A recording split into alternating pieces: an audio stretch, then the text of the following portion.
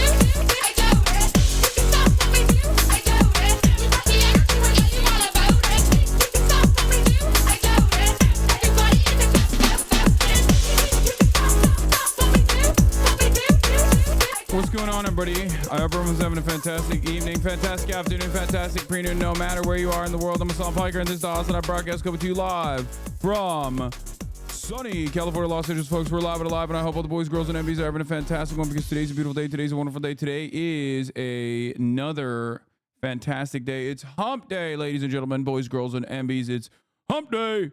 And I am looking jacked today. Thank you. Thank you for saying that. Okay. That's not a paid chatter. Someone actually said that. I'm looking jacked today because it was upper body push day, baby. It was upper body push day. And let me tell you, I was putting those weights up. And I'll tell you all about it, as a matter of fact, because this is the part of the broadcast where I tell you a little bit about my personal news. Since yesterday, I didn't get to actually do the regular, order of business that I normally engage in. Folks, let's talk about my personal news, because this is where I do that. I do that in the beginning of the broadcast. All right. In between the time period where I press the stop streaming and press the start streaming button, a lot happens in the world of HasanAbi Piker. This is for all my parasocialists out there who are like, Hasan, give us more. I need to know more. You are live like 10 hours every fucking day. Okay, you are live for 10 hours every goddamn day, but I still want to know what you do in the other, 14 hours that you're not live, right?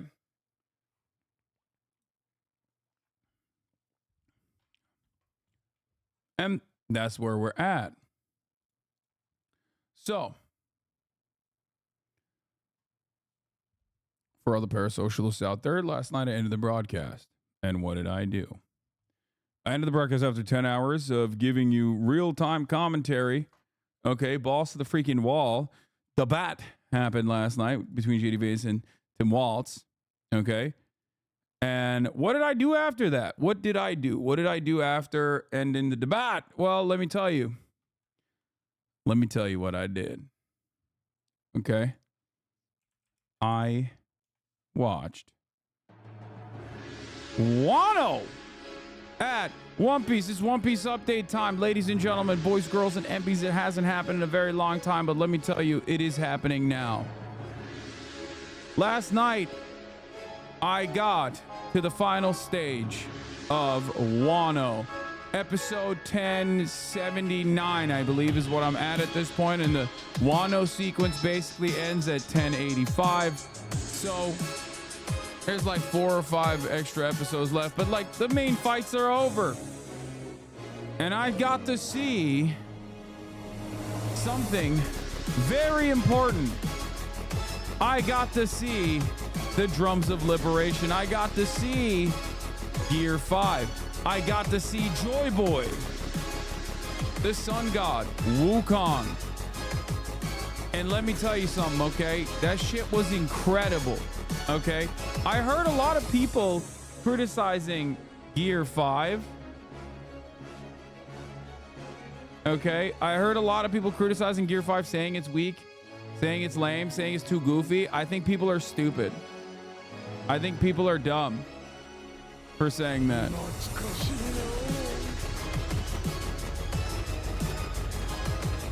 That's right.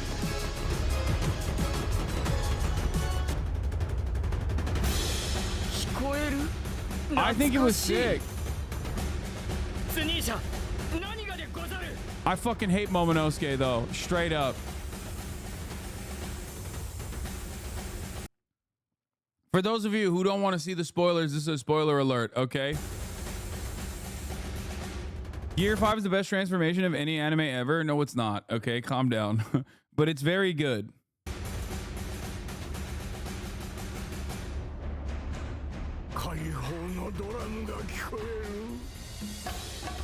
It's not 3 years old.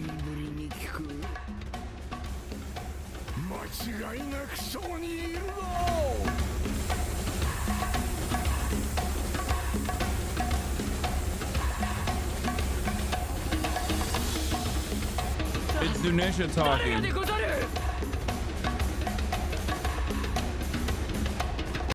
What's the better transformation? Super Saiyan, bro. What the fuck are you guys talking about? Like, which is ironic because they're both Wukong. They both draw inspiration from Wukong. But like, yeah, Super Saiyan is the peak transformation. Like, there's no, I'm sorry. I love One Piece. I think One Piece holds very well. I love it a lot. Okay. It has a very special place in my heart. I love the politics of it. I love the world building on it.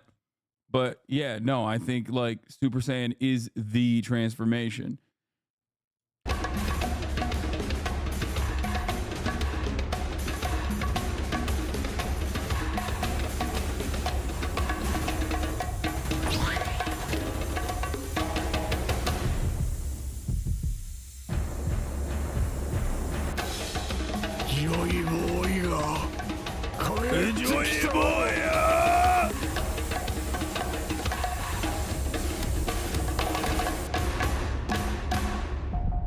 And then, I mean, this doesn't even show the full transformation, but those people are wrong. It was goofy, not because it's Gear 5, but because Gear 5 is so much stronger than Kaido. Goofiness is required, so the fight lasts.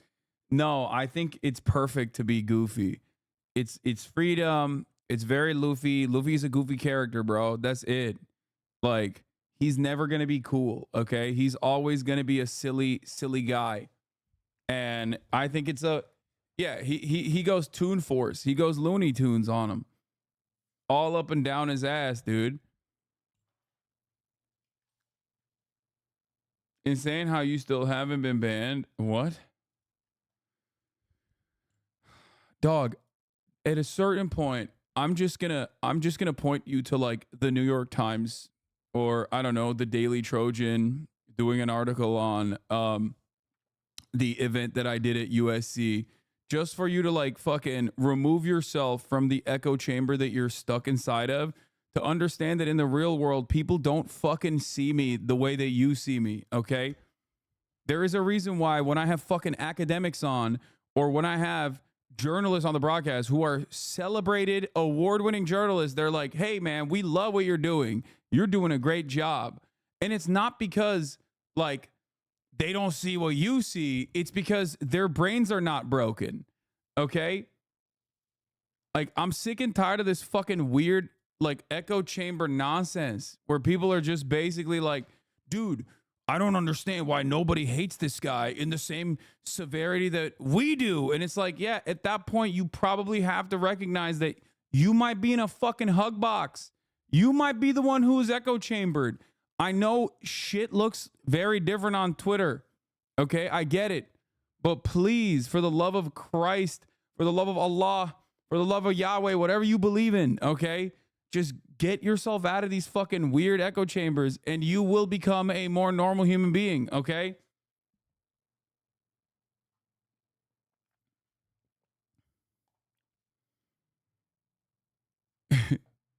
Anyway.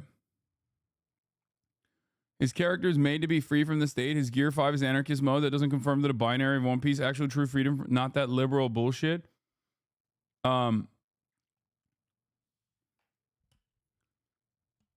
So where were we? Hey, majority report. Thank you. Speaking of which, there you go. Here's another community, another group of people that have some great points of view. You're not beating the outfit repeater allegations, bestie. Yeah, I mean, this is a staple fit, okay? And the pants are different. Same room, same dog sleeping, and same outfit, same hairstyle, same glasses. The jewelry's a little bit different, but not really that much different. My pants are different. But yeah, point is, did bro say Gear 5 Luffy is an anarchist? Nah, he's an ML with Maoist thought. Okay. All jokes aside, before that guy fucking ruined the parasocialist update by being like, why are you still not banned? Zin Tower got smaller? Maybe. What was I going to say? Oh, yeah. So Wano is really good, man. Yeah, I mean, it's really good and it's really bad. It's really good because, like, the payoff is fantastic. Okay? But it's really bad because it's fucking 4 years long. It takes 4 years. It takes 4 years to come to fruition. And I think it is completely unacceptable. It is honestly, no spoilers, but like, it's just ridiculous how long it took to get there. The pacing is so bad. There's so much reused assets over and over again. It just like hurt my brain watching it.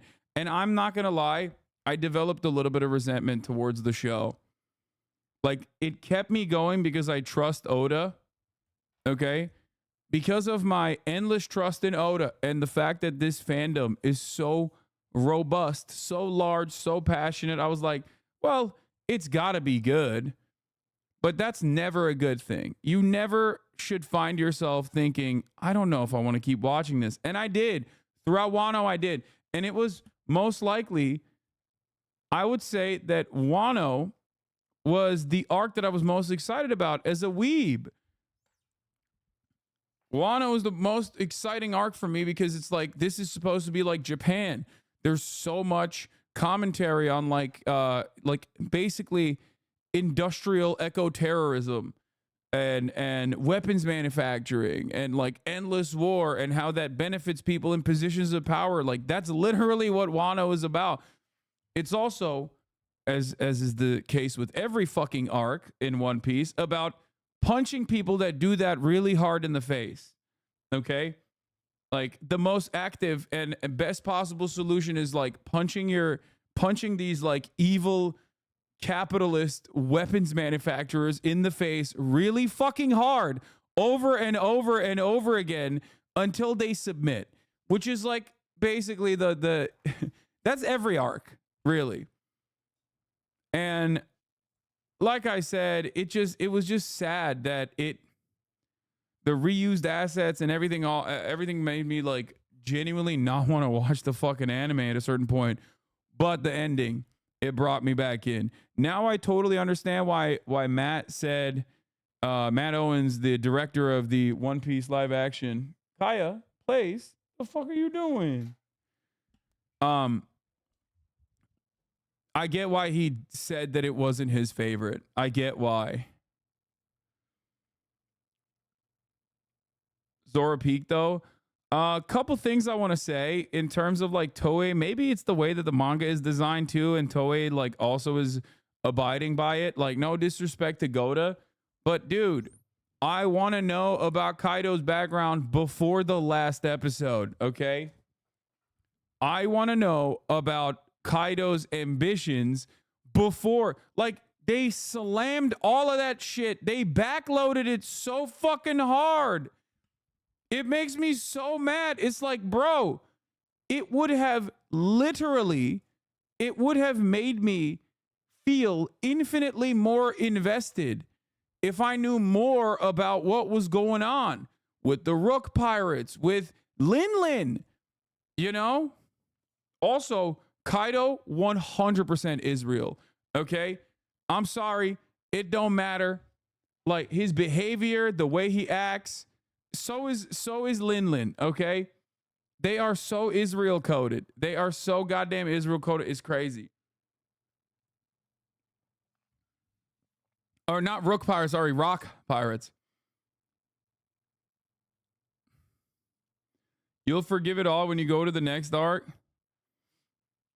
Explain why Israel coded Big Bad literally comes into a land with his boys, straight up fucking ritualistically humiliates the indigenous population, and gets his own like spoiler fake governance to be placed on top of them, but like everybody knows he's the one who's like basically running the show, exploits them for their labor, enslaves them.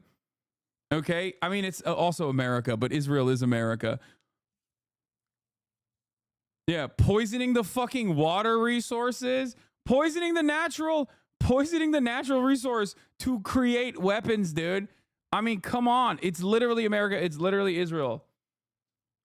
The only thing that I will say, the way that it makes it even more Israel or more America is that Kaido is also weirdly not transphobic about his son. And I don't really fully understand the situation with Yamato because like, I don't know why Oda drew Yamato with the biggest titties of all time. Okay.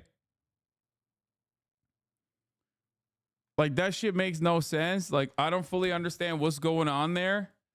I don't know if like Yamato is trans or not. I don't really get it, but it's weird to see Kaido respect Yamato's pronouns.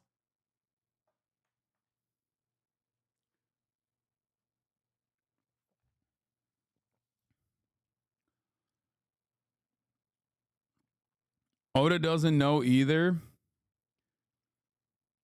Yeah, Yamato is like Gen Z, bro. Yamato is Gen Z. Like, it's not even like a they them type situation. We're talking like Oden. Yamato be like, my pronouns are O and Den, you know? That type of shit. I don't know what the fuck's happening there. I don't get it. Anyway. It's even more confusing because there are two straight up trans samurai this arc. I know. And they're also like not trans, kind of. But yeah. I love Yamato though. Like Yamato's great. Great character. Weird with the I'm Odin shit. I don't fully understand it, but also great. Like simultaneously fantastic character.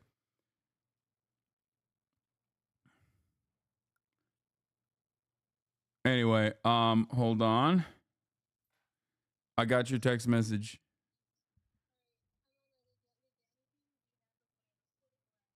What's up?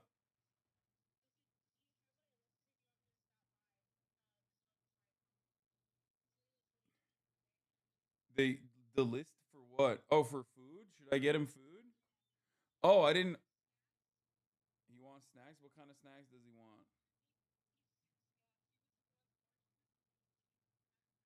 Orange juice. Yeah, I got it. I can get him orange juice. I'll just order it.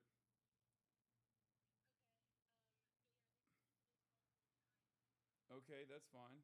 Yeah. All right. Perfect. That's great. You're coming here, right? Oh, wait, can you get it? Actually, can you get the snacks that they want? All right. All right. I'll offer him some other stuff too. All right. Perfect. Bye. Okay.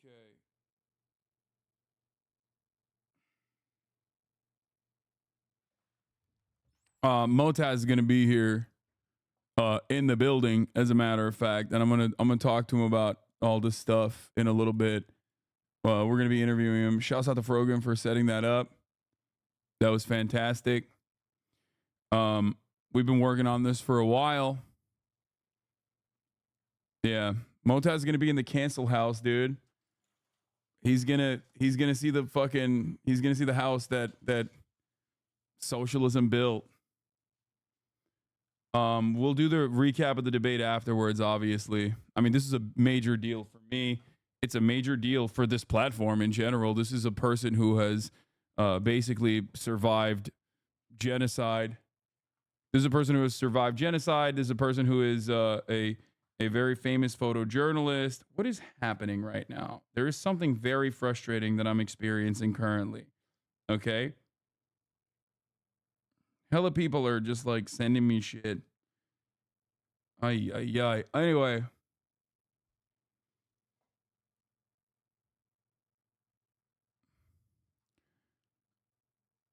Um. Oh. And Kaya's groomer is here. That's crazy. You can come inside.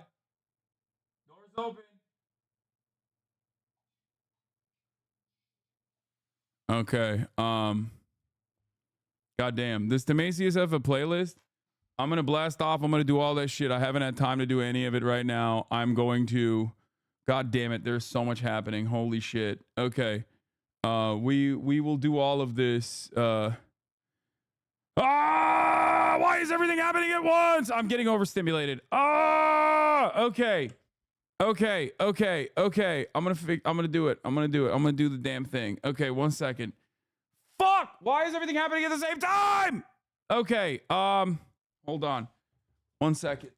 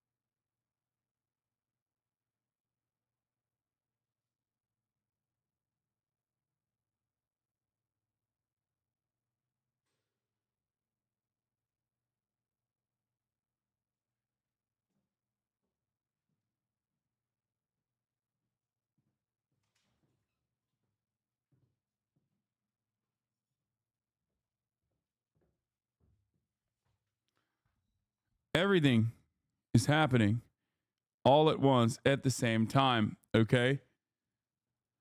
I had to give Kaya to the groomer.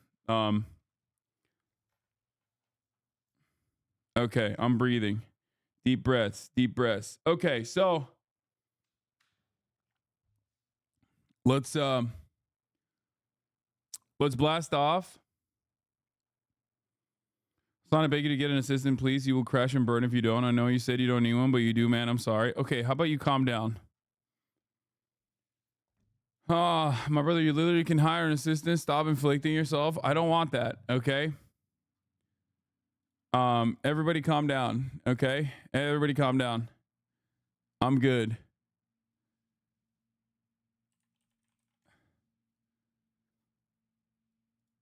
Everybody calm down right now. Cool it. Eric, all right. VP Debat recap.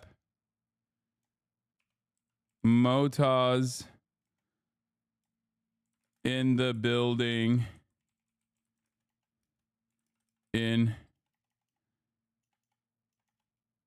at 1 p.m. Pacific. ILA, port strike, Iran x Israel, and much more. Okay. Felix will also be here later. Get in now. Dude, this is a big day. We got a big old day today. We got a whole bunch of stuff. No, I feel that the best way to get stuff done is to not rely on anyone. No, I do rely on people. I got Frogan. She's the one who's helping me with this. Okay.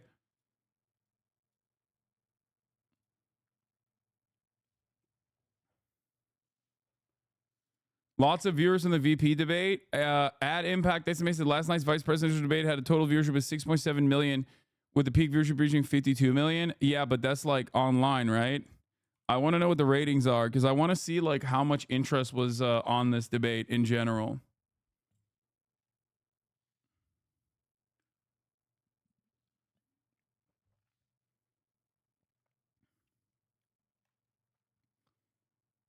Anyway, here it is. We're blasting off. Busiest week I've seen in a minute. The peak for the presidential debate for me was like, I think 170,000 viewers. But the peak for this debate was like 103,000 viewers or something. But that's normal. I didn't even expect 100,000 people to watch.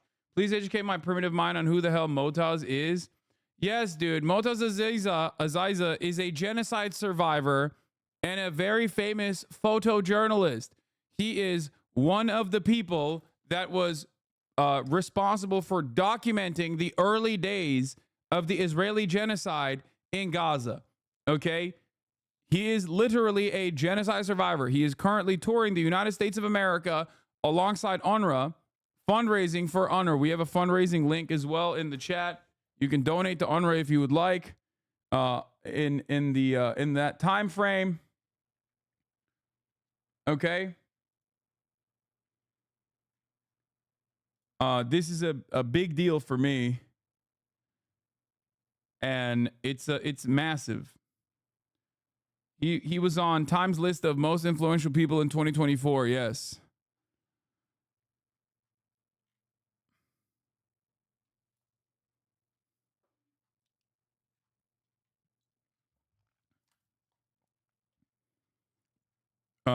Let me see where the link is.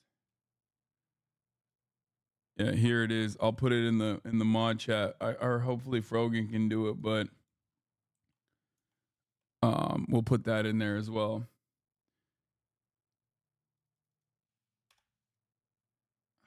Okay.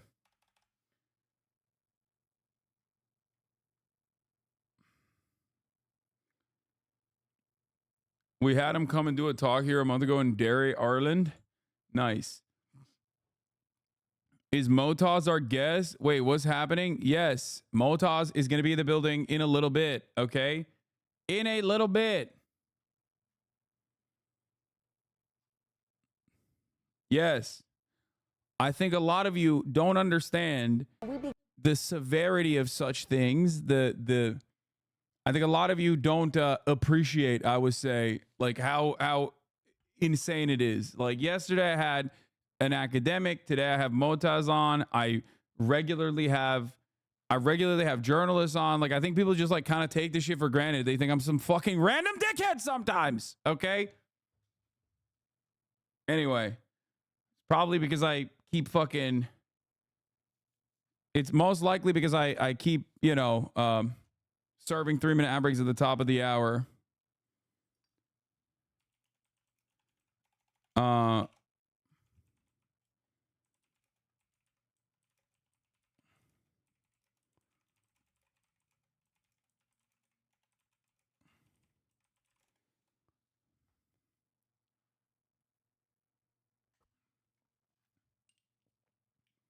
Too bad you're a grifter for the right wing. Yeah. Classic right wing sentiments that I hold, like, being anti-genocide and stuff like that. You call yourself a random dumb guy, Lamont? I know, but there's I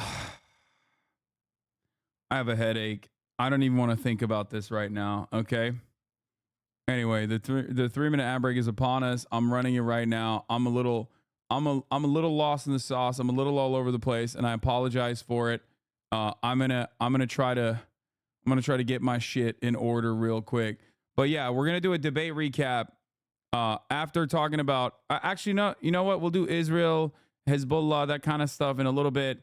Let's do the debate recap first. Just 34 days to go until Election Day. Minnesota Governor Tim Walz and Ohio Senator J.D. Vance taking the stage at the sole vice presidential debate hosted by CBS. So, right off the jump, I have a lot of thoughts on the debate, okay? Many people want to hear what my immediate approach was or what my overall understanding of the debate was, okay? And it was soul-sucking. It was shitty. I hated it. Okay? I hated it for a bunch of different reasons. Number one, it ended up presenting J.D. Vance like a normal human being, which is really fucked up. Okay? You ran an ad 10 minutes ago, loser. Okay, just,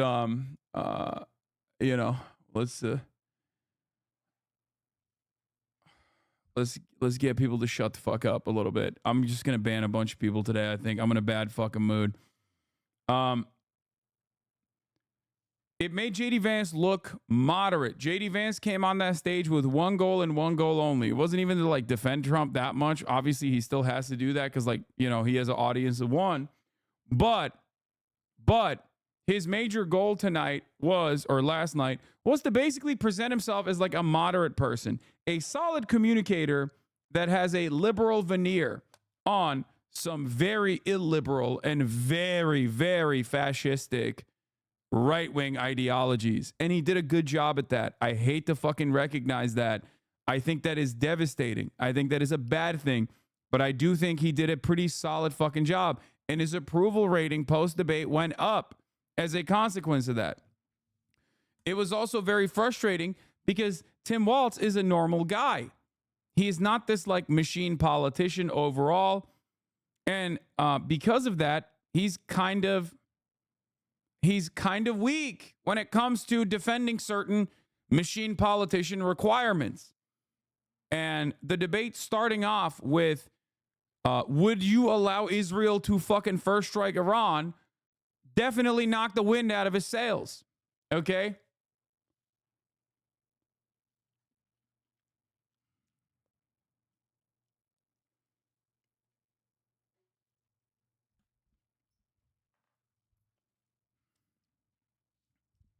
It did. It started off real rough because I don't think, I'm not being parasocial or anything. Do I think that Tim Walz is someone who is invested in the continuation of the Israeli genocide of the Palestinian population? Yes. Okay. I do. I don't think he cares. But I also personally think that his heart is not in it in the same way that other politicians may be. Get a guy like Brian Mast up there to talk about it. He'll chirp till the cows come home about how awesome it is that Palestinian children need to be melted, right? He is not necessarily the guy who is all that invested. And you saw it. You saw it. Because there were issues that he was genuinely invested in. And he popped off when talking about it. So the first half definitely went to J.D. Vance on that front. Because a lot of these questions and a lot of these issues, okay, a lot of these issues were issues that machine politicians are equipped to talk about, right? J.D. Vance is a very cunning, wily little rat in a human suit, okay? He's a lizard person in a human suit. He can fucking communicate with podcasters about incel groiper shit, but he can also shift his, he can shift his language to an audience that is predominantly liberal. He can moderate himself, right? That's just the truth. He is like Pete Buttigieg. But Pete Buttigieg has, I would say, more charisma even than J.D. Vance. Now, overall, I was frustrated with the way in which Tim Walz announced himself to the most prominent, to the largest possible platform he could have announced himself to. What do I mean by this? This is the biggest audience he's going to be in front of, okay? I wished that he would have been able to communicate his desires and communicate his opinions in the same exact ways that he was able to do so when talking about lowering fucking pharma prices, lowering fucking housing costs. Like, you saw how passionate he would get on issues that he cares about. Healthcare is another one. He's very good on those issues. I hated how much they agreed, though, because Tim Walz is like a normal guy, okay? He's a yokel. That is his appeal.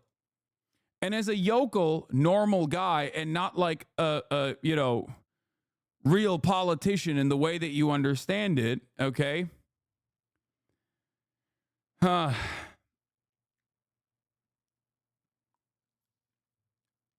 He's not going to come across as solid on American foreign policy, and he definitely did not come across as solid on immigration. I would say that the reason for why this was a 50-50 deadlock in most of the polls that came out afterwards, with some independents favoring Tim Walz over JD Vance, is because of the platform that these two parties represent. Not on immigration specifically, but on how hard JD Vance goes on immigration, how hard the right-wing platform goes on immigration, and how normal Tim Walz can present himself to a broader audience in comparison to JD Vance, who is very good at masquerading as like a moderate if he wants to, but he still has this like nervous energy to him that I think a lot of people can see through and are otherwise disgusted by. So Tim Walz standing next to him and agreeing with him and saying, I agree with you, literally, in my opinion, made him look more moderate. It actually helped JD Vance. What do I mean by this? JD Vance is an unlikable fucking psychopath.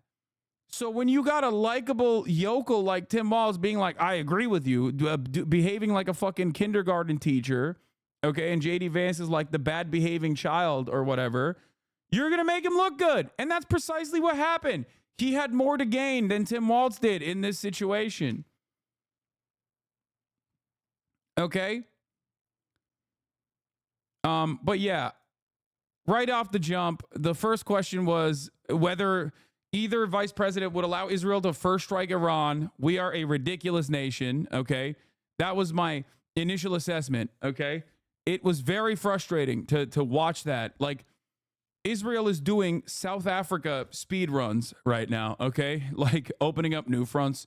They're in apartheid on a good day. They're doing genocide on a bad day every day. And on top of that, they're like busy opening up multiple fronts. And the first question is like, America's not reining Israel in at all. The media analysis is, will you let Israel unfold? Will you let Israel create a nuclear holocaust? That's crazy. That's a crazy way to interpret the events that are unfolding in front of our eyes. So I knew that there was going to be a uniparty assessment there. But overall, like, I don't know what Tim Walz's real opinions are, but it's obvious to me that that's not something that he is like fully on board with. He's having a hard time, or even if he is fully on board with it, he's having a fucking hard time communicating that. Okay? JD Vance immediately jumped on and gave a summarization of the Hillbilly Elegy because he understood that, like, this is his opportunity to basically fucking describe his background to as broad of an audience as possible, even though everybody fucking hates him. Okay?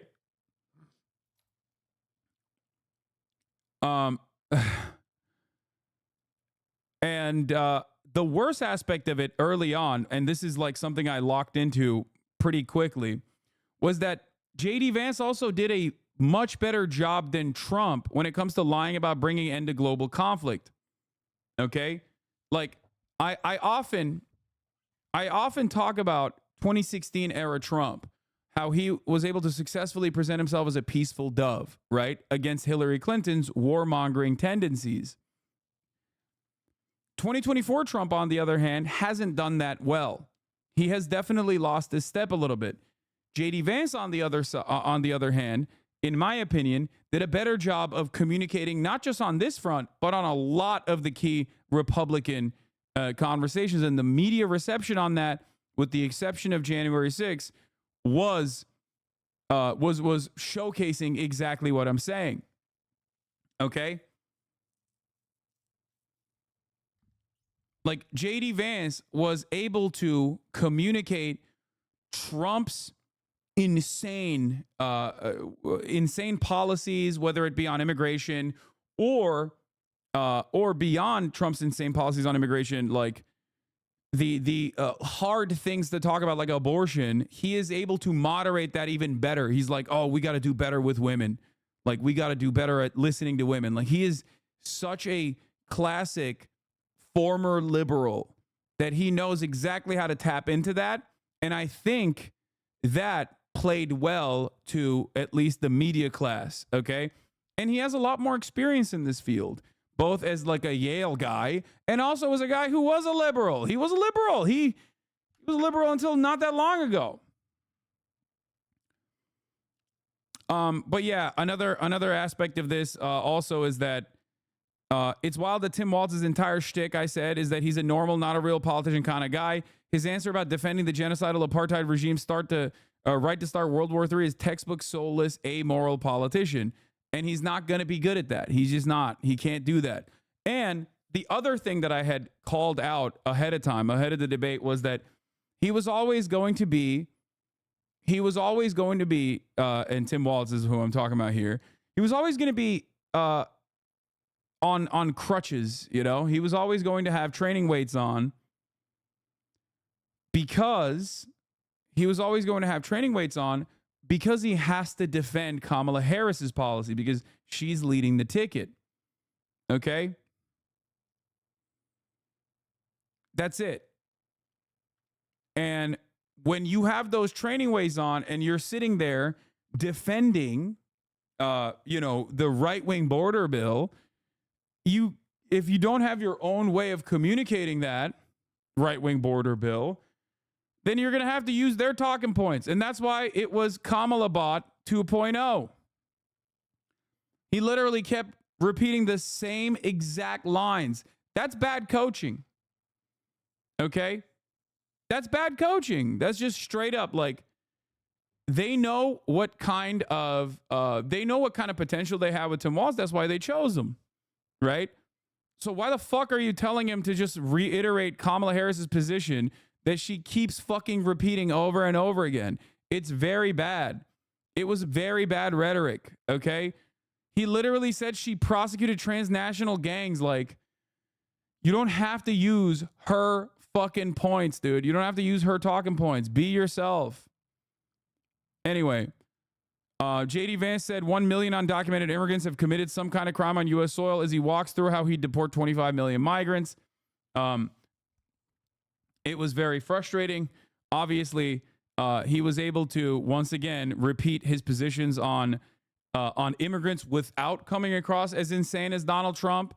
Okay, that's another area where, like, JD Vance, in my opinion, did a more professional, like, he was able to add a professional veneer to the deeply right-wing, deeply fascist, white nativist immigration, anti-immigrant sentiments. Okay, he didn't have like any moments like the ones that you've heard him on those podcasts about, like, coming across as weird about, like, having a breeding fetish for women. Okay, treating women as, like, cows, basically, or saying that, like, he's lying about immigrant stories because he wants to hyper focus on, like, taking away the TPS status of, like, Haitian migrants that are living on U.S. soil. Like, the policies are weird, but he wasn't showcasing it in a fucking weird way. He didn't communicate it in a way where, like, I think the average onlooker would look at that and go, dude, what the fuck? Like, this guy's out of his mind. Donald Trump failed on that front. Okay? And part of that part of the reason why JD Vance was able to successfully communicate this shit is because Democrats don't address some of the very basic lies that the Republican Party tells on a regular basis. They're locked in on a right-wing border attitude. They're just completely committed to it. And it's very, very frustrating. It's very frustrating to see that. This is another thing that I've been yelling about for months. Okay? For months and months, I have been screaming. Since October 4 or October 5, I think, before October 7, when Joe Biden came out and unveiled his right-wing border bill, that he got like an incredibly conservative Republican senator from Oklahoma to write, that he was committed to. Ever since the Democrats rolled out their anti-immigrant proposals, I've been yelling about how you cannot outflank the Republicans on this issue. You cannot cave and capitulate and concede to right-wing framing on this issue. And they absolutely have. And they are not going to change trajectory on this. And I fucking despise them for doing that. Because even if it actually helped them win the election, then ultimately you're still fucking passing a right-wing border bill. Like, you're still hurting the future of this country. You're still bouldering towards fascism. But now, with a D sticker slapped onto it, it's completely, patently unacceptable. Okay? But the other side of this is that it also doesn't even help the Democrats. I'm losing my mind. The Dems never mentioned that it's U.S. citizens trafficking the drugs across the border. It's literally 80% of the drug apprehensions. And yet that never gets brought up. Never. If you ask most Americans, average Americans, who are maybe a little bit more thoughtful about the situation, most of them think drug mules, children, JD Vance said children make the best drug mules, by the way. Like these people, most people actually legitimately fucking think that it's immigrants that are bringing the drugs into the country. It's just not true. It is incorrect. And it blows my fucking mind that we don't ever discuss the reality of the situation. Okay?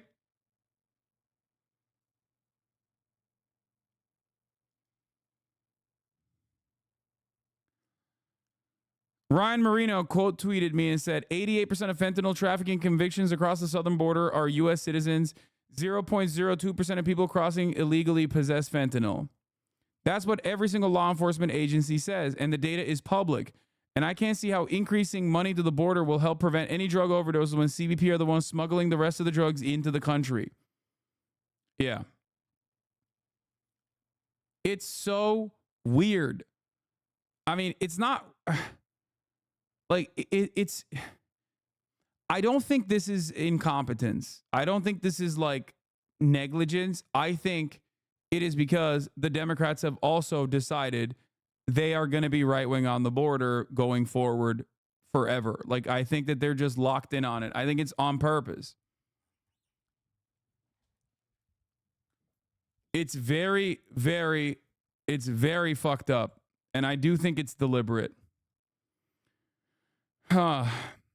Tim Walz is defending a right-wing border bill that literally has funding for Trump's border wall in it. I hate this fucking party so much. They're in agreement on the made-up issue that migrants constitute a national security threat. Dems just want to be lame about the optics. Yeah, once again, Democrats find themselves in the realm of bad politics and bad policy. It's bad politics because you can never outflank the right on anti-immigrant sentiment, because this sentiment is not coming from a logical place. It's coming from pure racism. That's it. It's pure white supremacist attitudes, right? So you can't really outflank them by being like, well, hold on now. We got to logically do this situation. It's like, it's illogical. It's illogical because immigrants do not constitute a national security threat. They are literally not a burden, but a boon on American economy. And also beyond that, they literally do less crime. They do less crime per capita than fucking natural-born U.S. citizens. It's so stupid. So just say the fucking truth. Say the truth. It kills me that this is something that they've just completely dropped.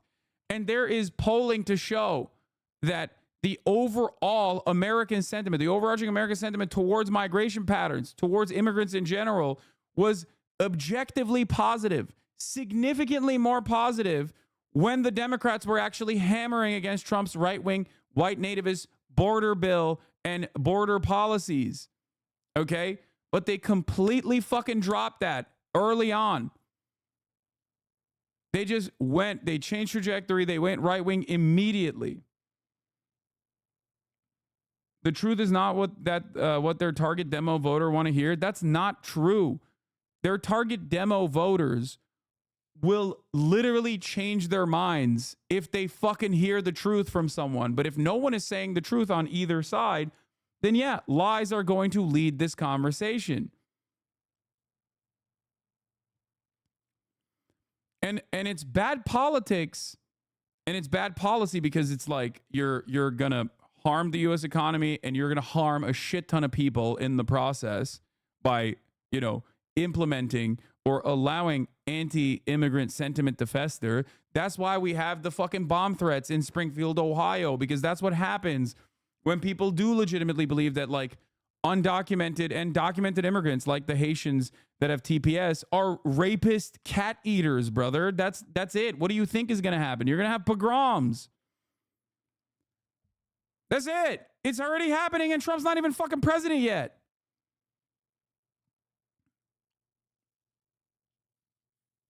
I don't know, man. I think you're a prime example that people don't want to hear the truth. What do you mean? Me saying this is entirely different than one of the two parties effectively communicating this, because when I say it, it doesn't move the needle. When I say it, NBC, CNN, ABC is not going to cover it, okay? But when Kamala Harris says it, they will cover it. And I think the Democrats' expectation is that like the media will make up for that. The media will make up for that misinformation when they won't. They won't do it.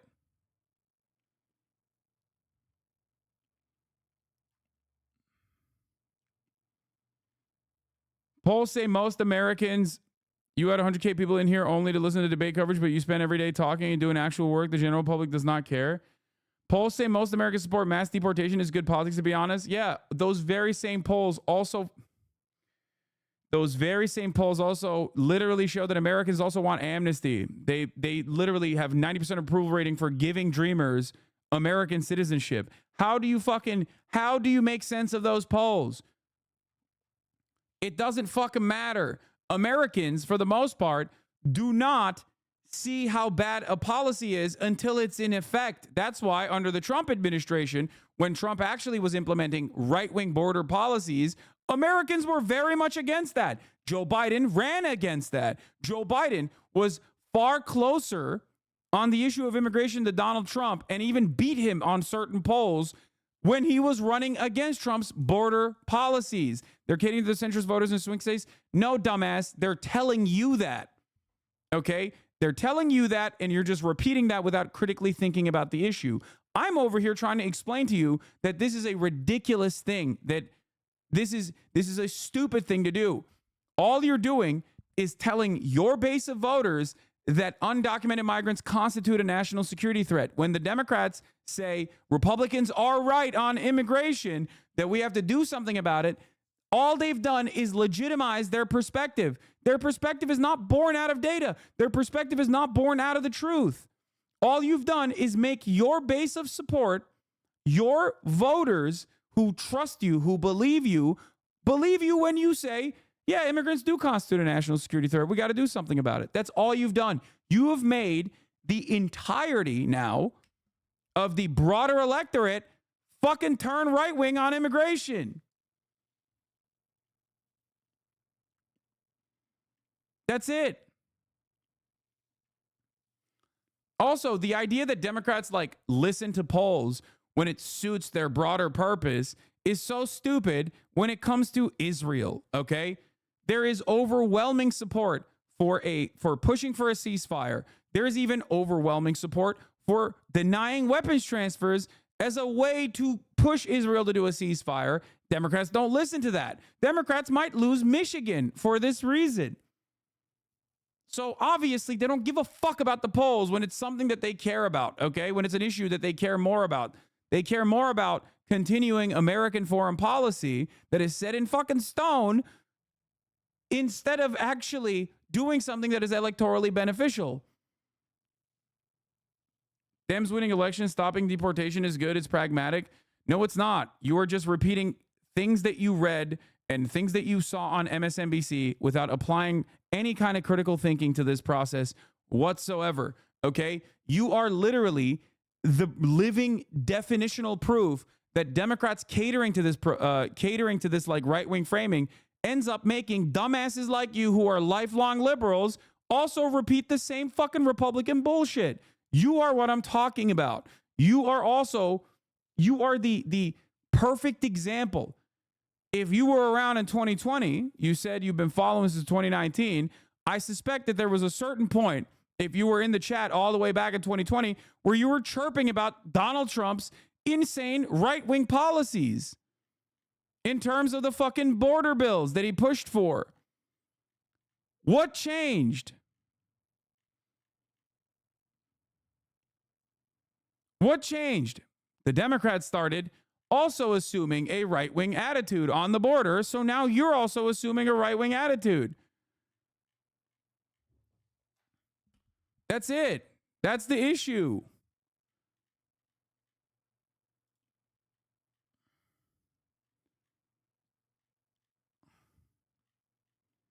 $100% a Redditor, yes.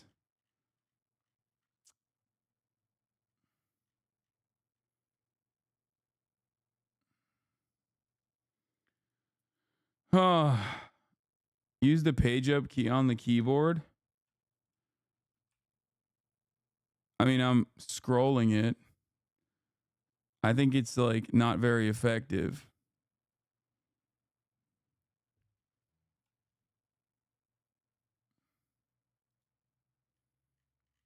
Anyway, not very long ago, Dems were making fun of the border wall. Yeah, exactly. Bro, Kamala Harris and Tim Walz have like on the record statements about how stupid it is to fund a fucking border wall and that like that's not going to prevent anything because it's true. Okay, god damn, this chatter fucking talks so much. Holy shit.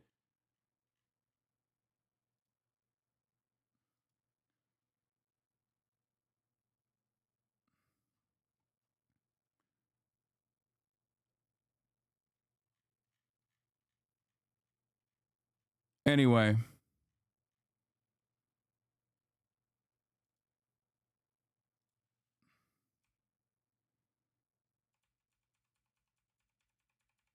No timeouts though. Good chatter. I know. Shockingly little timeouts from this person.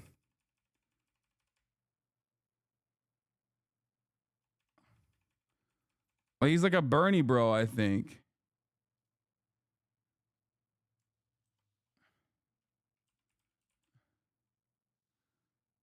No border is easy and fucking in 2021. Border copium. Wall. Look. Borders. No nationalism. Border patrol. How the fuck did you go from someone who was like making fun of dengists to a person who's like, I think Kamala Harris is actually doing the right thing in terms of her analysis, looking for. Yeah, look. 2021. Dems are better to black people and trans people and immigrants.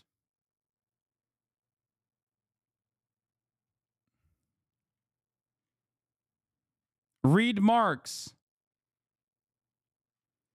Chatter went from read Marx and fucking Democrats are better to black people and trans people and immigrants to like, actually Democrats have to be mean to immigrants in order to win elections.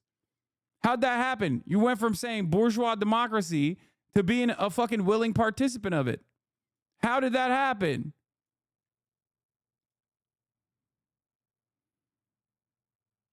I'm a leftist, bro. I get the logic. I'm a leftist. I'm telling you their logic. Sorry, Omegalol. Their logic is fucking stupid. And if you're a leftist, you should understand that that is fucking stupid.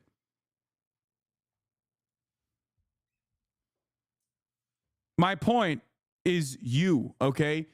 The Democrats behaving like this creates this weird media cycle where people literally fucking end up repeating those talking points as though it's actually a brilliant tactic when it's not. It's just not. And it's funny because Democrats have done this over and over and over again. They've done it on fucking funding the police. Nobody thinks that the Democrats are the fund the police party, okay? It's not going to happen. But they do it anyway.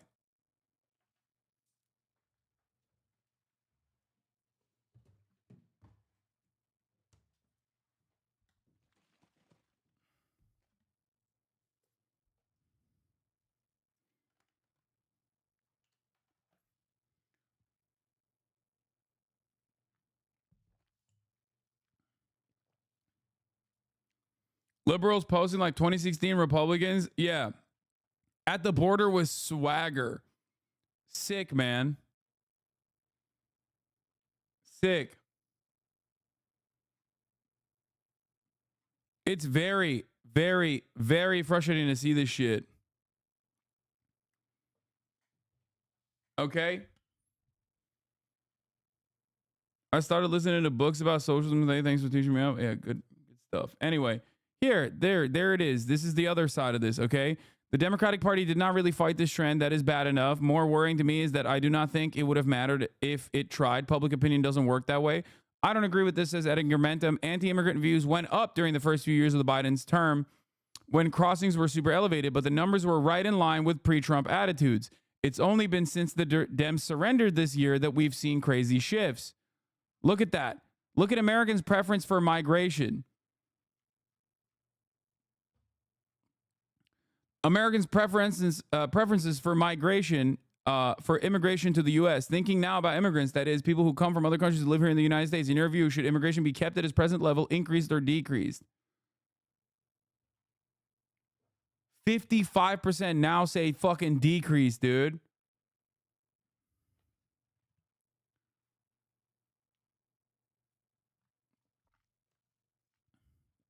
Look at that massive spike on that fucking football right there. Parties are limited, yes, but they aren't powerless. They have the capacity to shape circumstances in which they exist. That's exactly what Democrats have done here. It's not just in the way that anyone should want. There's zero pushback, so what are people supposed to think? Vance even blamed immigrants for smuggling guns in the U.S., which is the exact opposite of how the gun trafficking works. And no one said a thing. You can blame everything on immigrants now to complete silence. And the more the Democrats actually give their Republicans ample ground to fucking elevate the status, like the danger that immigrants present, the worse things are going to get for immigrants. Okay? It's crazy.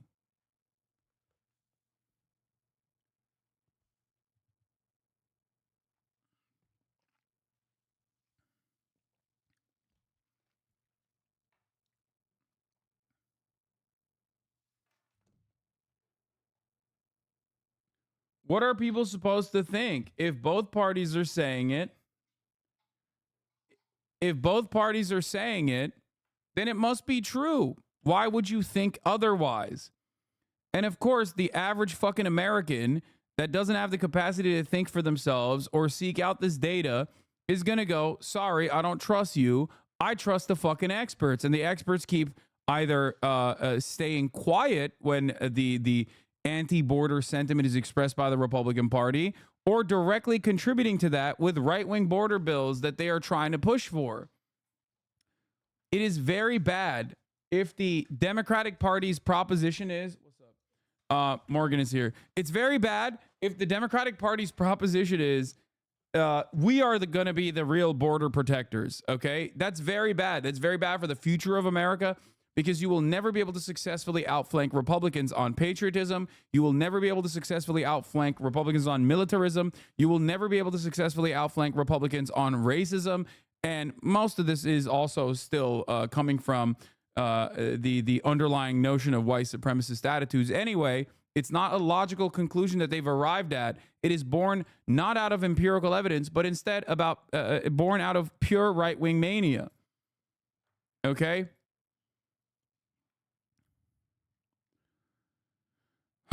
And here it is. And you saw that anyway. You saw that distinction for Tim Walz's own performance when he was talking about kitchen table issues like lowering the cost of medication or housing. He fucking cracked on that. Okay? He was popping off on that. Dude, while we agree with your views on immigration, swing state voters in Georgia, PA, Michigan, North Carolina, and dude, you're wrong. Okay? You're wrong. You're wrong. You're wrong. You're just wrong on this issue. Okay? Because if the Democratic Party hadn't capitulated to right-wing framing on the matter, they literally would not be in this circumstance to begin with. But beyond that, every single time they capitulate to right-wing framing on the border, they are, one, losing potential fucking voters that are younger, losing potential voters that are younger Latino voters, specifically in key states, not those states that you mentioned, but in other states. And beyond that, okay, there are plenty of fucking, like, whenever you say that immigrants constitute a national security threat, you are simply, to all of those swing state voters, what you're telling them is that Trump is right, that we do need to build a border wall. Trump is so right that now Kamala Harris wants to build a border wall. And I kept explaining this to you guys over and over again. Okay, if the Republican Party tomorrow came out and said that they're fucking pro-Medicare for all, okay, you wouldn't vote for them. You would vote for the Democrats who would also adopt that position. You'd be like, well, at least I know I trust Democrats more with healthcare than I do with the Republicans. Why the fuck would I ever trust a Republican to pass a progressive fucking bill on Medicare?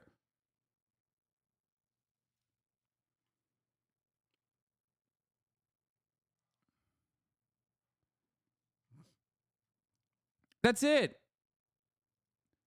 I'll give you another example. Do you trust Donald Trump on abortion? He has moderated his position on abortion. Do you trust him? No. So shut the fuck up. All that does is make people understand, yeah, no, abortion is a fucking major problem for the Republican Party. It's very obvious. That's it.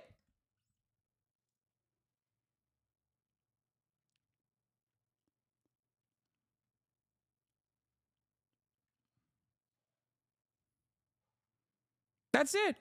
But people don't understand it. Like, they just don't get it. Anyway, JD Vance is saying he got groomed into thinking Trump was Hitler as a 35-year-old Yale graduate man. That's one of my favorite moments of JD Vance, where he's like, I actually also thought Trump was Hitler because the media duped me. I'm stupid.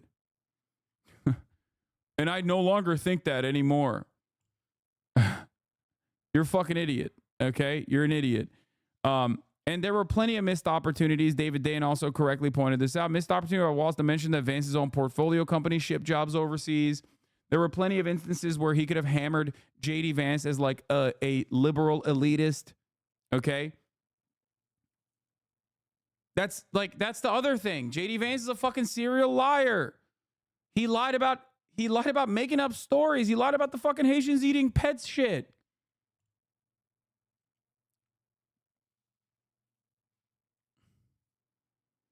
But I hated that they agreed on so much. And then also there was that flub where Tim Walz said he has become friends with school shooters, which I thought was a, funny little moment. Obviously, he's like very nervous. That much is clear. Okay. And that JD Vance reiterated his commitment to being Adolf Hitler over and over and over again.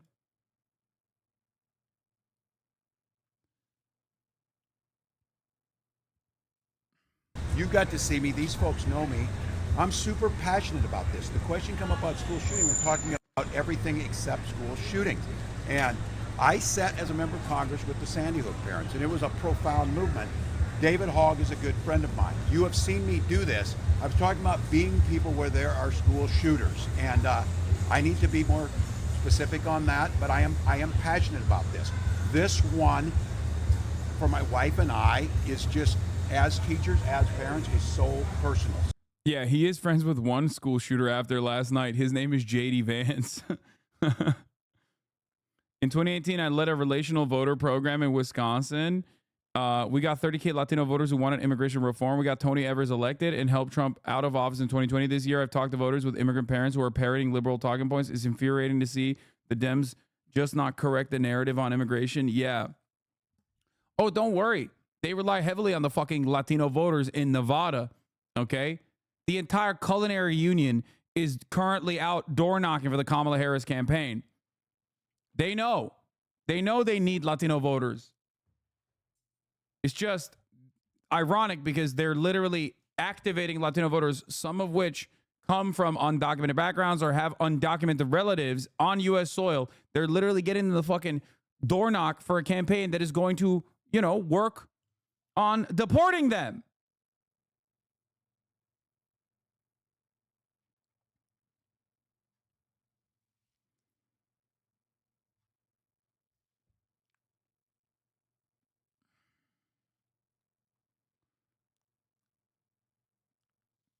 Anyway. But yeah, it was a tactical L, in my opinion, in my estimation, where Tim Walz did not hammer JD Vance at all. And obviously a lot of dummies love that, the civility, right? They loved how civil the conversation was. That's not good. That means you love the conversation between JD Vance and Tim Walz. A much better alternative here would at the very least be daggering JD Vance a couple times and separating himself from the moderate position that he was actually presenting himself as on the largest stage that he's been on so far. Tim Walz is already well liked. JD Vance is not.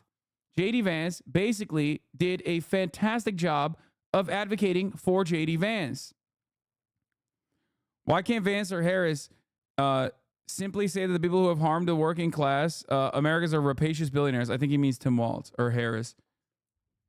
Are rapacious billionaires like Trump and Peter Thiel, not immigrants who work themselves to the bone trying to give their kids a better life? There's another aspect of this that I'm very frustrated by. Like, Americans love anecdotes, okay? Americans love anecdotes. We're not very intelligent as a collective. And one thing you got to do in that situation is rely on the fucking anecdotes. Republicans do it all the time when they present this like hyper-specific, hyper-emotional argument about like how rapist the migrants are, the migrant population is. They point to like a literal handful of instances where migrants have done these kinds of heinous crimes, okay, to make it seem like the entire migrant population is engaging in it. And it's very frustrating that the Democrats don't do that. I rarely ever hear from the Democrats about emotional anecdotes. They do it for abortion, and they're very good at it for abortion, okay? But they never do it for someone who has lost their house. They never do it for someone who is on the throes of homelessness as a consequence of being priced out of the market. They never do it for a migrant. They never do it for a migrant worker to humanize these people. Go talk to the fucking United Fruit Workers or some shit. Like, what are you talking about? They never do that. There is never any real stories about how these guys are your fucking neighbors, man. You're shitting on your goddamn neighbors. You're shitting on normal people who are just like you. And the Republican Party does this every day.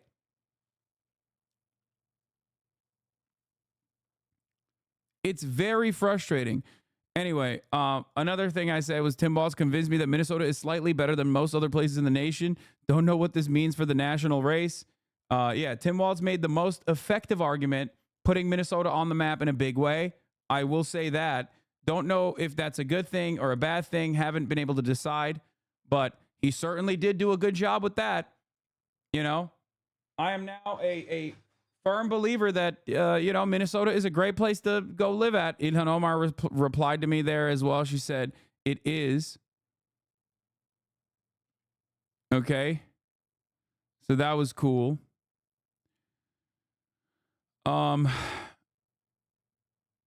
Where else? What else were we gonna do? I can't believe Vance literally used Walt's civility and normalcy as a way to draft his public image in a positive and normal light because Waltz isn't comfortable with opposing his opponent. I know. Tim Waltz has that same fucking Bernie Sanders bullshit where he's just too much of a nice guy. He was so goddamn nice. I mean, at a certain point, I was like, he's behaving like a goddamn Canadian. Okay? Your reaction to it was the best? Yeah, I sat in that office with those Sandy Hook parents. I've become friends with school shooters. I've seen it. Look, the NRA, I was an NRA guy for a long time. They used to teach gun safety.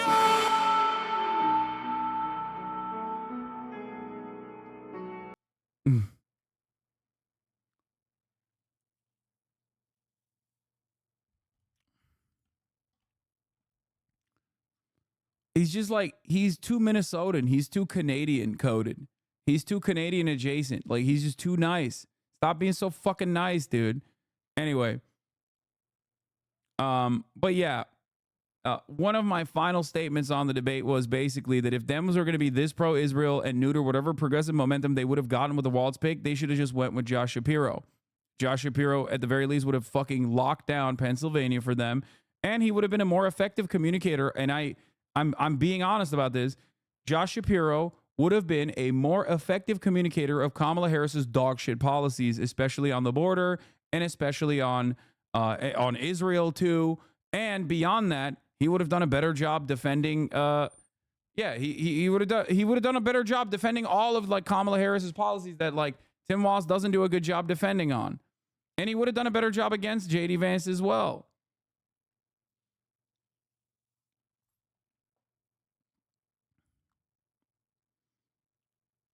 Anyway,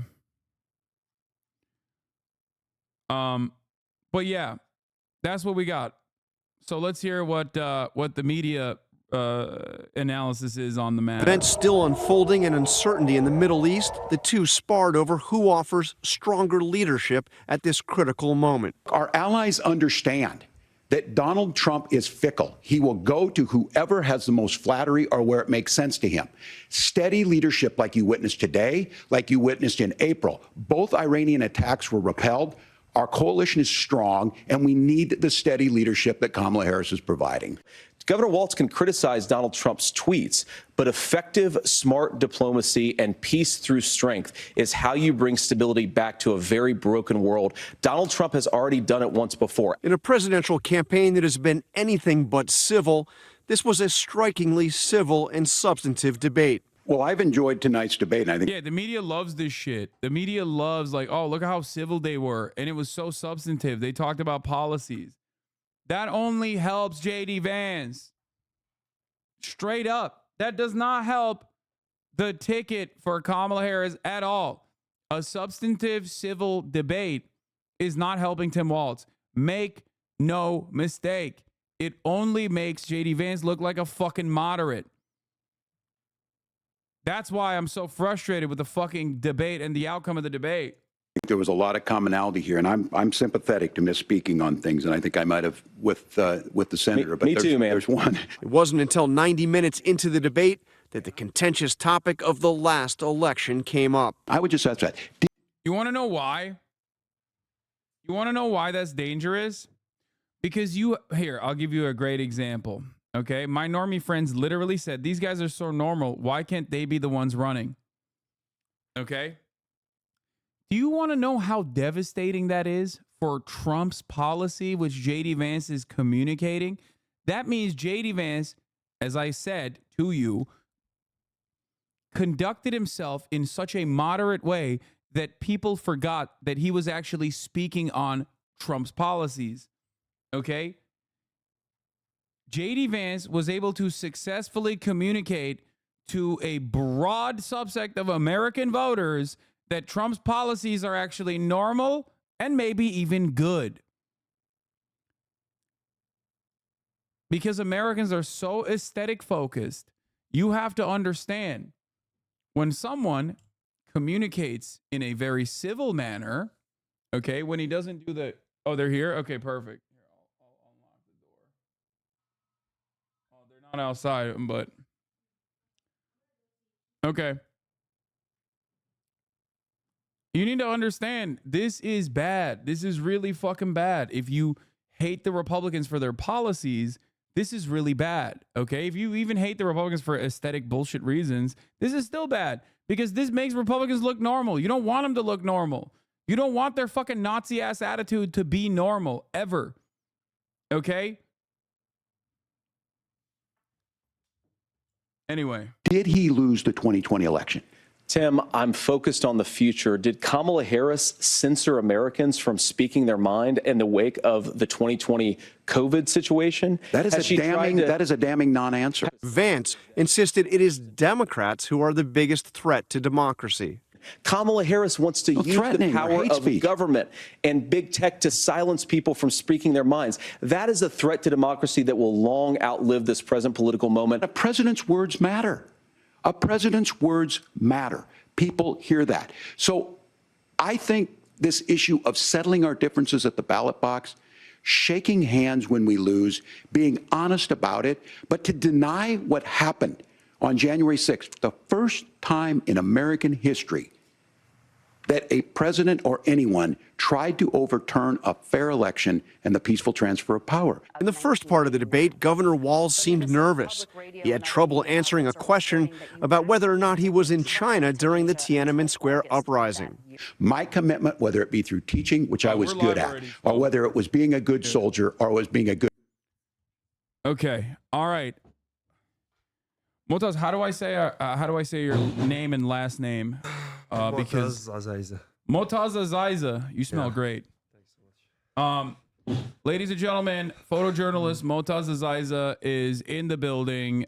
He's touring the country right now, fundraising for UNRWA, and it is a great honor to have you here. I'm very excited. We got you some snacks. You said you wanted some snacks. Yeah. Thank you. Go ahead. I have some like American snacks that I want you to try as well if you don't mind, but it's up to you. It's cool. How it's good. Okay. All right. Motaz, so how long have you been in the States? Now it's like around 2 weeks. But I came before for like also another 2 weeks. Okay. Cool. So for those of you who don't know, Motaz is a genocide survivor. He is a photojournalist. He is one of the most important voices across the board in humanizing the plight of the Palestinians throughout this entire process. And you're a hero. I have tremendous respect for you. I think what you've done is incredible. Thanks I'm gonna hype you up a little bit. I know that probably makes you feel a little uncomfortable, but Motaz was also one of the 100 most influential people of 2024 according to Time magazine. For 108 days, Motaz acted as the world's eyes and ears in his native Gaza. Armed with a camera and a flak jacket marked press, the 25-year-old Palestinian photographer spent nearly 4 months documenting life under Israeli bombardment. Right off the jump, before we get to your background, before we get to how you started as a photojournalist, I do want to talk about the role that I think you and Bizan and many others played in changing the dynamic in the way that I think the Western world views Palestinians as, because I'm Turkish, I'm Muslim, I grew up with a very different understanding, of course, to that in comparison to Americans, and in comparison to people in the Western world, in analyzing Israel as not necessarily the most moral state, nor a democratic state, but instead a colonial vestige, a settler colonial apartheid state. And a lot of people, I think, in the aftermath of Israel's incredibly violent Gaza incursion, which is a genocide, started recognizing that reality. But how do they recognize that reality? I think you guys played a big role in making people understand the reality by putting on, by showcasing all of the things that were going on, and by communicating that you were human. And I think that was very effectively, Israel had done a very good job of refusing to showcase that side. So thank you. Thank you so much for having me. Unfortunately, the world had to understand what is happening in our suffer on our blood. When we lost like more than 50,000 people, and hundreds of thousands left Gaza. Hundreds of thousands are injured, and thousands also missed. So unfortunately, the sacrifice, it discovered to the world the brutal occupation and what they are doing, but there are also like souls and people who passed. Maybe doesn't worth it to lose all these people, all these souls, just to make a point for the world that we are humans. Because even me, like coming to the country, going around, just to tell the world that we are humans, this is really desperate thing to do. But yeah, I had to do it. Yeah, no, I totally understand where you're coming from. Sorry, I'm trying to also adjust your sound levels real quick and increase your microphone volume. So, how do you? Let's start off with your beginnings. You're very young. You're 25 years old. Yeah, I'm 33. So old. Yeah, I'm an old man. Damn it. Okay, you're tall as hell. Do you ball? No? You don't play basketball? I used to play, but I'm like so huge, so I didn't find my shoe size in Gaza. Oh, really? Yeah. How big are your shoes? 15. You're a size 15? Yeah. So damn. I'm 13. I was gonna give you my shoes if you wanted, no, but you're paid for me, man. Like yeah. Shit, that's crazy. Okay, no, I know a bunch of ballers. I talked to Omar Hertz show. Those guys a lot, and Omar balls, and I mean they're still in Gaza. So anyway, what I was gonna say is, how did you start? How did you choose to become a member of the press? Like what? How did your what about your background says like you were like I wanna become a photojournalist? It's not my first time, to do this. And I used to cover wars and aggressions in Gaza years before. I used to be like a photographer who wanted to make beautiful pictures, capture the sense of the people, the daily life, because there was a lot of destruction in Gaza, but I wanted to be different. And it was really hard to be different. And especially in an environment like Gaza, where you can't even make a plan for 2 days because something will happen, something will ruin all your plans. And I tried my best to show the nice image from Gaza that the world doesn't know. But a lot of people, unfortunately, also just know Gaza for wars, bombing, people losing their lives, not for the beautiful life there. Yeah. And it wasn't, also to be honest, wasn't easy life or really beautiful, but we're trying always to make it looks beautiful, because our resistance is in our existence. So yeah, and I covered massacres in 2017. I got a shot in my left leg in 2018. I was a volunteer paramedic with the BRCS. 2019, some aggressions, I was covering it.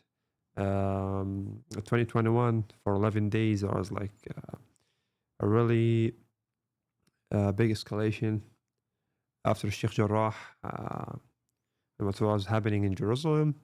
And then in 2023 in May, there was also 5 days of aggression. So I was also documenting this. And yeah, that's genocide.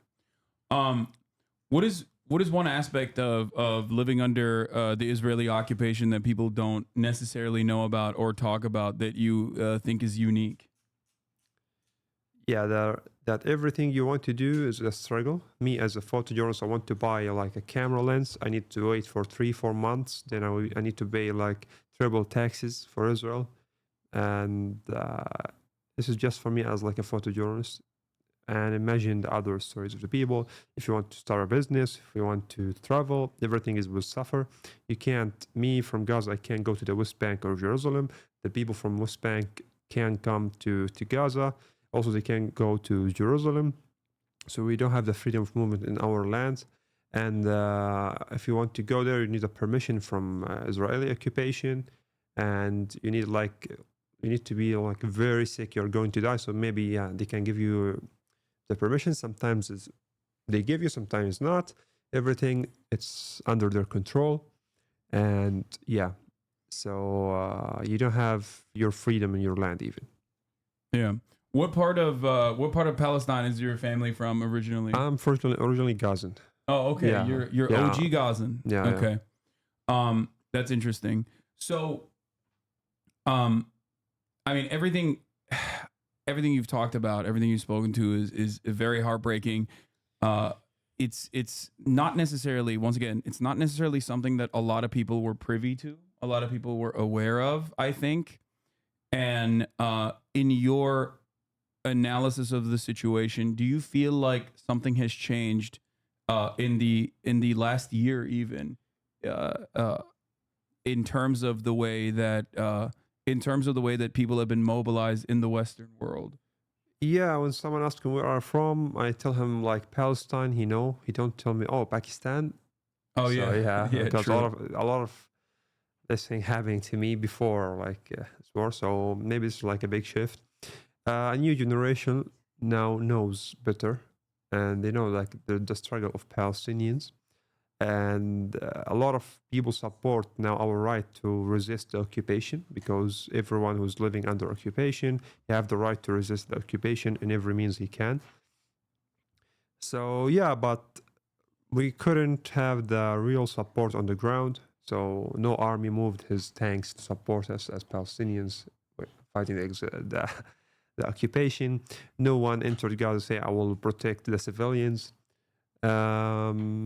Yeah, so in a way you feel that no one sees you as a human from outside, that you deserve like to protect you.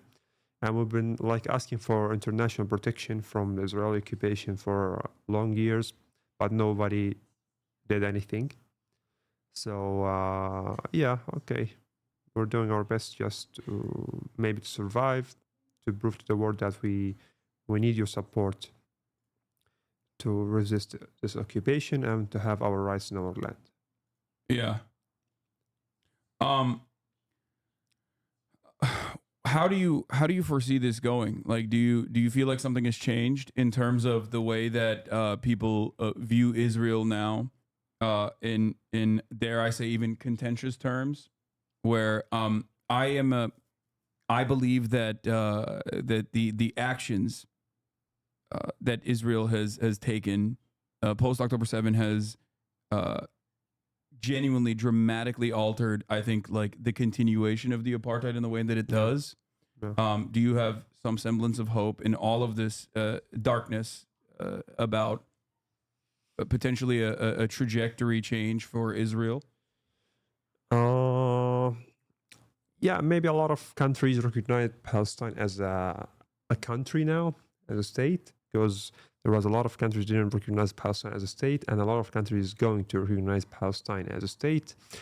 A lot of people now know the truth of Israel as occupation, and a lot of people now understand that our war, our fight is not with like Jewish people, it's with Zionism, because there's a lot, thousands of Jewish people, maybe hundreds of thousands of Jewish people supporting us, because there's also a Palestinian Jewish people. So because there was like a really big misunderstand before this, because yeah, they're using the words like anti-Semitism to, to block you from doing what you're doing in your country. So yeah, we're raising awareness. I hope maybe there's a weak hope, because it's been like almost a year now, and nobody did anything. Watching people being massacred and like by live shows, 4K footage. And in every minute you see like people being killed, and people, okay, yeah, let's shout free Palestine. Thank you so much. We appreciate this, but we need actions. We don't need words. Yeah, because Israel doesn't get words. Israel get actions. They get funded by billions of dollars from the US, from the West, from weapons factory in the UK and everywhere, in Italy. So they get action. This is why they are like winning. This is why they are like killing people, and nobody stop them. But we need more actions. We don't want words. We don't want comments. We don't want likes. We don't want share. We need actions in the streets and everywhere you could. What can people do to support Palestine right now in America, in the Western world in general? And the reason why I specifically talk about that, for those of you in the chat that don't understand, is because if you are not inside of the heart of empire, if you are not an American citizen, if you're not like a Western European, your assessment of the situation has always been, especially if you're Muslim, especially if you're from the global South, your assessment of the situation is that, oh, this is just more settler colonialism in the exact same ways that you might have even experienced. But obviously, the Western Hemisphere, specifically Western Europe and America, hold most of the cards in this equation and have been able to keep a lot of people oblivious to the reality of Israel and what Israel's actions are. This is why I specifically talk about that aspect of the equation. So what can people do to support Palestine more effectively? Everyone could do a thing from his place. I'm not here asking people to sacrifice their lives, but people in Gaza losing their lives for their home. So I saw before maybe 6-7 months, there was an American soldier who burned himself. Aaron Bushnell. Yeah, because what's happening. I'm not here asking people to kill themselves for us. No, we want you alive to support us. But he were a really human. He couldn't see what is happening and just keep watching.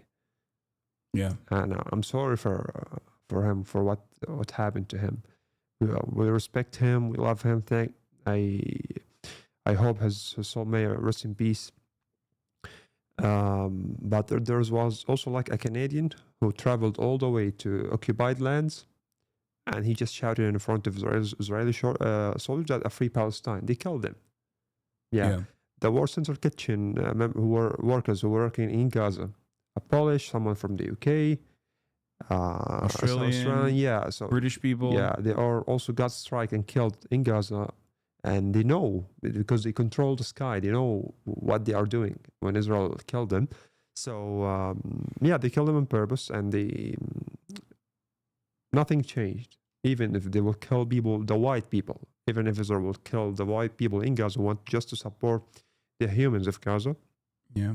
Nothing will change because the injustice power is so evil and so big. So people should understand who are like controlling them around the world. Also about the boycott, it's not about like the drinks or the food. It's about the money you are like, you don't know. I don't like get mad from the people who, because sometimes you don't know when like they buy something. We are not like boycotting the brand, no, but it's about the brand, how the money, where it's gonna end. So people should now understand. Look, just like Google it. BDS. Just look what's happening around you. If you will not act for Palestine, just act for yourself. Know what you're doing. Know what's happening behind the scenes by your money. And how what your kids are watching, what they are knowing from the world. So because, what's happening in Gaza now? I hear this from you. Yeah, you raise our awareness. We know we didn't know before. But even the reason that raised your awareness, just he needs you need your support. I'm not really sure what to advise people to do because I don't know. I've been locked under like a heavy besiege for like 18 years in Gaza. I didn't know how the world works. I'm now like out here just trying to raise awareness and to grab all the attention of the world with us because Gaza is now alone. And now is what's happening in Lebanon. They invaded Lebanon. And Israel is continuing what they are doing. Like nobody can stop them. Yeah. So yeah. We need your support in every mean you can. Okay. Is there anything you want to specifically, like, is there anything that you feel hopeful about in all of this? Or does it, I mean, I know it's a hard thing to ask, especially considering do Do you still have family members in Gaza? Yeah, all my family there. Yeah. Okay. Yeah. Yeah, I lost around like 26 of my family, like 18 friends, but yeah, I still have more. I hope they survive this. Yeah. But yeah, in all of this, I feel like Palestinians, like you said, your existence is resistance. Yeah. And Palestinian resilience has been something that is like truly eye-opening for a lot of people around the world, especially being able to exist under such brutal occupation.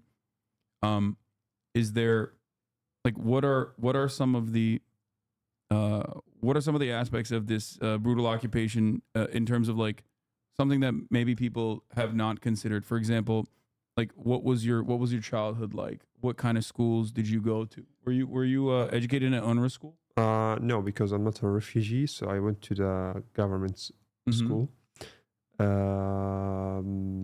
But yeah, now I support UNRWA in every mean I can.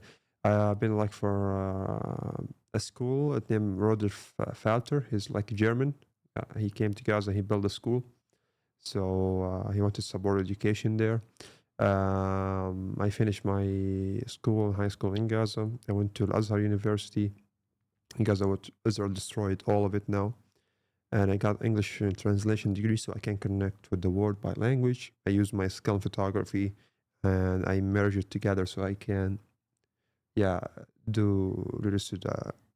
do what I'm doing right now and the photography I'm doing. My child was about shortage in electricity and long days without electricity. Struggling to find things, let's say, because even like the child in Gaza is not only a child, he's like an old child. He's the one you have like a big responsibility in you, because like most of the families have there's the range of unemployment in Gaza is so big, like around 80% of people in Gaza are unemployed, and you can't travel easily. You can't, everything is with a struggle. Yeah, you can't get anything easily. Yeah. So yeah, and 2014, I lost my classmate. His name is Ala. Was just playing football, and artillery bombed his house, and he got killed. He was just 15 years old. Yeah, he just wanted to be like a soccer player. So it's about lose. It's about finding space to play in. It's about like just dreams that maybe Israel will like kill you before you make it. So yeah, it wasn't easy, and yeah, here we are. What do you think about America after visiting this time around? Oh, what's your opinion? It's really difficult to judge, because before I came to America, I was believing that everyone there is so evil. Like yeah, there's the monsters in the street. But I came here, there is a lot of really good hearts that they want to do more. But even their like official representative doesn't hear from them. Their government doesn't hear from them. So believe me, I'm not judging anyone. I have respect for the people who want to support and to do more, because I met I met a lot of like Jewish people here who want to support us. Like a lot of the white people who want to do more. They want to understand. But yeah, there's a lot of evil people, but at the same time, I don't want to forget that there's a really good people who are here.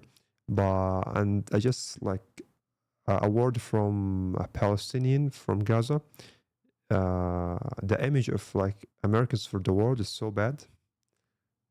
Yeah. So please work to enhance it, to make it better, because people think that they are all evil. People think that they like to kill people, to invade other countries. So please work on this to make a good image for your country, because you can do it. You can like stop supporting occupation. You can stop paying your taxes.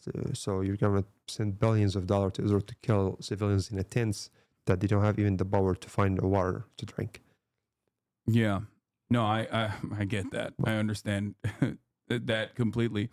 Do you have you had some American food since you've been here? Man, just the burgers here. Do you like it? I don't like burgers, but because my stomach hurts till now since I left because, shortage of food, so I don't want to, to get a lot of pain. I got like one burger. It was okay, but I spent like 2 hours in the toilet after it. So so I'm sorry. No, don't apologize. I'm not gonna lie. The kebabs here are not as good. Unfortunately, nothing like home. Yeah, But there was like Yemeni food. There's some like Palestinian bakeries here. Mm-hmm. So I'm trying, to find something to eat. Yeah. Okay. I came from Gaza. There was like no food. I came here. There's a lot of food, but you can't eat it. So it's the same way. No, that's something that I mean, I like the American food. I'm very Americanized in that regard. Even when I was growing up in Turkey, like I was a burger eater. Yeah. So I do miss Turkish food, obviously, every day. And I do eat Turkish food. I miss the Turkish sweets. I like the sweets in Turkey. Yeah. Well, there is some good baklava out here, for sure. There is like some places that I think they like ship it from Turkey. Yeah. But I feel like have you had a burrito yet? Burrito? It's like a wrap. They even do it like I guess like carnitas are very similar to shawarma. I got some tacos. Yeah. It's like a bigger taco, and it has like rice in it. Okay, it's crazy. I'll try it. You gotta have a breakfast burrito.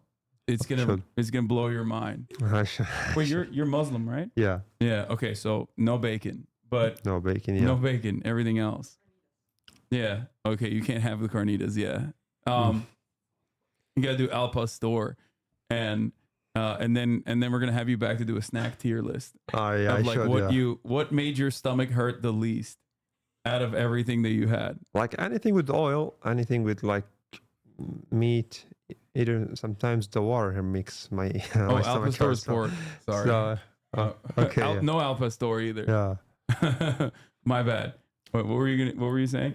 Like anything with oil. So I'm not sure. Everything that I eat here hurts. So maybe the problem is with me. I'm sure because a lot of people eat food and they're good.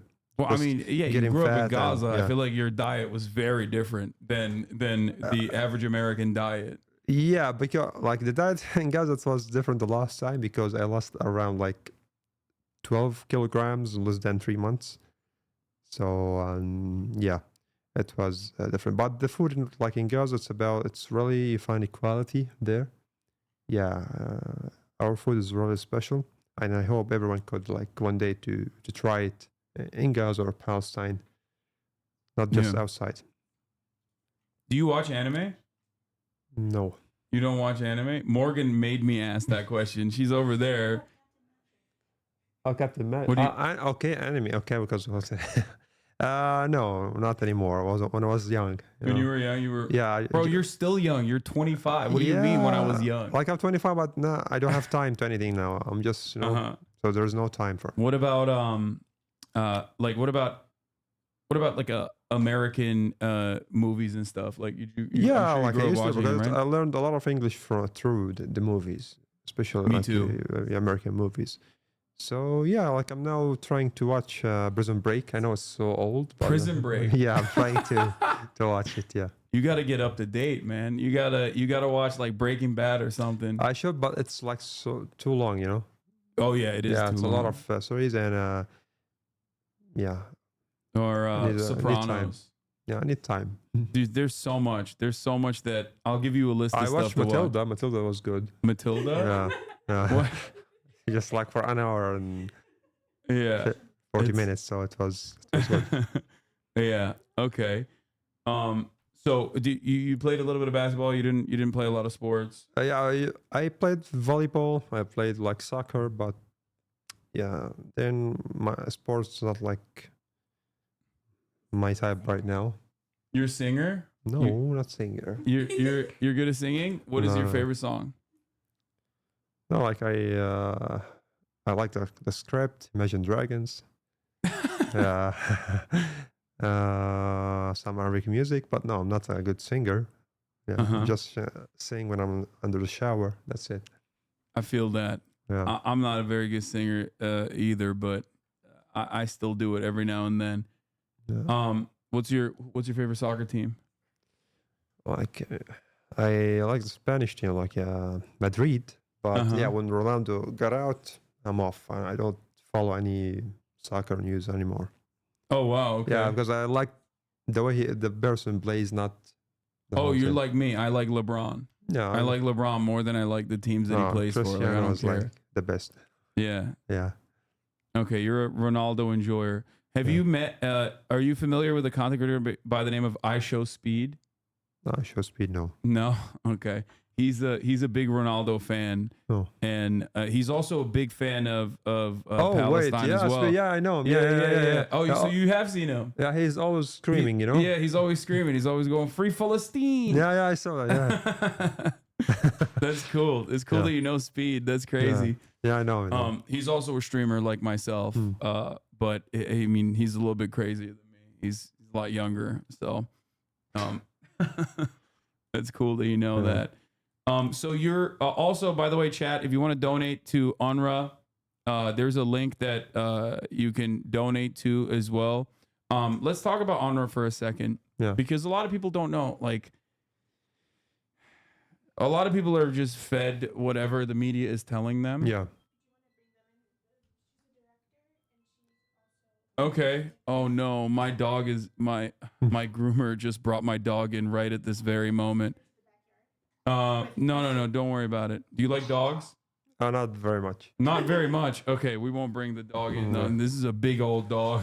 Yeah, Hold on. I wish he don't want me to play with his belly. So yeah, he'll stay around. That's fine. Oh no, she's very friendly. That's not a problem. But hold on, Morgan. You want to take over here for a second while I handle this? Yeah. Yeah, come in. The problem is there's only one mic. So Yeah, you can sit in this chair. All right. I'm taking. What's up, Lila? I have to talk very close to the mic so to pick up. Hey everyone, you hear me? Yeah, it's perfect. All right, cool. Well, I'm Layla. I work with UNRWA USA. I'm the Senior Director of Communications, and I work with this guy, Motaz. Hello. Hey, I guess I'm going to be a sub-in for Hasan while he takes care of his dog. So I want to tell you about our work. UNRWA is the UN Agency for Palestine Refugees. UNRWA USA is the nonprofit that supports our work here in the U.S. through fundraising and advocacy activities. So we're here in California. Oh, you can't hear me? We're here in California. Can you hear me better now? Yeah, go ahead. All right, sit close to the mic. I'm not used to this, y'all. We are here in California on a tour. It's called Gaza Through My Lens, where we're taking Motaz around to different cities in the U.S. We started in Houston. Before that, we did our major Gaza 5K. It's a walk run for mental health in Dallas. We raised $500,000 for mental health. And then we moved on to Houston to do 2 speaking events there. We did one in Anaheim yesterday. 2,000 of you showed up, so thank you. We have another event tonight. Then we're headed to New York City for a couple events, and we'll close out in D.C., where Motaz has the opportunity to really share his story in Gaza through his lens and help people understand, you know, what it's like through the lens of one person, although he represents millions. So, Motaz, how has the tour been for you so far? And do you want to say anything about our fundraising efforts? Yeah, like flying is really bad. Yeah, but it was meeting a lot of people who want to do more and support.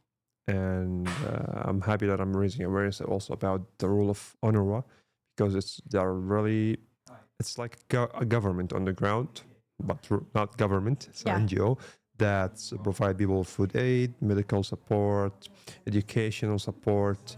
So yeah, they are really doing a big work on the ground. Thank you so much. Yeah. So this is why I choose to continue and support them, because even me, like in December, I got some food aid from them for myself, for my family. So and Israel trying to shut it down because it's the only organization that recognizes the right of return for Palestinian refugees. So yeah, this is why I'm supporting them very well. Yeah. Hello. Hasan, you want to get back on in here? Sure. So I was going to mention real brief that UNRWA is providing it's the backbone of humanitarian assistance in Gaza. It's providing 60% of the aid. When you're donating through this fundraiser that we got going on right now through Tiltify, you are providing that support. And the American people have really stepped up since the U.S. government defunded earlier this year. And so we've been able to give $50 million from people like all of you here on this stream and all around the world to provide for this assistance, which is saving lives in Gaza. I've had the chance to go 6 times myself. That's super rare for a Palestinian American, and we'd love to tell you more about it. But just check out our work at UNRWA USA, UNRWA USA. You'll see more from Motaz. Sorry that our events are sold out. We'll be posting clips and kind of vlog from the whole tour so you can get a sense of what we're doing. But we need you to engage with us from wherever you are in the world to make sure that we can show more Palestine refugees that Americans care. So we really so thankful for the platform. I'm seeing like the comments, they're going nuts. These comments are crazy. How do we keep up with this? I got to pass the mic to our real host. Thank you. Shout out to Shash. Sharia, I know you're a big HasanAbi fan. So thank you for being here, y'all. Thank you, Layla. I have a bunch of diet sodas and stuff if you want to try it. Yeah, but you know, like when I'm traveling, my stomach keep hurts. So whenever, let's throw that. I feel like this would take you out. Dr. Pepper cream soda, 0 sugar. It's like a diet. Oh, by the way, that's my dog. That's Kaya right there. Hi. She's very friendly. She's a puppy, but she's pretty big. So this is a puppy. Yeah, she's a puppy. Yeah. Like she's taller than me, man. she's a big girl. She's like 40 kilos, I think, or maybe a little bit over that. But anyway, yeah. The reason why I brought up UNRWA, aside from the fact that there are people here from UNRWA, is that it is the backbone of Palestinian society. It operates in a similar way to how World Central Kitchen operates, in the way that like when World Central Kitchen goes to different places, they will hire people. They will hire like the local population and go to local kitchens and source the food products from local kitchens. And UNRWA operates in a similar capacity and has been operating in a similar capacity for a very long time in terms of like the 13,000 people, right? I believe. 13,000 people just in Gaza. Yeah, just in across all of the fields. How many people across all fields? 30,000 Palestinians, mostly working in Lebanon, Jordan, Syria, West Bank. Yeah, 30,000 Palestinians working across the entire region. 13,000 people just in Gaza alone, from schools to every aspect of like Palestinian life. So when Israel, which has been very invested in like trying to shut down the funding of UNRWA and remove UNRWA's legitimacy for a multitude of different reasons. Like when they were able to successfully do that by just straight up lying, and the American government, following through on that, it was yet another, in my opinion, yet another blow, and yet another way to increase the hurt that it was causing to the Palestinian population. But yeah, we have a direct donation, not even the Tiltify link. They put the UNRWAUSA.org/donate link on there. Is that okay? Yep. Okay. All right. Can you plug UNRWA USA, the tax deductible entity, USA at the end of it? Yeah, that's the one. UNRWAUSA.org/donate. That's right. Yeah. Okay. Do you guys have any other? Yeah, I just swapped the Tiltify now. Okay. Does he have a photograph he would most like to share with us? Do you have a photo that you want to show everybody? Like, what's your? And there's a lot of photos and a lot of stories, but yeah, if you can, I can pull it over here as well. Go like to my Instagram maybe. All right, let's do it. Let's talk about some stories of the people. Do you smoke? No. No? Yeah. You drink? Oh, you don't drink. I don't drink. You're a good Muslim. Smoke. Unlike me. I'm trying to be a good Muslim. So. I'm a bad Muslim. Yeah. Is there anyone that you want to talk about here? Oh yeah, go down. Because yeah, here it is. This one. This one? No. Yeah, this one maybe. Wait, I don't. That's a graphic, yeah. The problem is like on Twitch, you'll be banned or what? Yeah, I can't show a lot of the photos. Oh, okay. Unfortunately, that are graphic. Okay, go down and find something else maybe, but most of it is graphic. Yeah, I know. But yeah. You remember Rashida Tlaib? Yeah. She's wonderful. I love her. She's really great. Yeah. Yeah. What's up? Oh, I was giving her notes for me. Oh, okay. Yeah, so yeah, go down. You'll find more. Maybe we can talk about it. Yeah, because most of it is graphics, but there's something on Time magazine. If you will show it, is for a girl under the rubble, or like the people I lost, or so yeah. There's a lot. We can't just pick. Is there any in particular that you want to show from here? Maybe I go down a little bit. Here. Just like this, maybe video, or should be This video right here? Yeah. Okay. Yeah. So like this video, like for a mother, she's like grabbing her 2 children, like the baby's thing, and for more than 18 kilometers she was walking and she passed from like an Israeli checkpoint, and yeah, she just kept grabbing them and bowling them till like more than 18 kilometers.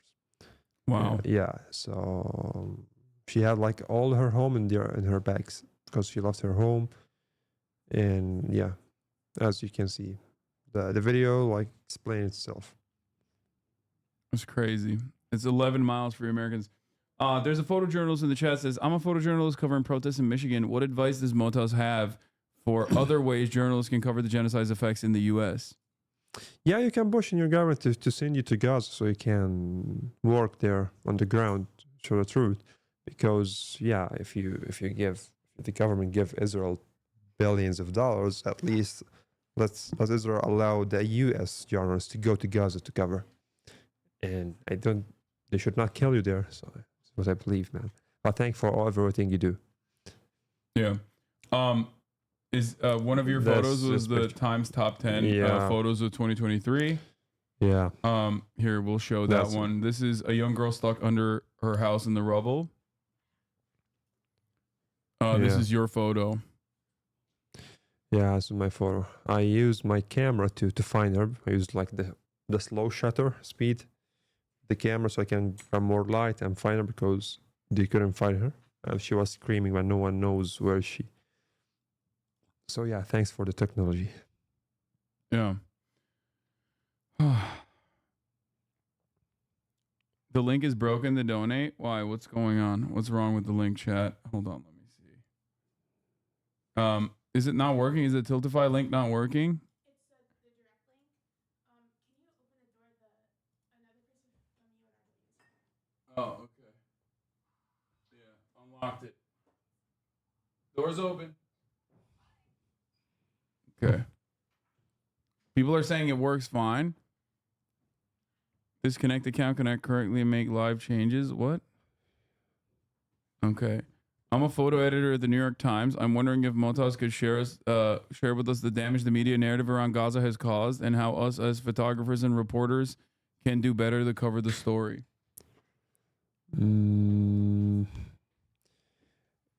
Not sure, because like New York Times, maybe sometimes I see some points on them, but they're also trying to catch up to show more.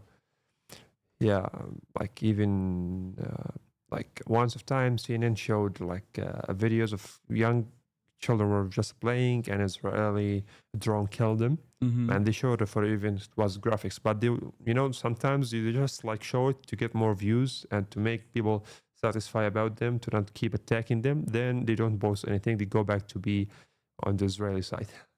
So I hope they're just not manipulating with this, because this is our people's life. And if anyone think he's a human, I don't think he should like do this to other people, to use their suffer enough just to get more views or likes or shares. Yeah. Yeah. Do you feel like you actually brought up something that I talk about quite frequently, which is that the media, not like the theory, it has the theoretical responsibility of like showing the truth, right? Yeah. Obviously. But the real responsibility, the real goal of the media overall, in my opinion, in America especially, is to create an air of objectivity. Yeah. So they can come across as legitimate, so they can, in more nefarious ways, lie when they need to. Yeah. Right.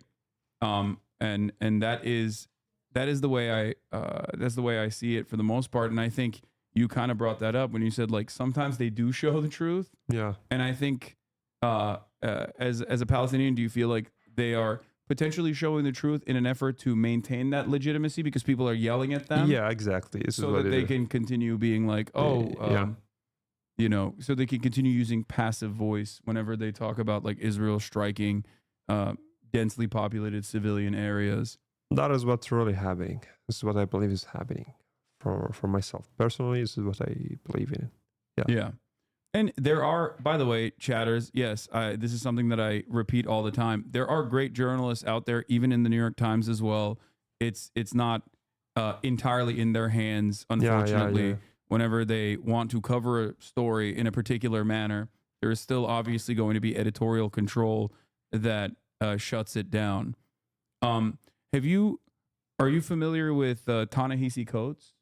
Ta-Nehisi Coates. No. So he's a liberal journalist. He actually even worked for The Atlantic, which is the editor-in-chief of The Atlantic is the Israeli prison guard, former Israeli prison guard. And he had written extensively about, in the past, reparations and had used Israel as a successful example of how Germany paid reparations to Israel in the creation of the Israeli state in the aftermath of the Holocaust. But then Ta-Nehisi Coates actually went to the West Bank and saw for himself what the situation looked like. And as an adult in his 30s, he went there and he was shocked by the realities. And now, as a very famous journalist and a writer, he has now basically made it his life's mission to correct the record on that and has apologized profusely time and time again for the role that he found himself playing about, you know, legitimizing this apartheid state. And it's really interesting watching his reception. Originally, that was very positive, like broadly very popular reception, change almost overnight as soon as he started saying saying the truth that Israel is an apartheid state. Yeah, now look,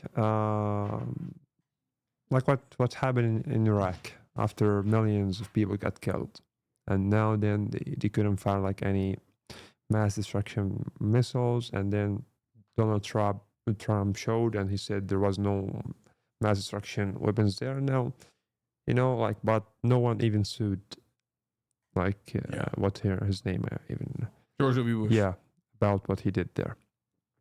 So yeah, the same for Tony. Okay, thanks for going and discovering the truth by himself, but also others can go. Everyone can go there and discover and see the truth on the ground. But they just don't want to sacrifice some time in airplane to go and see the truth. If you just like don't believe media, go by yourself there and see. Like others, there are a lot of people who went there and saw the truth.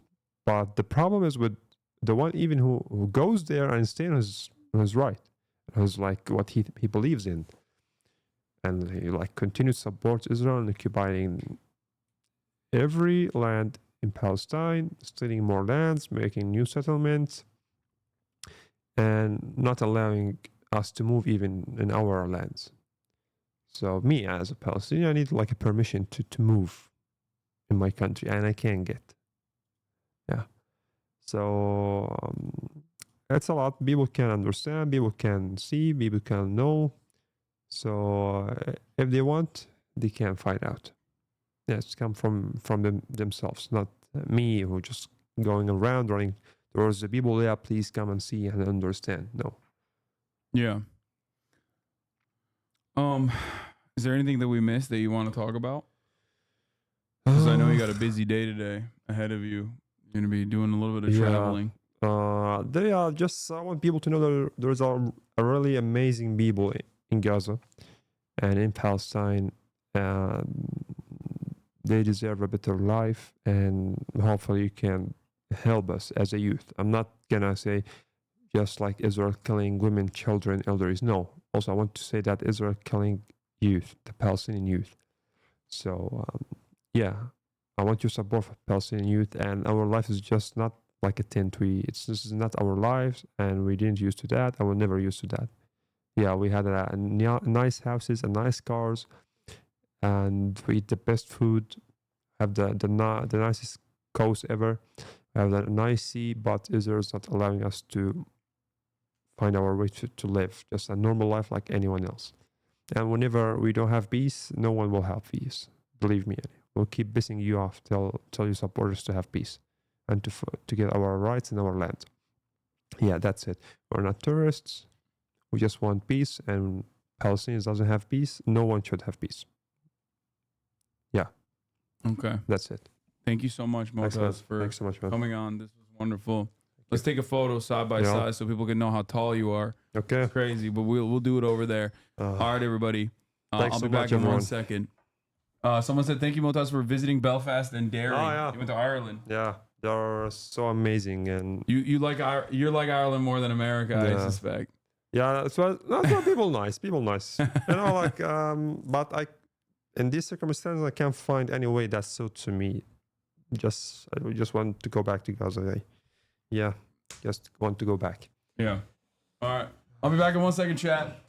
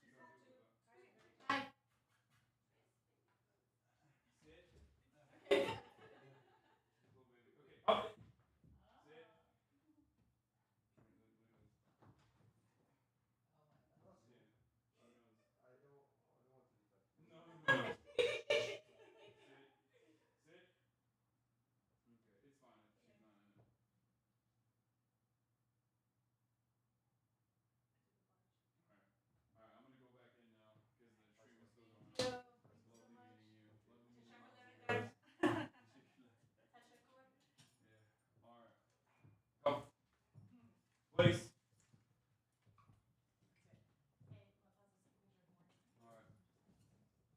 Thank you, Morgan. Do you want this, by the way? There's stuff here as well. Oh, yeah. Here.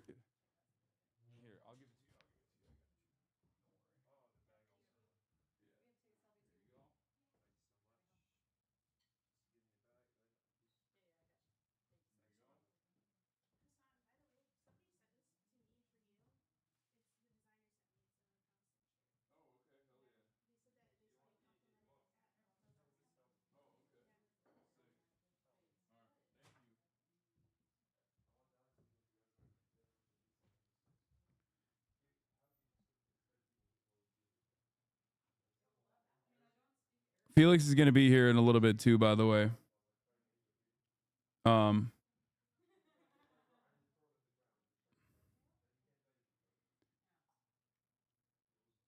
Noise gate is no match for Ferguson's laugh. Okay, so Felix is going to be here in a little bit, but before that happens, we're going to turn our attention back to the we're gonna turn our attention back to the election. Tell Frogan as a community, we really thank her for organizing this. Yeah, I will do that. Yeah, shouts out to Frogan for linking us up. This was great. And I hope you guys were able to learn something new today, as always. And now we are going to get back to our regular programming and talk about. Please consider buying new mics. This was awesome, by the way. Shut the fuck up. Shut up.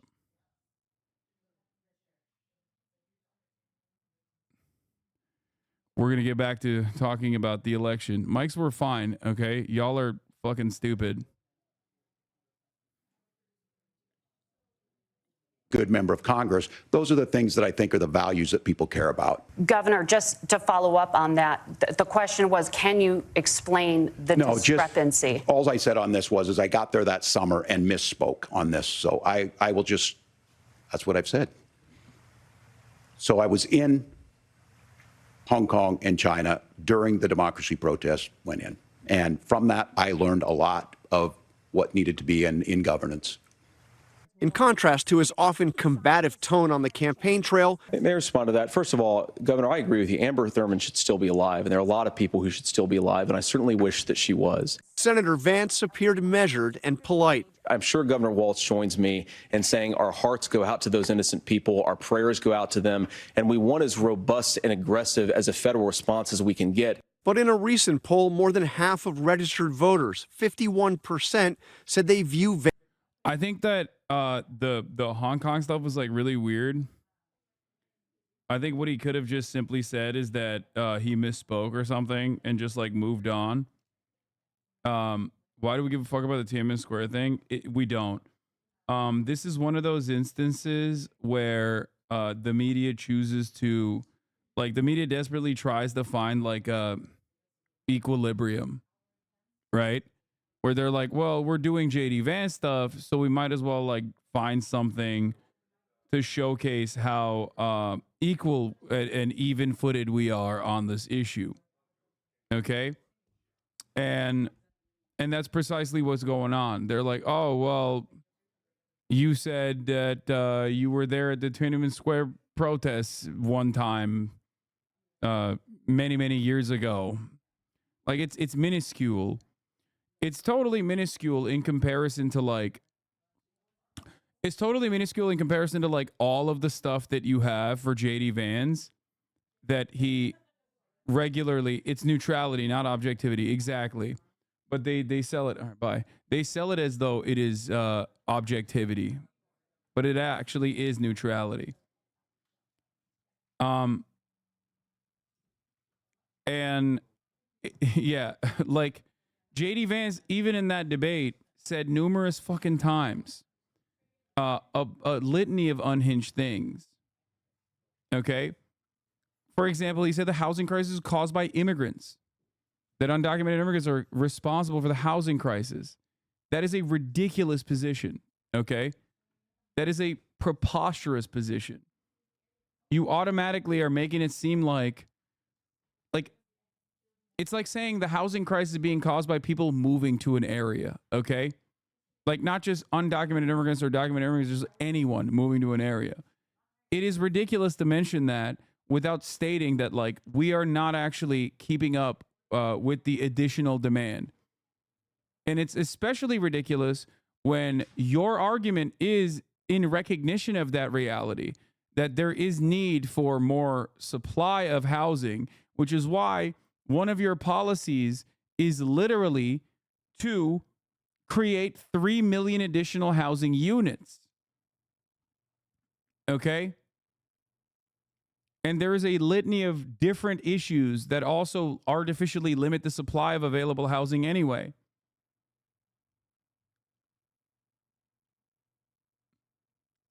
I think that overall, so much insanity goes unchecked whenever immigrants are discussed. They are simply a non-entity. They're not human. Like, they're not viewed or communicated about as though they are human, but instead they are some sort of barbaric horde, a monolithic force of evil, that they are operating within the boundaries of the United States as like a monolithic evil force. This is a very dangerous idea to leave unchecked.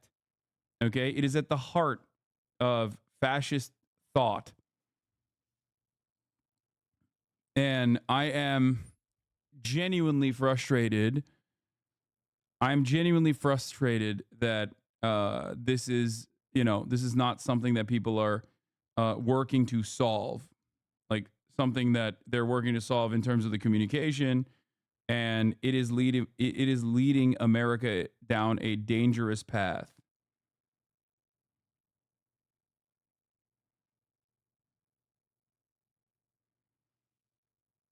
Hold on, I'm posting a photo of me and Motaz.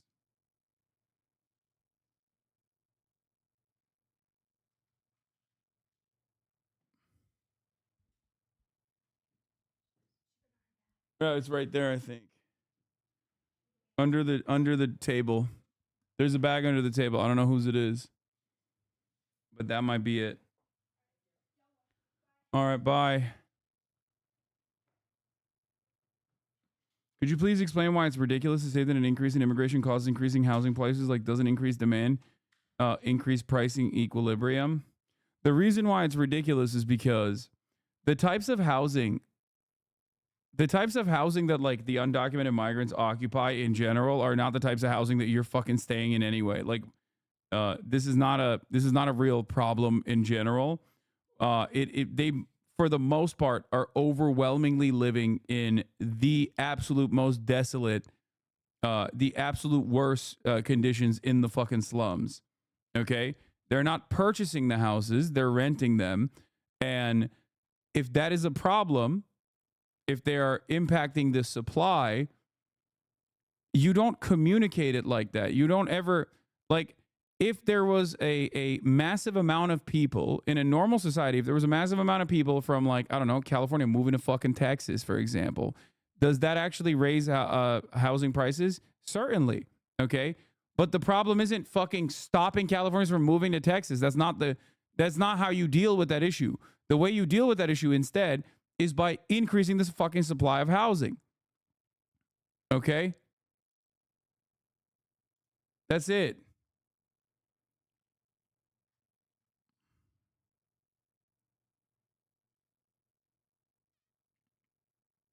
Anyway.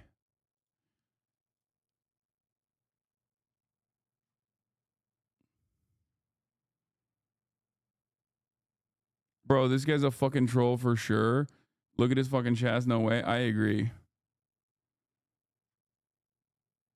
Vance unfavorably, while just 32%. Like, the immigrants are responsible for the housing supply diminishing.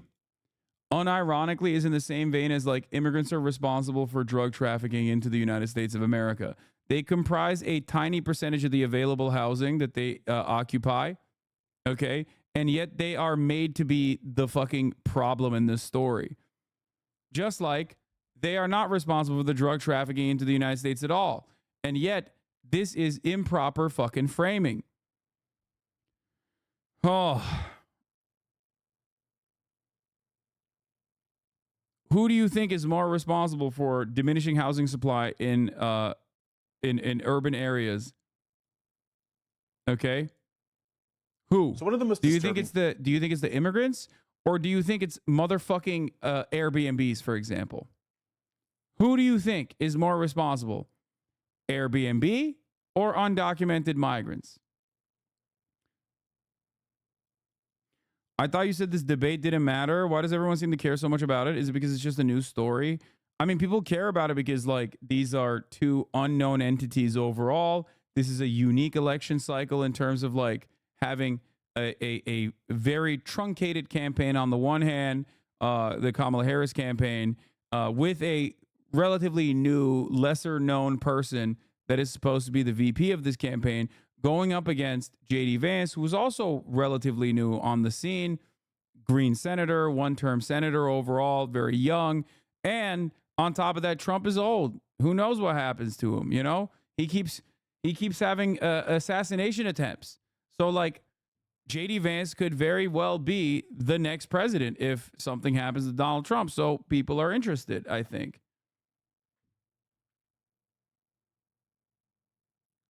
Things about the debate last night was that the Trump-Vance housing plan, the plan that Vance put out repeatedly, was mass deportations. They were going to lower the cost of housing, make more housing available by mass deporting millions of people. This is straight up Nazi shit, by the way. Like, I hope y'all understand. I'm not even remotely exaggerating when I say This is straight up Nazi Germany, okay? Oh, we'll take all of the things that the ill-gotten gains of the Jews, okay? Because we deserve it. We deserve those gains instead.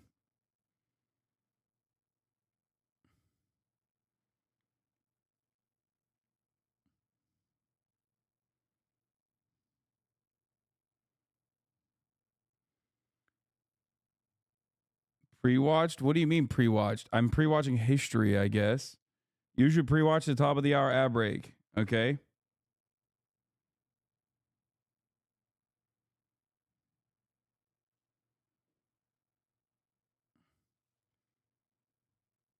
At the top of the hour, there's a 3-minute ad break. If you no longer want to see those ads, all you need to do is subscribe, which you could do for $6 or for free with a Twitch Prime by connecting your Amazon Prime account to your Twitch account. You get 1 free Prime subscription a month. Use it on your favorite broadcaster.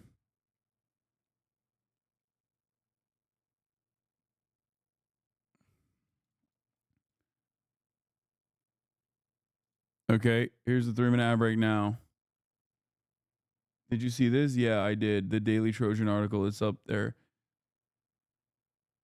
You pre-watched history? Yes, I think that's called learning. Yeah. Okay, I think we should change the Tiltify link to just the Unreal link, because the direct Unreal link, because it's fucking tilting me. How many chatters are like, it's not working.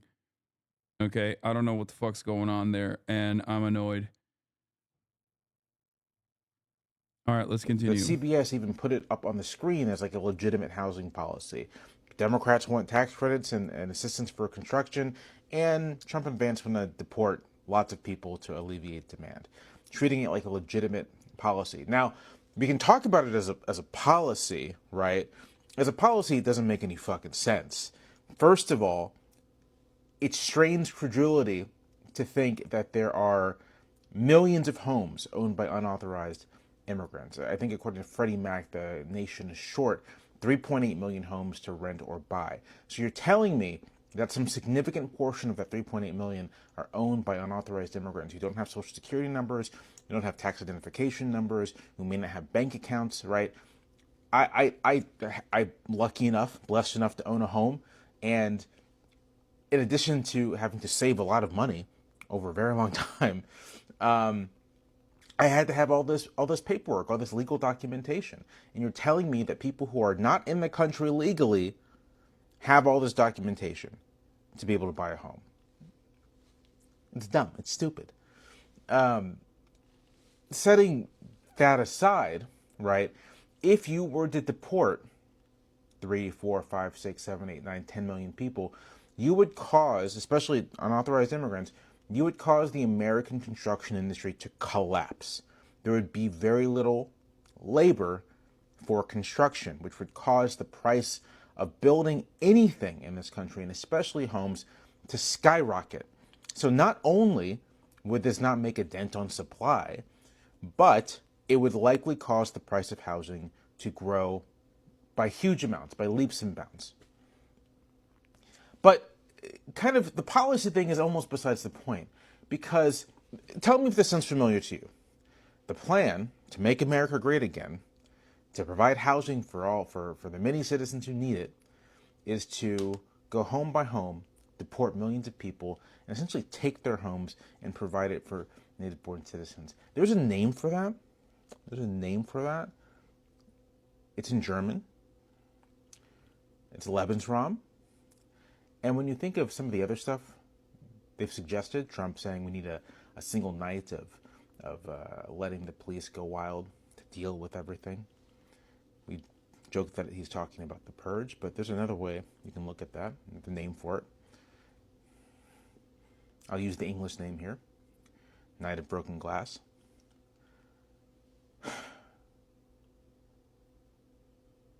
You can't tell me that these people aren't calling for what they're calling for.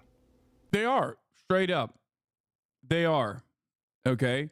Absolutely, without a shred of doubt, that is precisely what the fuck they're doing. Okay? In terms of American domestic policy, that is exactly what they're doing. The issue is, Why the fuck is it just Jamel Bowie talking about it? Why the fuck is Kamala Harris not talking about it? Why the fuck is the Democratic Party not talking about it? Well, I'll tell you why. Okay? The reason why the Democrats are not talking about it in these terms is because they are also now in the tank for a lighter version of it. And I am very frustrated by this reality that I am watching unfold in front of my eyes. Okay? I do not like it. I don't like it at all. I don't like it one bit, because even if this was to be successful politics, which it is not, because it's not successful to lean on the right wing, right wing sentiments. You're not going to actually convince voters to vote for you, because if they are anti-immigrant voters, they are voting for a party that has captured that market completely. Okay? It's called the Republican Party. All you are doing in that circumstance is basically prime your voters into also believing that there is a major problem when there isn't one. Okay? All you're doing is feeding your own base of support. All you're doing is feeding your own fucking base of support an unimaginable amount of ammunition to maybe even turn to the other party. That's why it is very frustrating when I see liberals in this community that probably, and like, for example, that one guy who was not even a liberal, who was a leftist, he said, advocate for why the Democrats are doing this and why it's successful campaign strategy, not recognizing that, like, literally, as we look through his communications a couple of years prior, he was on the exact opposing side of that argument. That is what happens when the Democrats capitulate to right-wing framing. Okay? Most people are not independent thinkers, even if they fancy themselves to be independent thinkers. Okay? They just basically repeat what television man tells them. The broadest majority of the population don't even give a fuck, obviously. But the ones who do care, the ones who are supposedly the educated, high propensity voters, right? Those people are being fed this propaganda. Those people adopt these positions by watching television man tell them these positions.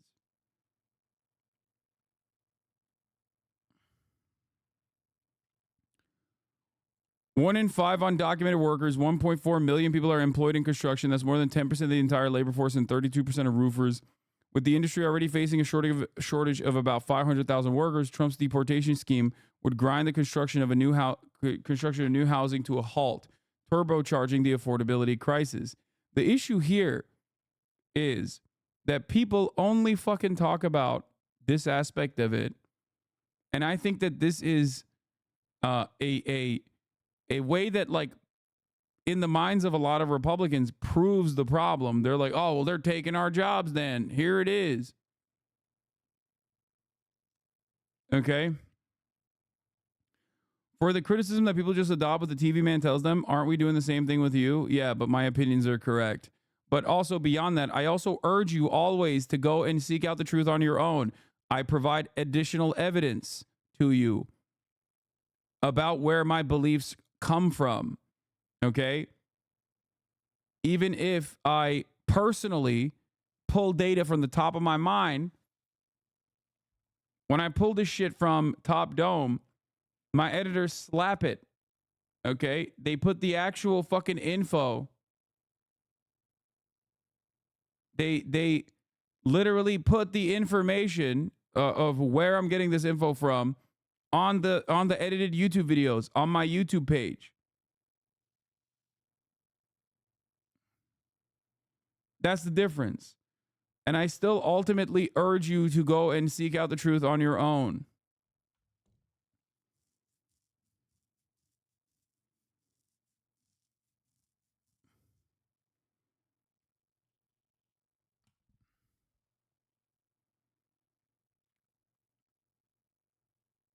I don't like the angle of like undocumented immigrants are, you know, basically fucking great slave labor either. I don't like that at all. I think that in and of itself is a problem that also needs to be solved by documenting them and increasing their wages alongside the rest of the American working class.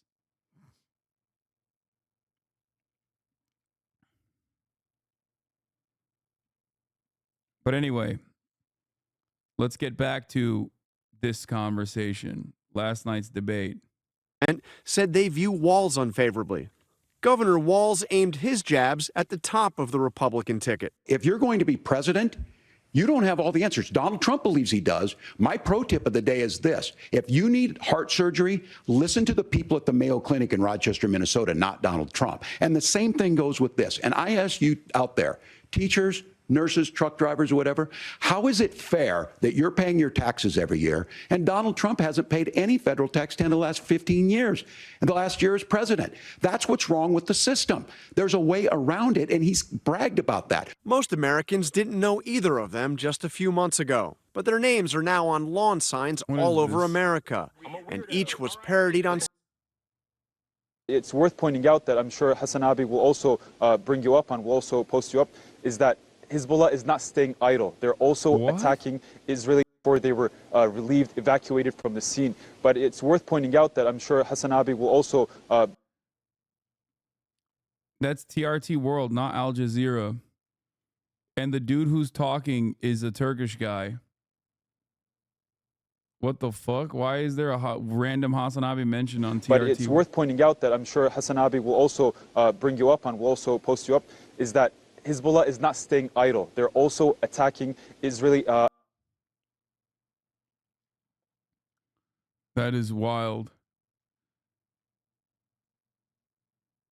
Oh, what the fuck is this? Saturday Night Live this weekend. Folks, I haven't been this excited since I got a 10% rebate on a leaf blower from Menards. What can I say? I got that BDE, Big Dad Energy. How much do we love Donald Trump? You know, just this afternoon he told me, JD, you're like a son to me because I don't like you and I'm stuck with you. Before he became Trump's running mate, Vance was most recognized for his best-selling memoir, Hillbilly Elegy, made into a Netflix movie. Is this seat taken? Go ahead. Philip Roseman. JD Vance. A Yale-educated lawyer and Silicon Valley venture capitalist. Vance without a beard, bro. That's like, it's so bad. It's so fucking bad, dog. It is so goddamn bad. Holy moly, it is bad. The 40-year-old Republican from Ohio was elected to the Senate just 2 years ago. Making me Once sick. a never-Trumper, now a fierce defender of all things Trump. I've disagreed with the president, but I've also been extremely open about the fact that I was wrong about Donald Trump. Walz, who is 60, was a former teacher and high school football coach for over 2 decades before running for office. He served in the United States House of Representatives, a Democrat serving in a rural district that leans Republican, becoming governor of Minnesota. I grew up in small rural Nebraska, town of 400, town that you rode your bike with your buddies till the streetlights come on. Both men are military veterans, their Midwest backgrounds contrasting with the coastal upbringings of Trump and Harris. Both brought onto the ticket to appeal to voters from Middle America. One of the few heated exchanges came on a... Yeah, the problem is until this last night's debate, and I don't even know if his like approval ratings will boost in the Midwest. One guy was seen as like a real Midwest guy. The other guy is seen as like the exact type of annoying rat fucker that is from there, but then comes back to just basically. One thing that I always repeat about JD Vance is JD Vance types and Pete Buttigieg types, when they come to your town, you're going to lose your job. Okay. That's how most people in the Midwest see these fuckers. Okay. They see them as like these suited up motherfuckers who are coming over and the mine is closing down. Okay. There's going to be an elimination of redundancies. That's it. He's got real fucking McKinsey consultant vibes. Carpetbagger. Cook political swing state polls. AZ for Arizona, Harris is up 2. Gallego up 13. GA Trump up 2. Harris is up 3. Slotkin's up 4 in Michigan. Nevada, Harris is up 1. Rosen's up 13. North Carolina, Harris and Trump are tied, but Stein is up plus 24 for the governor's race. Pennsylvania, Harris is up only 1. Casey's up 7. Wisconsin, Harris is up 2. Baldwin plus 2. That's also a little bit scary. But, you know, it's not looking too great, I would say. Abortion and reproductive rights. Vance, who has in the past favored a national abortion ban, softened his stance to try to align with Trump. I want us as a Republican Party to be pro-family in the fullest sense of the word. I want us to support fertility treatments. I want us to make it easier for moms to afford to have babies. Well, Walz continued to attack Trump for appointing the judge. It's not Jill Stein yet. No, it's Josh Stein, the guy running for governor. What do you guys think, that North Carolina is having a fucking green resurgence? Like, what are you, crazy? Justices that overturned Roe v. Wade. This issue is what's on everyone's mind. Donald Trump put this all into motion. He brags about how great it was that he put the judges in and overturned Roe versus Wade. 52 years of personal autonomy. And then he tells us, oh, we send it to the states. It's a beautiful thing. The latest polling averages showing very tight margins across all 7 battleground states. At one point, the two seemed to be having a real conversation about a tough issue, gun violence in America. These are things that shouldn't be that difficult. You can still keep your firearms, and we can make a difference. We have to. If you're listening tonight, this breaks your heart. Senator. Tim, first of all, I didn't know that your 17-year-old witnessed a shooting. I'm sorry about that, and I hope that he's doing okay. So. Christ have mercy. It is awful. While both agreed there's a problem with gun violence. Sometimes it just is the guns. It's just the guns, and there are things that you can do about it. But I do think that this is one, and I think this is a healthy conversation. Do you think a split ticket is actually possible with Stein up 24? It's a unique one, but governor races usually are, even if they're on the same ticket, they oftentimes have the capacity to be separate totally from the rest of the ballot, because people have a personal connection to their governors. Like, you have blue states with red governors, red states with blue governors. The most popular governor is a literal fucking Democrat in goddamn Kentucky, right?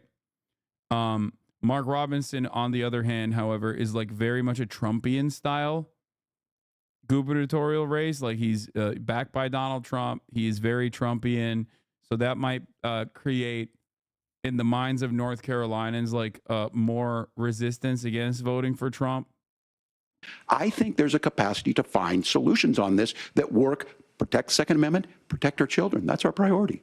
There was no real agreement about... Why is the polling better for Trump now than the other two elections? A couple different reasons. One, perhaps most importantly, is the fact that the pollsters are trying to make sure that they don't run into the same problems that they did in like 2016, especially. So they're over polling in some instances, almost like they're weighing for an underrepresentation of Republican voters. I think that's part of the reason. They're just trying to make sure that they're not going to look silly. Other than that, I mean, Kamala Harris is not running a very good campaign. It's just, I don't know what else to say.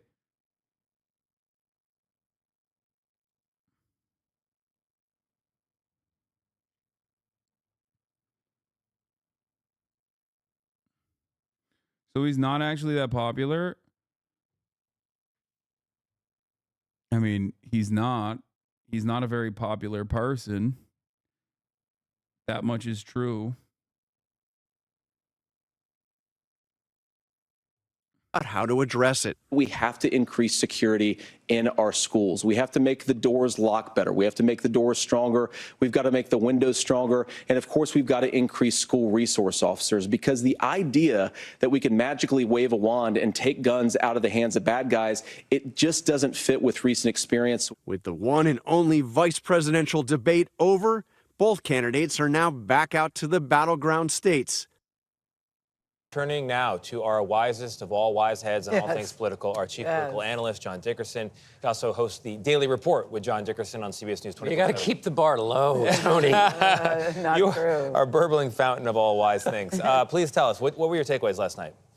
Well, it was a kind of a, basically everything that's been reported so far. It was civil. It was, and that's notable mostly from J.D. Vance, because you look at who's running at the top of the ticket. So it's like you work for a boss who comes in and cut off jeans every day, and then a guy comes in wearing a suit and tie, and you think, wow, it's like the old days. It's like it used to be, where people believed in the norms of civility. They debated politics. That isn't to say that there wasn't a lot of traditional stuff that irritates people about politics, but it was so much different than what we've heard from Donald Trump out on the trail.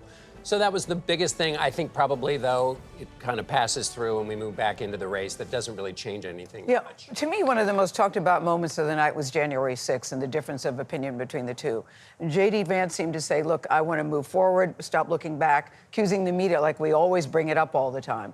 Can you still say that January 6th is in the past? Yeah, J.D. Vance said he's focused on the future. So a couple of things. One, when you spend a lot of the debate talking about how great things were in the Trump years, you can't then say, wait, but I'm focused on the future. You can't just remember the stuff you say is the good stuff. The second thing is, who's focused on this a lot and built his whole campaign around it is Donald Trump. So he's quite focused on this. But then there are two reasons I think this is really important that Senator Vance couldn't give a simple yes, Donald Trump lost the election. Simplest question in the world. Still can't do it. And we interviewed Senator Tom Cotton, Republican from Arkansas, couldn't do it either.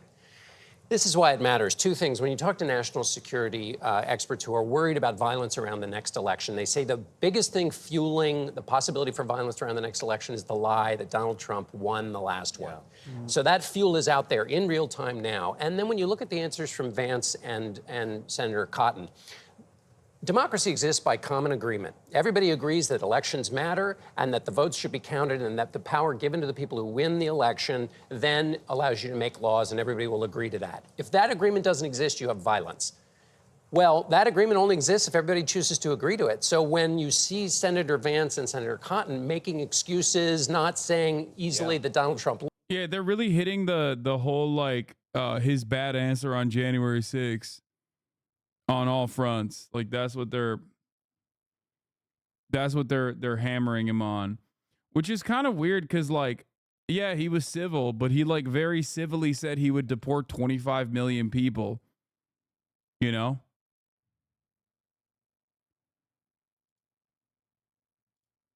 what the fuck are we doing here?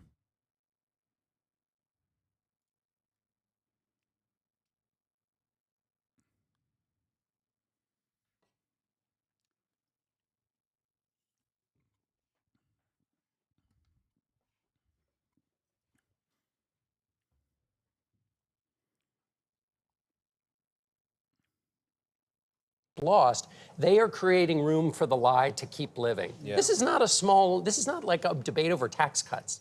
This is about a fundamental idea of whether 81 million people should be disenfranchised because a guy didn't like that he lost. Who said that? Not me, but the Republican leaders in the House and Senate at the time who said the lie from Donald Trump led to the violence.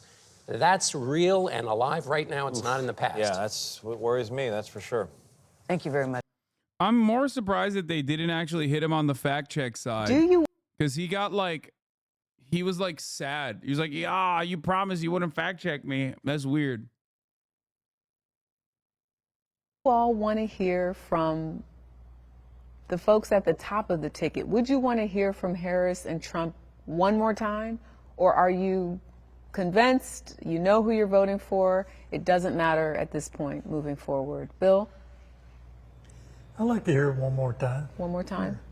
I want them to hear who they're voting for, so absolutely do one more. I really don't want to. No, you're good. I'm done. I'm over it. I'd like to see one more debate. One more debate? I'd go for it, yeah. One more debate? It wouldn't change my opinion, but I think it would help clarify some of their talking points on both sides? I don't think it's worth it. I feel like it's too combative. Wow. Well, that pretty much sums it up. Some voters want another presidential debate, and others are good. Let's take a closer look at the lies, though, from last night. Major. Why would anybody say that they don't want another debate? Like, I don't get it.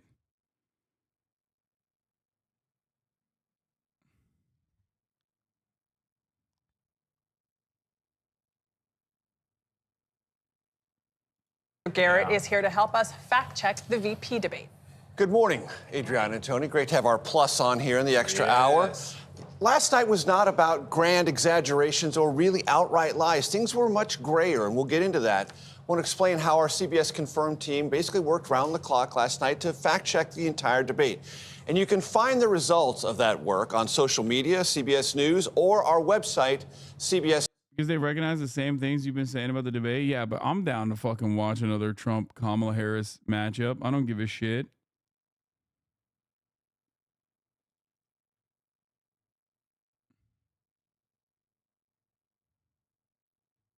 What the fuck is going on? Donald Trump, Lib Crusher, thank you for liking my post. I'll send you important election updates from North Carolina. Make sure you're ready to vote for Donald J. Trump. What the fuck?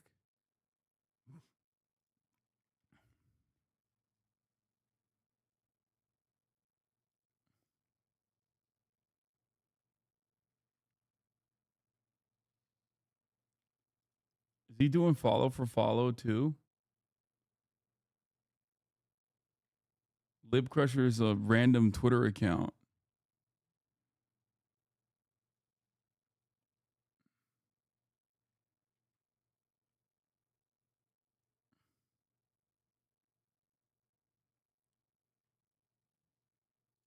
News confirmed team. I want to get to the first one, something that Senator J.D. Vance said about the Iran nuclear deal. Let's listen.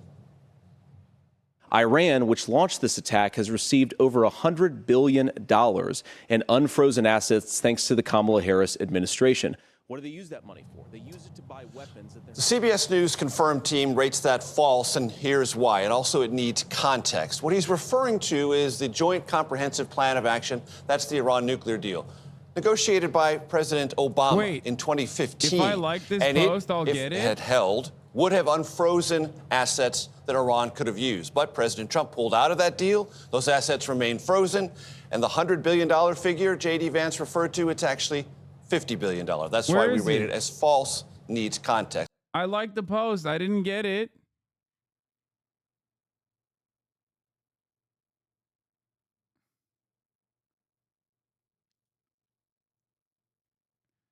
Trump is using a Obama tread robin. Thank you for liking my post. So Trump is using a branded notification for this. Thanks for pointing it out. It's basically like a tweet or semi-public DM, I guess, that won't appear in your timeline or searchable. Mystery solved. Wait, how do I find it?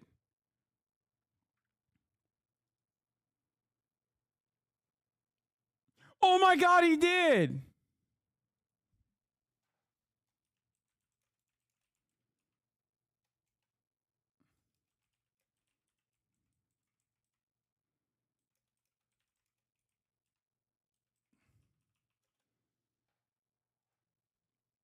He did. He did do it. Boom.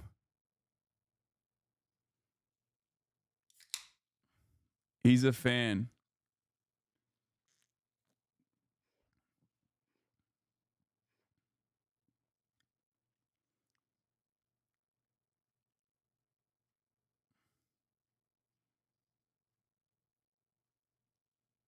I'm a real patriot now. This is like a senior getting excited. Their doctor's office texts back after they make an appointment. All right, shut the fuck up. This is objectively funny. Okay. Who you voting for in North Carolina? Mark Robinson and Donald Trump. Duh.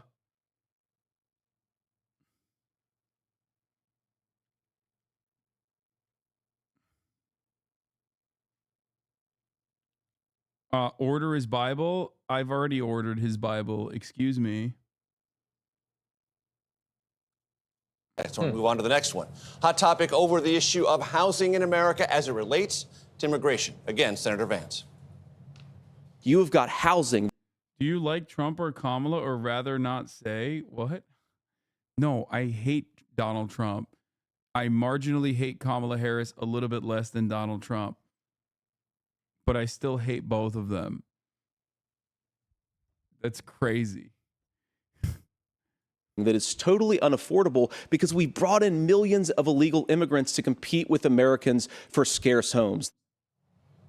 The CBS confirmed team rates that partially true, saying it needs, again, more context. Returning to my point that there were not extravagant claims, but they all need more context. And here. Oh my God, I can't believe they're literally saying like, oh, well, you know, it just needs more context. It just needs more context. What the fuck do you mean it needs more context, man? Are you insane? It is an insane thing to say. It's just as insane as claiming that undocumented migrants are responsible for like all the drug trafficking. Like, are there undocumented migrants that have engaged in drug trafficking? Yes. Is it marginal? Yes. The overwhelming majority are American citizens. Okay? There is no difference between saying this and then saying migrants are increasing the American crimes. Okay? Because while true, okay, of course, there are fucking undocumented migrants that have done crimes. Of course, they're human beings. Human beings are capable of being good. Many of them are. And some of them are capable of being bad and doing horrifying crimes. That's not how you look at the situation. That's not how you analyze the situation. You don't go, oh, well, you know, even if out of 15 million undocumented migrants living on U.S. soil, there was one extra crime, technically it's true. Technically, that is true. Okay? If there was literally only one extra homicide on U.S. soil that was done by an undocumented migrant, you could technically say undocumented migrants have increased crime in the United States of America. But if you were to make that argument, people will look at you like, what the fuck is wrong? Are you insane? That's an insane argument to make. Here it is. Yes, there's a housing shortage in this country, and a Federal Reserve study that Senator Vance referred to and other studies suggest larger flows of immigration is one of the complications there.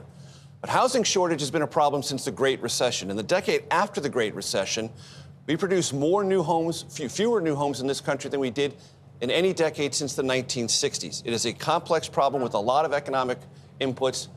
Higher immigration, legal and illegal, is but one of them. Finally, there was a claim by Governor Tim Walz about contraception and access to fertility. Yeah. Higher immigration, legal and illegal is not an issue here. Okay. Treatments. Let's listen. Their Project 2025 is going to have a registry of pregnancies. It's going to make it more difficult, if not impossible, to get contraception and limit access, if not eliminate access to infertility treatments. CBS News confirmed team rates that as needing context. Heard that Said before. that before. Exactly. Here's what I want to explain about that. Project 2025 does not call for a pregnancy registry. However, it does call for, in any state that performs any abortion, an entire list of data about those abortions. Age of the woman, gestational age of the baby, location of the woman, in-state or out-of-state, all this.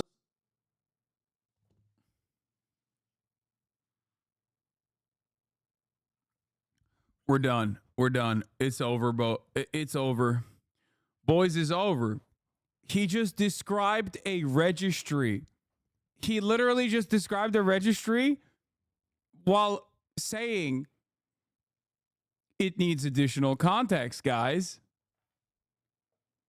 So what word could he have used in that situation?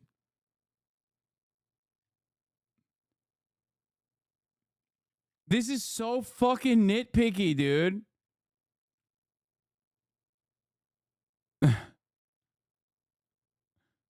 Just like the Dems are making choices, we got to address the active choices the media has taken towards fascism. Oh, absolutely. Absolutely, dude. I cannot believe that, like, it needs context. On the one hand is, yes, undocumented migrants are actually a burden on the housing supply technically is true. And then it needs context for the fucking Tim Walz side is, well, you know, a registry that he correctly identified as a registry.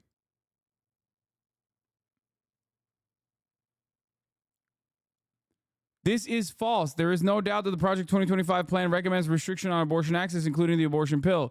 And it wants the Centers for Disease Control and Prevention to collect this information from states. Number and method of abortions, reason for abortion, how far along, pregnant people's state of residence, and more. However, it does not create a federal agency to monitor pregnancies, nor does it require pregnant people to register. You literally just described a pregnancy registry and then said it doesn't require pregnant people to register. It requires the states to fucking put the information. It is the entire purpose of this is to make the Centers for Disease Control and Prevention to operate a pregnancy registry, a database. And considering how Project 2025 works, by the way, it would be the CDC would be operated by entirely Trump appointments. How do you think that's going to work?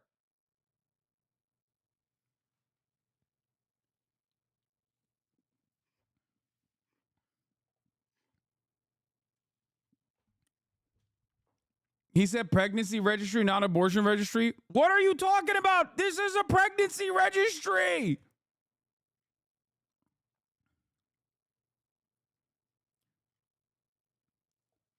What are you saying? What are you saying? Am I reading this wrong? Like, what's happening? It's literally, that's it. That is the same thing, okay?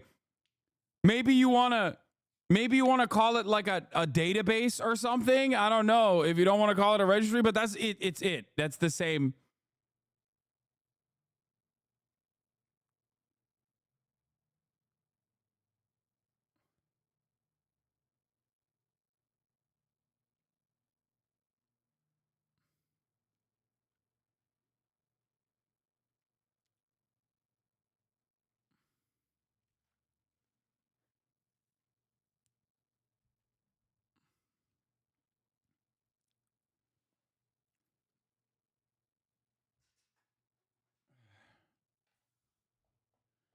Oh.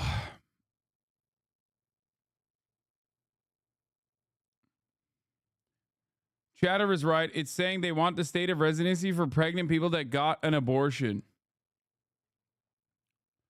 First of all, it's not a pregnant person that got an abortion. It's a miscarriage registry.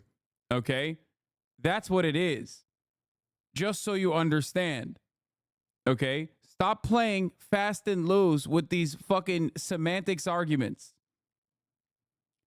And ultimately, the goal is to track pregnancies. Okay? That's it. There is no reason for this data to be logged and aggregated by the Center for Disease Control and Prevention unless you want to prosecute these people.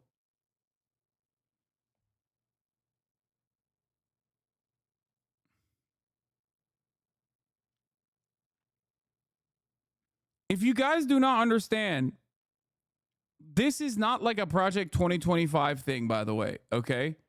Like, this is something that, you know, family values and other, like, psychopathic, like, Moms for Liberty type groups have been advocating for quite a while, okay? It's just written in Project 2025, but this is something that there has been a lot of advocacy for. Why? Because there's no other way to actually criminalize abortion. It's something that I have talked about for years, as a matter of fact, when talking about how cruel and unusual the criminalization of abortion would work. You know how I do this process where I tell you, like, how do you think mass deportations would work? and then I walk you through the steps piece by piece to help you materialize what that would look like if we actually did mass deportations. I used to do that about abortion as well, way back in the day, almost for a fucking goddamn decade. And yes, a standard part of that protocol is to monitor abortions, maybe even monitor fucking menstrual cycles, okay? Depending on how insane you want to get. Because there's no other mechanism of control. If you want to fucking stop abortions and you want to criminalize it, you have to fucking track people who are pregnant, okay? You have to track people who are pregnant that get a miscarriage. You have to prosecute every miscarriage like it is a murder.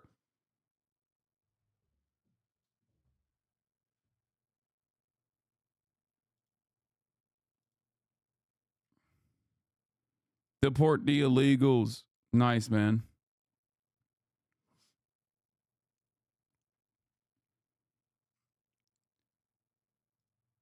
If you have this kind of like semantics, if you have this level of like semantics difference in this situation, you are insane, okay? You are psychopathic. I don't think you understand what's going on here. That Project 2025 does not call for a pregnancy registry. However, it does call for, in any state that performs any abortion, an entire list of data about those abortions. Age of the woman, gestational age of the baby, location of the woman, in-state or out-of-state, all this other data. And it would also call for many, many religious exemptions to access to contraception, meaning if you're a hospital that's Catholic or otherwise, you don't have to provide it. All of those things fit within this general context, but there is not a specific pregnancy registry called for Project 2025. That's how we rate it. Love that context, Major Garrett. I mean, and shout out to the CBS News Confirmed team because they were fact-checking in real time. The emails were coming in fast and furious last night. And then that QR code on the screen that was where cool. Viewers could actually check to see the... Do they just go to jail afterwards? Yeah, they have. We have prosecuted people for miscarriages before in this country. Even in fucking Roe v. Wade era, we have prosecuted women for miscarriages. Because the distinction between a miscarriage that is naturally occurring and a medical miscarriage is, you know, not all that significant. Do you understand? You can't always tell. And another aspect of this, like I've talked about before, time and time again, literally go back to like 2016 videos I've done on this. Okay? And you will see, like, how far do we go in terms of prosecuting abortions and prosecuting miscarriages? Is it now illegal for a pregnant woman to mow the front yard? That's labor. That's like a physically taxing thing that a pregnant woman is doing. Are you going to start prosecuting women who are pregnant for drinking a glass of wine? Okay? Like, there is no limit to the madness here.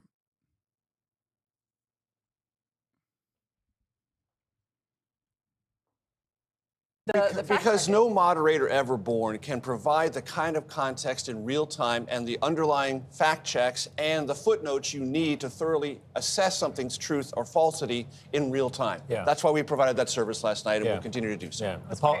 Yeah, it is pretty wild that we can't have a gun registry, but we can have a fucking registry for pregnant women. That's cool. That's really cool. It goes to show like what our priorities are, you know? Great stuff overall. There is no amount of control that people won't say yes to when it comes to just like people that you want to own, people that you want to dominate, people that you want to marginalize. It's great. Guns, on the other hand, very different dynamic. You feel me? What is happening?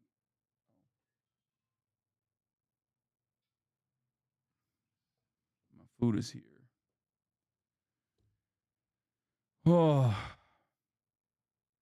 Because pregnancy isn't a right. Yeah. Women's bodily autonomy is not a right, brother. You don't understand.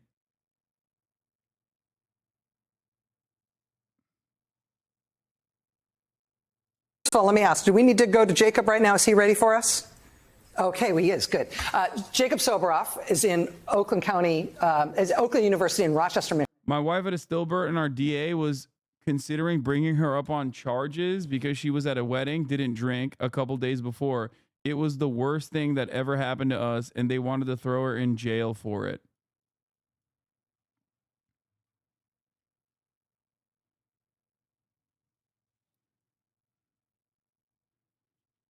Yeah. Like, when I say this is a real fucking issue, I don't think people understand how insane that is, dude. Like, that's a real thing, brother. What are we talking about? That's a real thing. Abortions being criminalized 100% means that if you are a pregnant woman that is in the process of carrying a pregnancy to term and the unthinkable, the worst thing possible happens, okay, there's a criminal investigation that must be conducted. Charges must be brought up. We have to make a full-blown assessment of all the things that you did in your daily activities as the government, by the way. We want the government to go through and treat it like a goddamn murder and look at all of the things that you did and figure out if you were responsible for this miscarriage.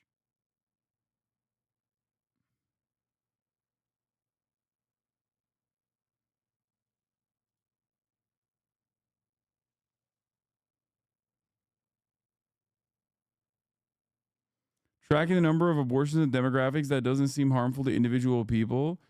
What? Tracking the number of abortions and demographics of them doesn't seem harmful to individual people. What are you talking about? They want fucking literally who is having abortions. They want that information. It's not simply overarching, faceless, anonymous data. The fuck?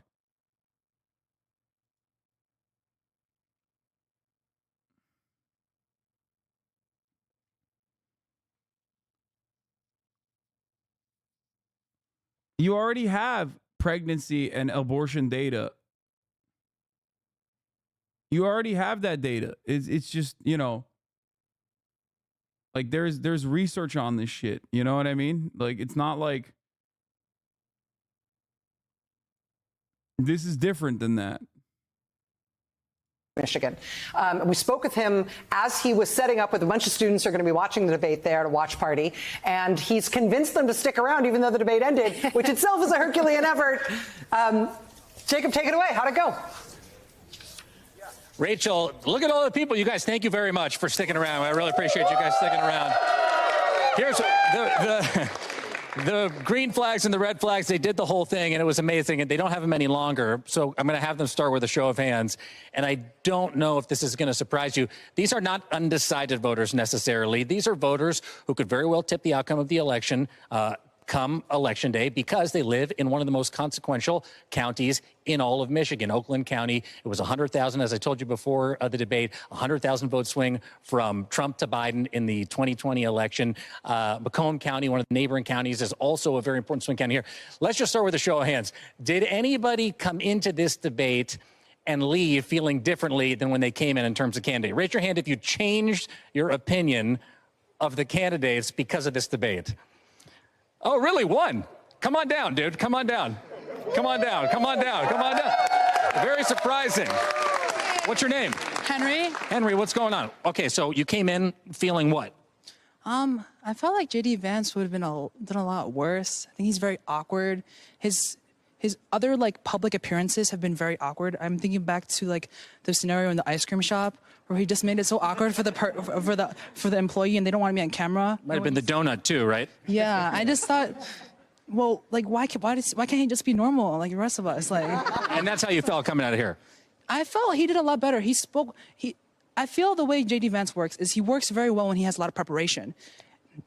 This is a debate. He knows about it weeks in advance, so he's able to prepare. Like he prepared better here. I think he prepared very well. So one of the things, will you do me a favor? These are for you. Thank you very much. Thank you. One of the things, guys, that I thought got the strongest reaction here was Jimena was talking about guns at the beginning of the debate. And one of the strongest reactions here I thought was interesting was, Rachel, what you were just talking about when J.D. Vance said one of the ways ultimately that we can stop gun violence in this country is by having better locks on our doors. Did anybody react? You're laughing back here. No, you. What's your name? Nora. What'd you think when you heard J.D. Vance talk about that? Jimena was talking about how because of what happened at one of your neighboring schools here, it's an issue that rings close to home. I thought it was ridiculous. I mean, the issue is guns. The issue is not better locks on doors.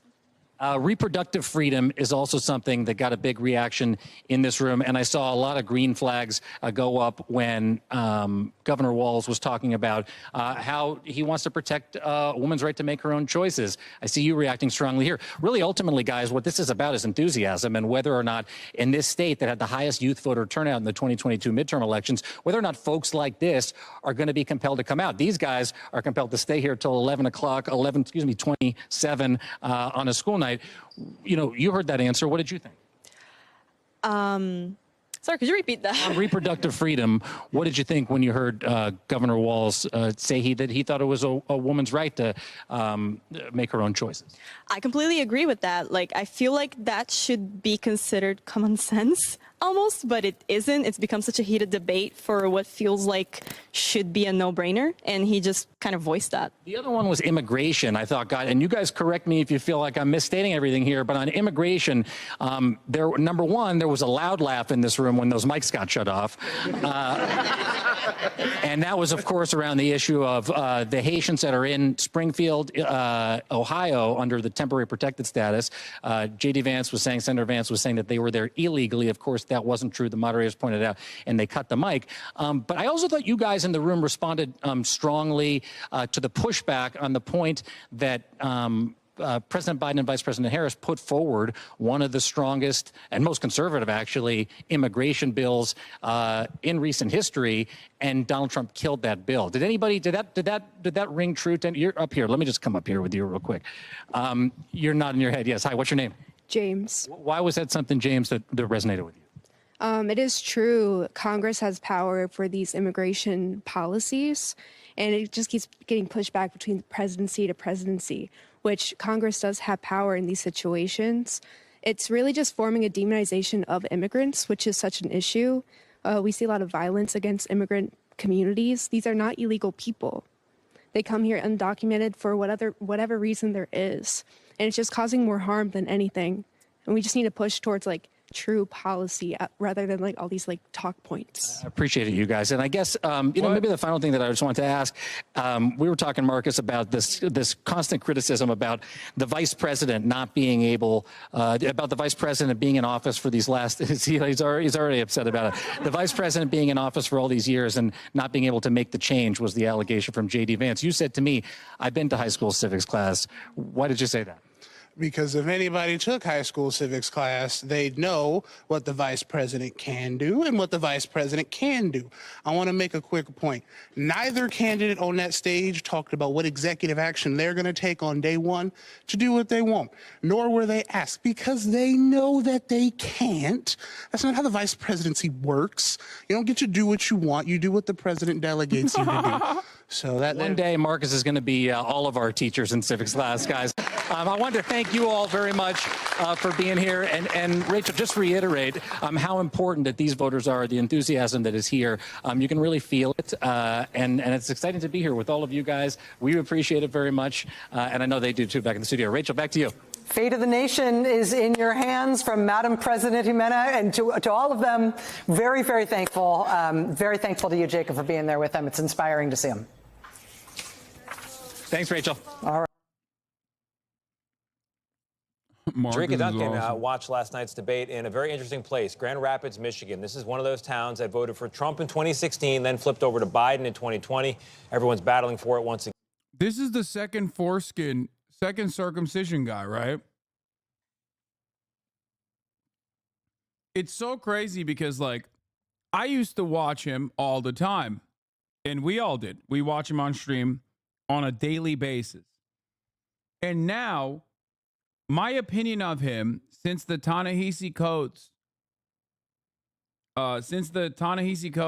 contentious interview that he conducted, and in the aftermath when we found out that he wrote an article about how he got his dick skin chopped off again, like, it has altered my worldview irreparably. Like, I will never see him the same way ever again.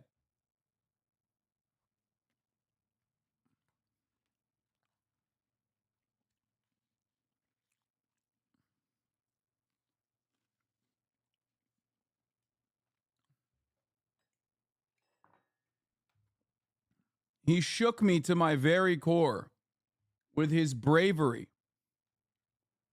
He double tapped, dude. Excuse me, what? Yes, this is Tony Double Caucus, or whatever the fuck his last name is.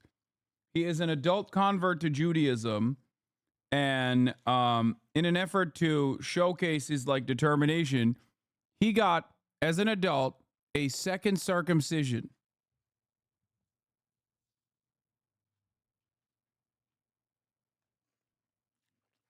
We only know about it because he then wrote an article about it. It's also additionally funny because his wife still left him after all that.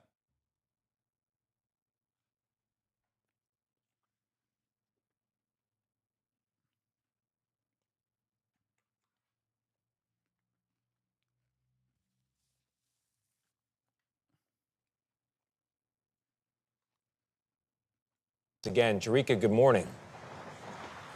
Good morning to you. Good morning to everyone. It is a very competitive district here in Kent County, Michigan. About 350,000 people voted in the last presidential election. But following last night's debate, we asked the voters, who do they think won? They said J.D. Vance. Most of them said that he won this debate. But take politics out of this for just a moment. They said they were most impressed with the civility that we saw on full display last night. Take a listen. This debate that I saw made me happy. The median American voter is so fucking irreparably stupid. Like, there's no salvaging this situation.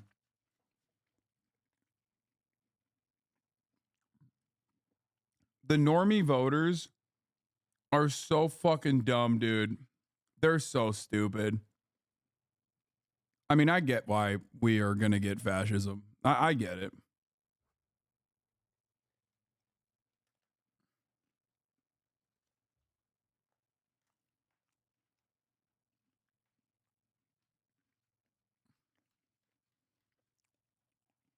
Wow, I love civility.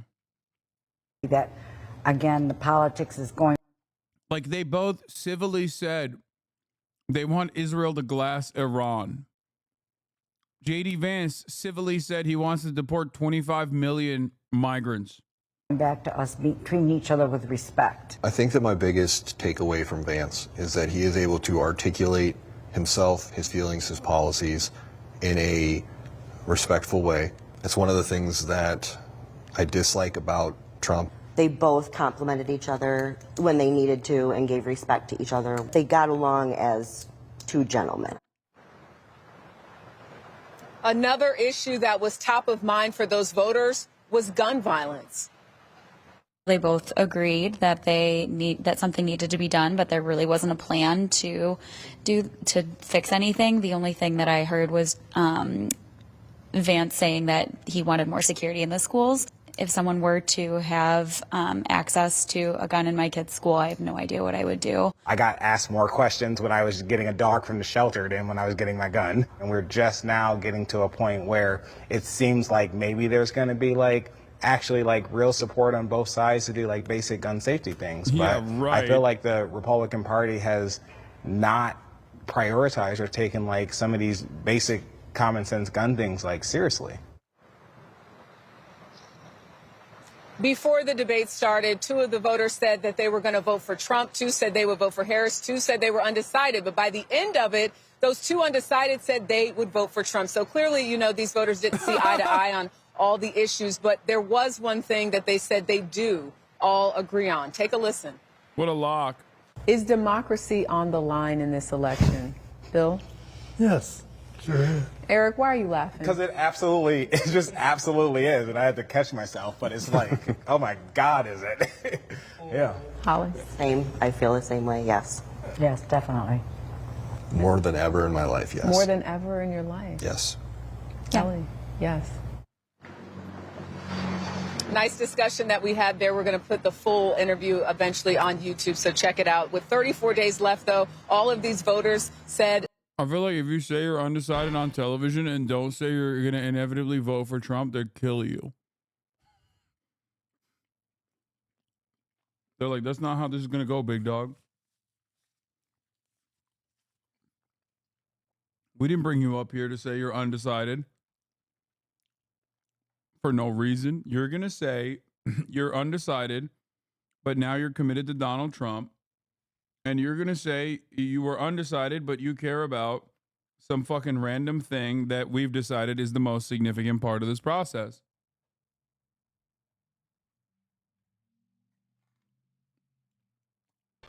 I agree. It should not take 7 years for an asylum claim to be done. I agree with you. I think you want to solve this problem, but I don't think that Kamala Harris does. I agree with a lot of what Senator Vance said about what's happening. His running mate, though, does not, and that's the problem. Governor, I agree with you. Amber Thurman should still be alive, and there are a lot of people who should still be alive, and I certainly wish that she was. I'm in agreement with him on this. First of all, I didn't know that your 17-year-old witnessed a shooting, and I'm sorry about that, and I hope that he's doing okay. Christ have mercy. It was a shockingly civil debate, if that's a... God, I fucking hate this shit so much! Oh my God. Just vaguely gesturing at some understanding, some false notion of civility without any sort of policy.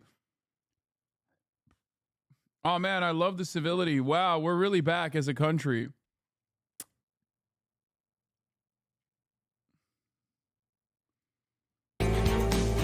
Oh, damn, the 5 just reacted. Hello, everyone. I'm Dana Perino.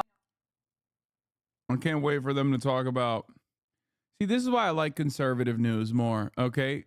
Because they're going to talk about civility for like 3 seconds, and then they're immediately going to talk about how Tim Walz is secretly a gay Chinese communist, okay? Like, that's what I want from my fucking news media, okay? They're going to be like, he's not a secret Somali. We were wrong about that. Okay. Mea culpa. They're actually, we are now updating our position on Tim Walz's ancestry. He's not a secret Somali. He's a secret Chinese communist.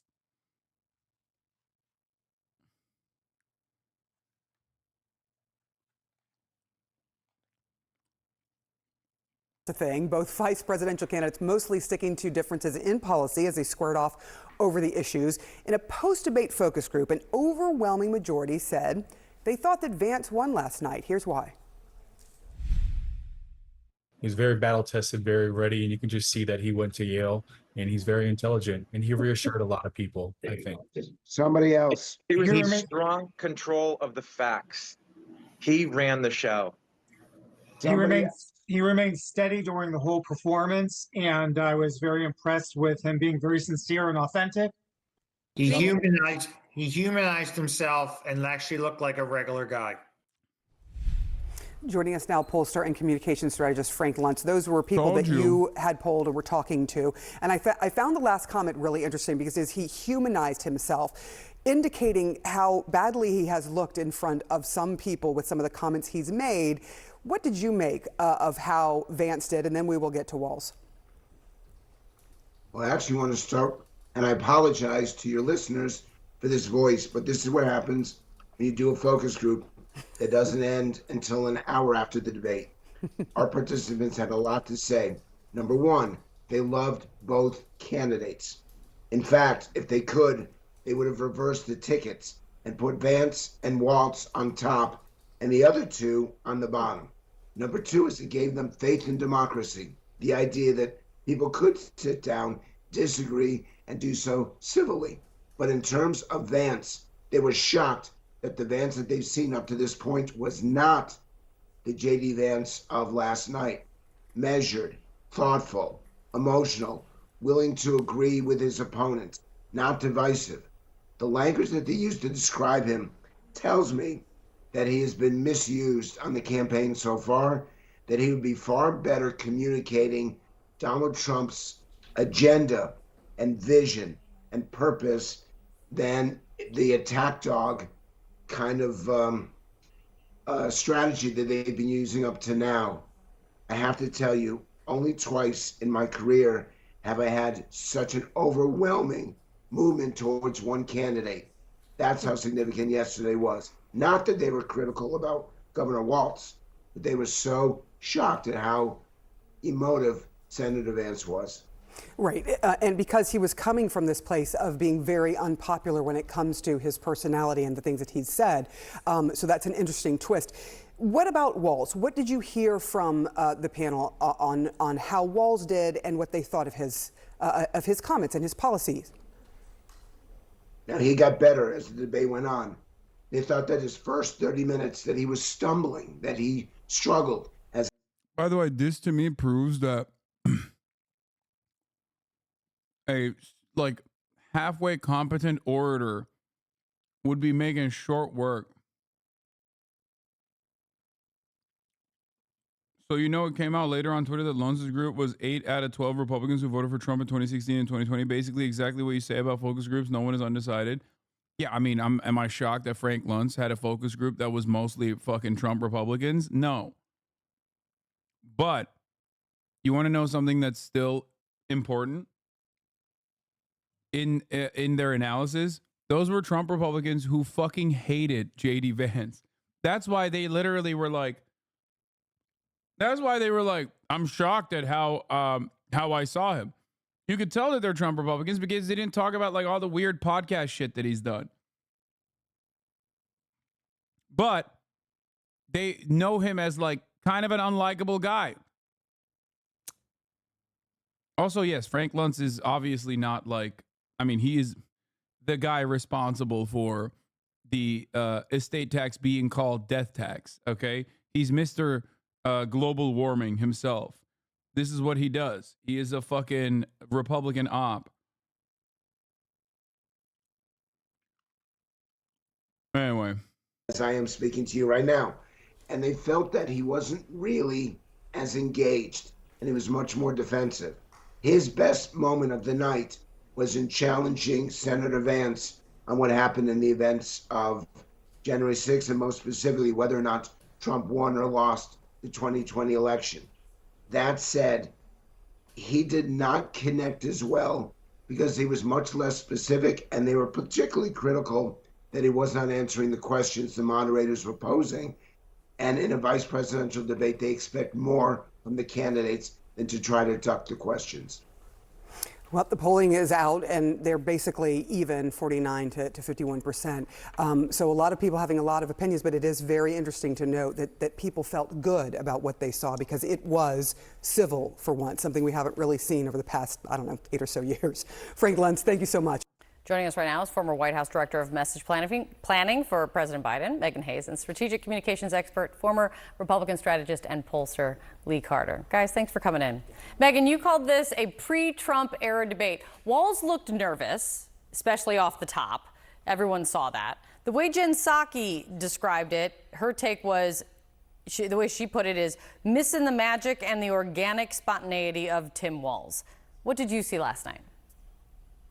Yeah, I think he was absolutely nervous. I mean, I would also be very nervous on that stage as well. And then he got into his groove, and I think he did very well. I think the highlights for him were obviously the issues on reproductive rights. I think he was very strong there. I think he pushed back really appropriately on immigration and some other top areas. I do think that his shining moment and where the dials were really high, according to a lot of the polls, were the last question about if he can, say that Donald Trump lost the election. And I think that the independent voters in these swing states, that's what people are noticing. Do they really want someone who can't say that their boss lost the election as the last person in the room when they're making these crucial decisions, during a wartime and during some of these other crises that you face as the president and the vice president? So I think that was a really telling moment for Walz. And I think, both of them did no harm. And I think that, we will all move on to the next major news event in the cycle.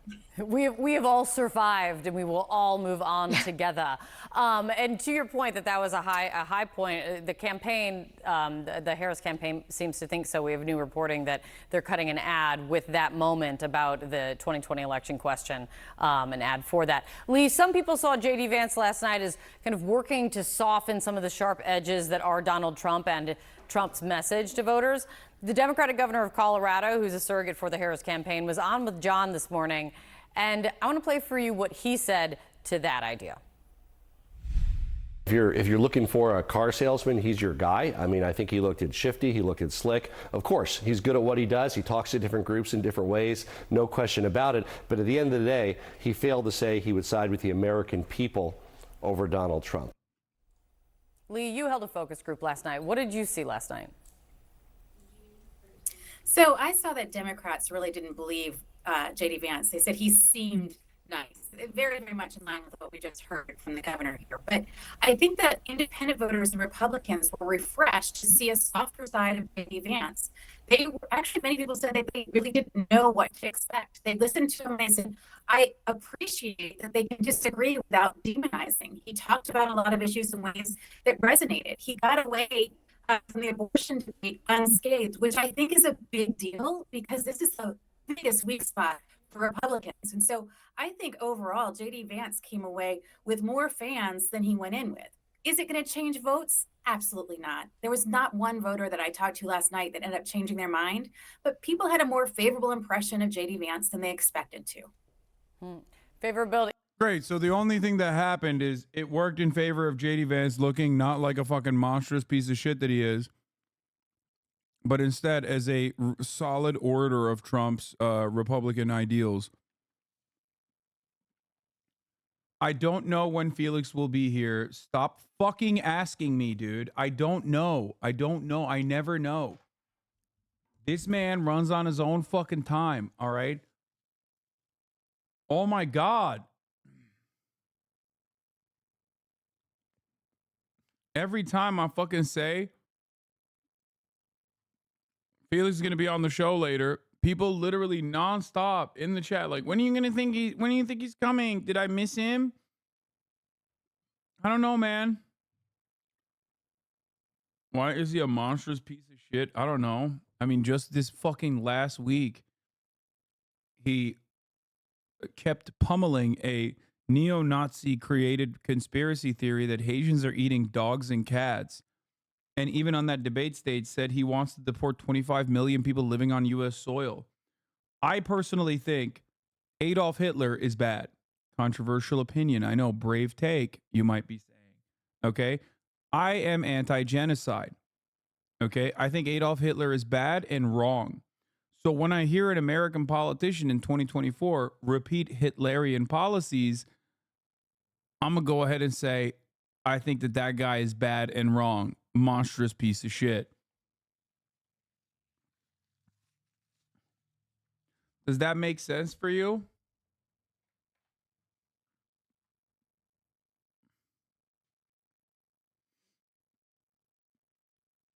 Hogs just want a sleazy white guy to tell them Nazi shit with a fake smile and conversational tone so they don't have to feel bad for being fascist, and Lewis will smile and clap like seals for the civil fascism. Yeah.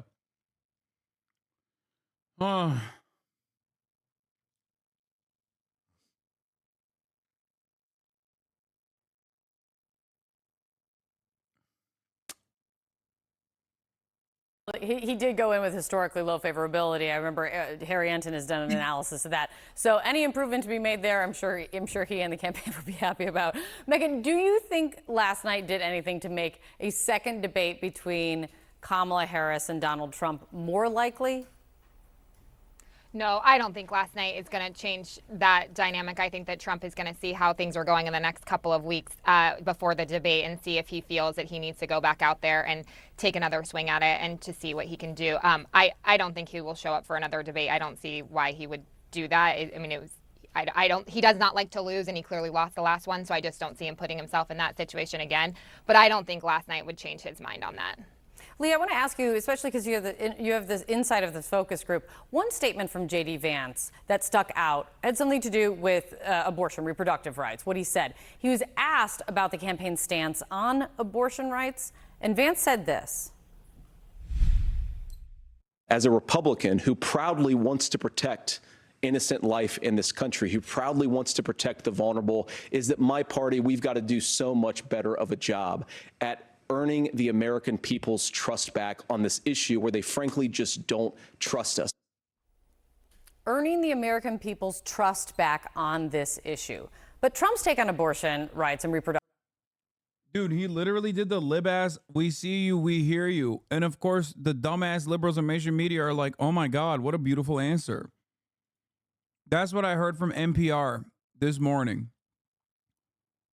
They ate that shit up. That's all they... Dude, they're so stupid. Liberals are some of the easiest to manipulate people on the fucking planet, dude. Like, you can have a guy go on every podcast and be like, women are brood mares. They must be bred forcibly and violently. And if they ever dare to do anything but breed and stay in the kitchen, we should jail them and kill them. Okay? Like, you could have a guy like JD Vance say that every day. And then he goes on the main stage and he's like, we really have to do a good job of hearing women out. They have a lot of problems and we must solve them. And everyone's like, aw. You see that? He's a good guy. He changed his mind, actually.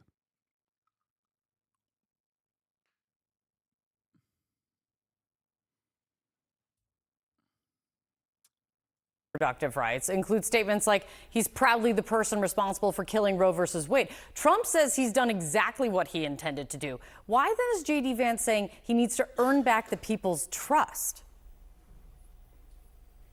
Well, I think that the Republicans have done a very, very bad job talking about their position here. Their position on abortion is actually not the popular position among Americans. And so they're really fighting upstream. So the way— Whoa, that's crazy. But if I were to fucking look at mainstream media in the months leading up to Roe v. Wade's, abolition, despite the fact that all the polling showed that 75% of the public actually consider Roe v. Wade to be good. It was a real controversial position. It was a real 50-50 split. I just don't understand it because this doesn't really match like the way the media covered this issue until it was gone. And now they're covering it very differently now that it's gone. Chat, when I say this, look, I'm a fucking avid media watcher. You guys know this, and you are too, right? Like you're in here, you're an avid media watcher as well, right? How many times did we hear from the media? How many times did I fucking scream at my goddamn TV, at my goddamn monitor, whenever we heard in NPR reporting or in New York Times reporting, like, abortion is a real controversial issue for Americans? It was never a controversial issue for Americans. It was not. That was a whole cloth, completely manufactured narrative. It was never a controversial issue. Everyone was like, no, we like it. Please let us keep it. Okay. It's incredibly stupid that the media has the capability of just like shaping the narrative. And even if they don't shape the narrative successfully, it doesn't matter because your voice doesn't matter. Nothing we do matters.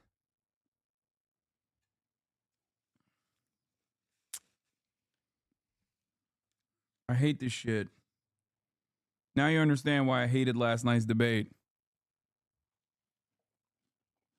I hate it so much that I forgot to run the 3-minute ad break right now in the top of the hour.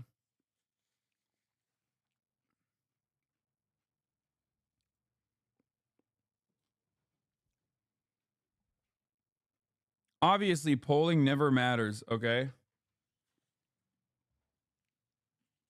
It doesn't. It just simply does not matter. If it did, the Democratic Party would have changed trajectory on fucking Israel policy a long ass time ago. Here's a 3-minute ad break now, by the way.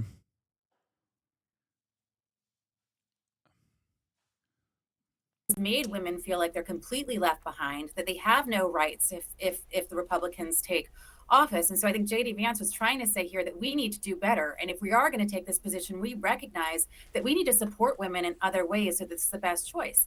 And frankly, it was a refreshing answer to folks that said that many people said this didn't seem as scary as other answers I've heard before. They want to hear that there's more support to women. Does it answer people whose primary, concern is women's rights and abortion? Absolutely not. But again, I think this showed a different side of JD Vance and the Republicans than we've seen until now. And for many people, that was somewhat refreshing and made them feel less scary. Scary was a word I heard a lot. Bro, this is CNN. Glaze! It's real. CNN is glazing. Along with Judge Jeanine Pirro, Harold Ford Jr., Jesse Waters, and Greg Gutfeld. It's 5 o'clock in New York City, and this is The Five.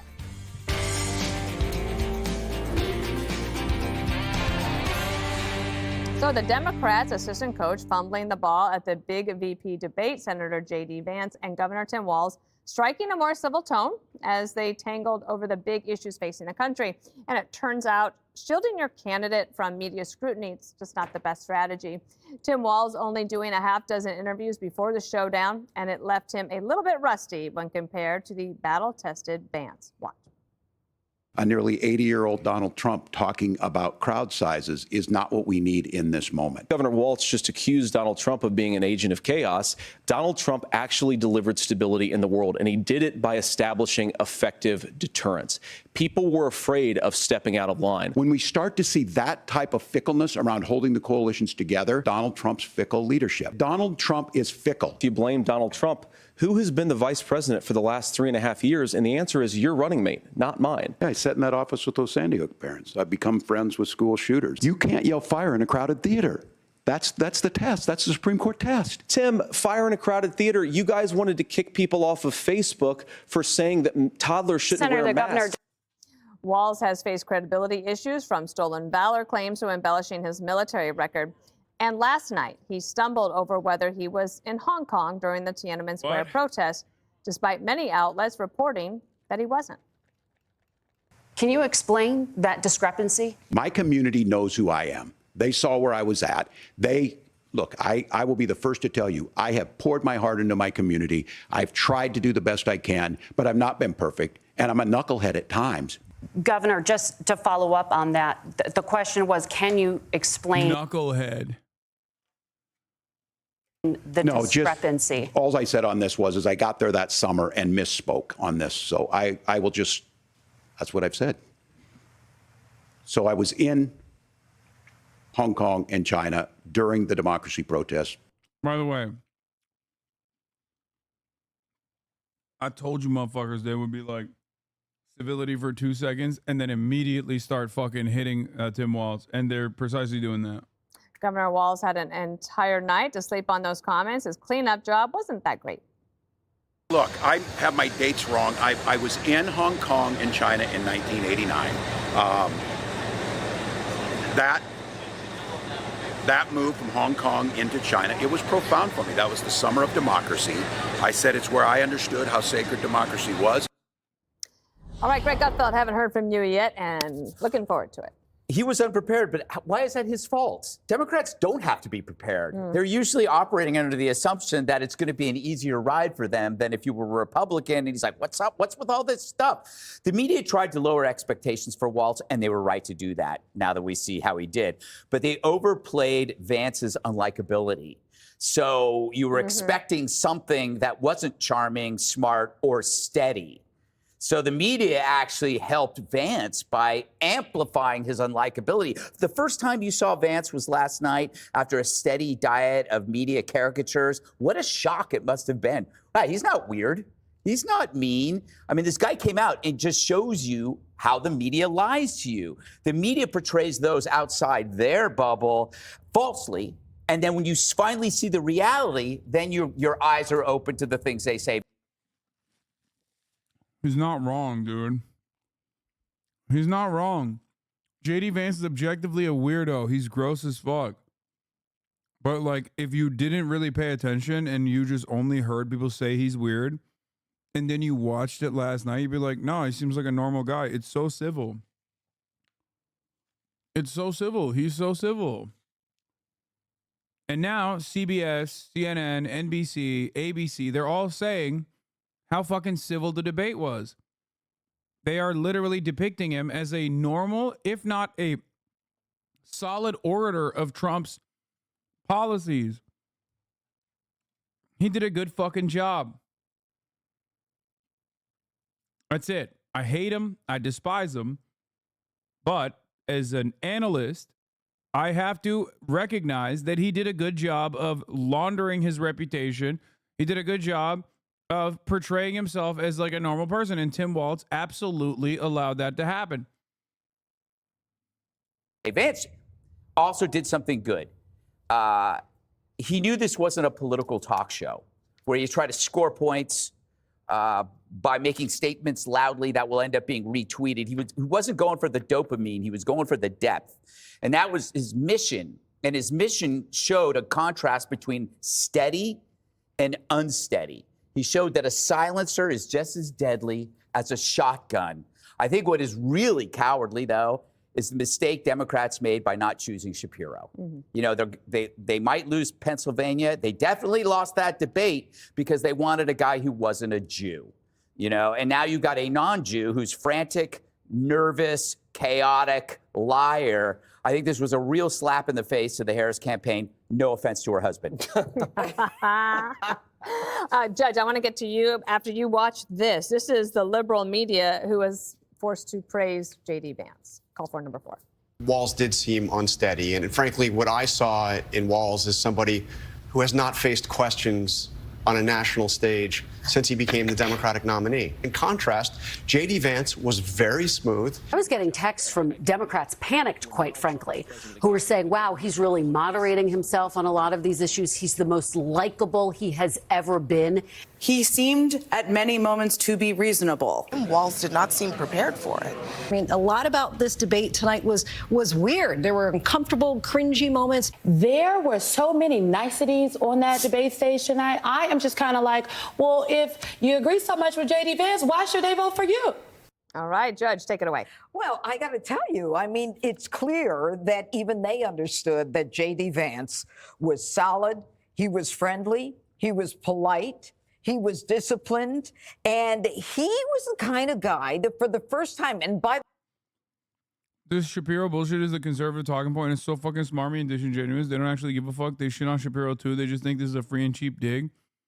Yeah, it is. But it's also correct. And that's the worst kind of cheap dig that you can make. Not the anti-Semitism stuff, but the fact that like I'm making the same exact argument. If you weren't going to actually unleash Walz as a progressive force, or at the very least, like sit there and defend certain progressive policies and adopt them, okay, then why the fuck did you pick Tim Walz? Like, you should have literally picked Josh Shapiro. Josh Shapiro would be a better fucking defender of like right-wing border bills and whatever kind of fucking dumbass like right-wing idea you have. He'd be a better defender of Israel too. You know what I mean? He could have sat up there and did his Obama routine and been like, first strike, if Tehran wants a nuke, it can keep it. And by that I mean an Israeli nuke on Tehran. Let me be clear. We will nuke Tehran. I'm Josh Shapiro. I'm pussy too.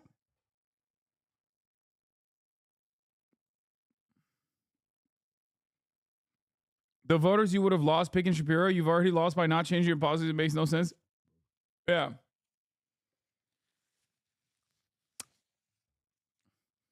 The anti-Semitism stuff is the cheap thing I'm talking about. It's so gross coming from the actual fucking Nazis. No, you're just this mad because your dad repeats it back to you. Okay. I mean, you're right. But you're extra mad because I know your dad, and I'm Jewish. I know megaphonics. I know you're Jewish, but yes, it's you're this emotionally invested in the Josh Shapiro stuff specifically because I feel like your dad keeps repeating these talking points to you, which is pretty funny. Anyway, but yeah, no, they don't give a fuck about anti-Semitism. What are we talking about? It's Fox News.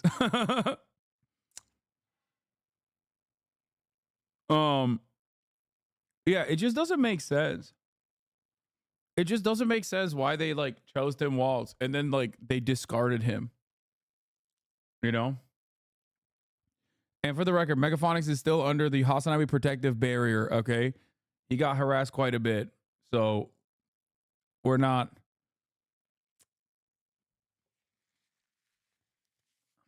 calling him Megaphonics.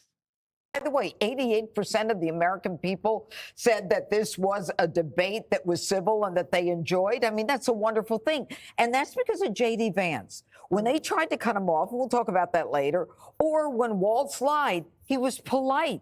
This is a guy who's going to reach across the aisle. This is a guy who will make not only a great vice president, but a great president one day. And I don't want to get into a lot of the small stuff, but I got to tell you, I was exhausted watching Walz. I mean, it was like this, that, eyes punched out, turn around, right down. It was almost like he was waiting for the feds to come in and arrest him or something. I was like exhausted. But J.D. Vance, he so impressed me. And I think he impressed everybody. This is a guy who's going to try to solve problems. He didn't fight. He didn't play dirty. I just want to say one more thing about Walz. You know, being a knucklehead doesn't excuse you from being a serial liar. That's the worst aspect of this, like, Hong Kong shit, is that he's not like a serial liar at all. Okay? That's just what, like, Republicans have chosen to lie about him on. Like, for every 12 thing that they make up about Tim Walz and claim he's lying on, there's like 2 that sticks. And then everybody forgets that, like, there's 12 things, there are 10 other things that they made up. Bro, they thought he swapped out his dog, man. Like, what the fuck are we talking about?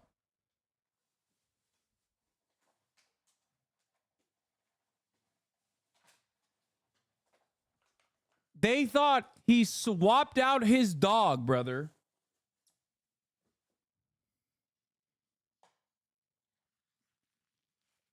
And after last night's performance, I'm thinking maybe he did. I'm kidding.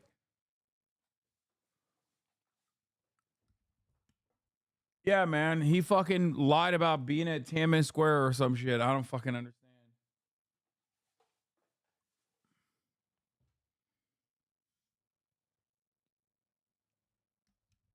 I don't care about lying about being at Tiananmen Square as much as I care about, like, a person who's currently lying about Haitians eating cats and dogs in an effort to fucking kill them, okay?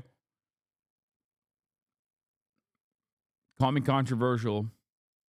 And I was saying, Harold, that Eddie Haskell from Leave It to Beaver was a knucklehead, right? It was, but you know, lying about things that are pretty basic, and then not having the ability to land an answer at your most important moment showed, I think, why the Democrats were nervous last night. How do you feel today? So good to be back with everybody. I think the analysis that's been around the table. No, boo! Bring us Jessica Tarkov. Boo! Boo! We want Tarkov. We want Tarkov. Boo! Where's Jessica? Where's my Jessica? Where's my sweetie pie? My queen. Well, I think it was a very civil debate, and I think Tim Walz contributed to the civility also. But I think that the round robin we did with some of the other reporters and journalists, who I thought were honest about it. The three of us were on last night. And I said there are 5 things I think you have to do when you are in a debate like this, president or vice president. You got to be likable and optimistic. You got to show strength and capability. You got to be smart. You got to be relatable. And ultimately, you got to show that you're presidential. J.D. Vance, you're right, Judge. He was coming from a little bit of a deficit because of some of the media characterizations, as you said, Greg. And he, you know, you walked away. I didn't agree with him on a lot of things, but I didn't think he was a bad guy. I just think as a guy that I don't agree with on things. But in terms of a person, a father, someone who's decent, and they agreed on child care, they agreed on guns, they agreed even in some other areas involving foreign policy, but they disagreed on some other things. I thought on the substance, JD was good on immigration and the border. He was good on the economy. He asked serious questions. Bro was like, I love school shooters. Adderall Andy. Bro was like, I love school shooters. You think he actually said he loves school shooters? And it wasn't just him misspeaking?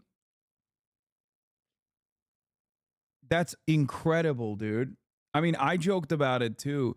He's a serial liar, although a lot of that shit, a big part of him is a fucking lie. Even him lying about his kid is a shooting that never even happened.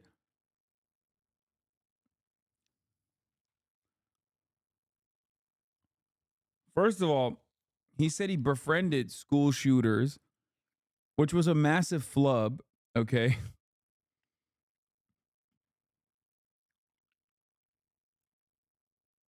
No, he didn't accidentally say, I've known school shooters. Okay, stop. He accidentally said, I befriended school shooters. Okay, he meant like school shooter victims. Okay, or school shooting families. Everybody understands that. Hannity talked about this on a serious show this afternoon and said Waltz meant what he said. That's awesome.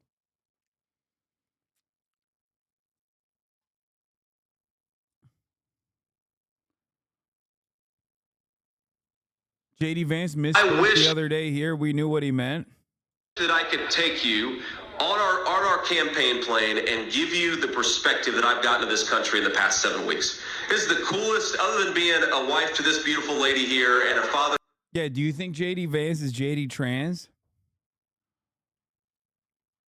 Adderall Andy, you know. Are we watching JD trans? Is that what's going on? What's up, guys? I'm Gay D Trans. That sounds like a Nick Mullen bit.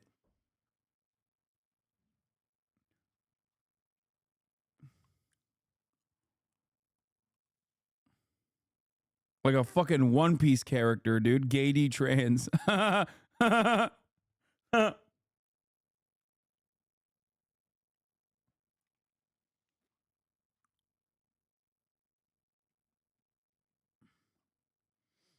Yeah, also, this wasn't a lie, dog. What the fuck? Walt says his 17-year-old son witnessed the shooting as he played volleyball at the rec center.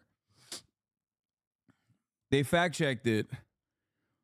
Anyway, my son was a witness to a shooting at a local Y. I carried weapons of war in war. I was in China when they did the massacre. Like, bro's running for VP and he's caused so many lies.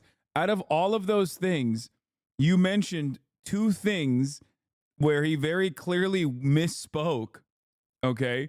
Because if he was regularly talking about how he went to war and he's a combat veteran or some shit, you would have more than one instance where he has said that like 10 fucking years ago, dumbass. That's number 1. Number 2, you mentioned something that it did happen and said it didn't happen. So you still haven't been able to find like an abject lie, except for this. I was in China when they did the massacre, which, by the way, demonstrates that you don't even care about what the fucking lie is or why it's so damaging or whatever. And now you're saying you're no better, but your bias is fucking obvious and insane. First of all, I am biased. I am. And I tell you how biased I am all the time. I am going to be writing in Joseph Robinette Brandon, okay? Because I'm writing with Biden. Why am I writing with Biden? Because these 2 scumbags, Tim Walz and Kamala Harris, stole the presidency from the only man who did NATO. Okay? Me and Ryan Ruth locked in a lover's quarrel. We are all the way to the end, the strongest allies of NATO. Biden did NATO. I'm writing his name in. That's number 1. Number 2, notice how you just slammed a whole bunch of nonsense here and then tried to package it with like one thing that is actually a fucking lie. That's the whole point. That's what I'm trying to say. Tim Walz, like him, hate him, this kind of like idea that he's a fucking serial liar is stupid. I hate JD Vance, and I very openly, for the past hour, have talked about I hate JD Vance. And yet I've talked about how well he performed on the stage last night. That should have given you an understanding that, like, I'm not going to lie to you, okay? I'm going to tell you what's what. I'm going to tell you how it is. That's it.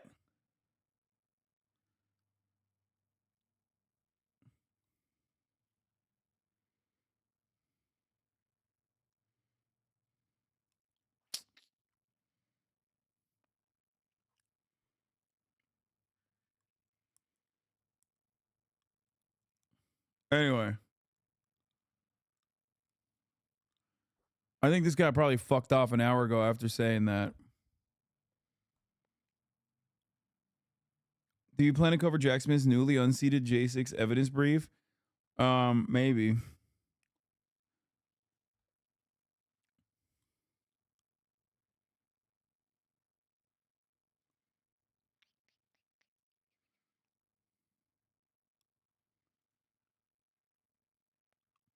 Dude doesn't know you defended Trump in the bloodbath comments, so not that biased. Yeah, my bias is towards the truth. Like, I don't give a shit. I don't find myself. I don't like the Democratic Party. I hate the Republican Party. That's it. Like, I don't give a shit. I'm just gonna be honest with you. If either party represents my interests, I'll tell you. It's about why isn't the vice president doing this now? And I thought that after they took the first commercial break, Walz was good coming back as he got his stride on abortion. He talked about health care, and if we undo the Affordable Care, what happens? I thought JD didn't have, that was the only time his substantive answers, they weren't as smooth as some of the others. And finally, I think the question he asked about, will you accept the outcome? That's a good one. This is what Tim Walz meant with befriending school shooters.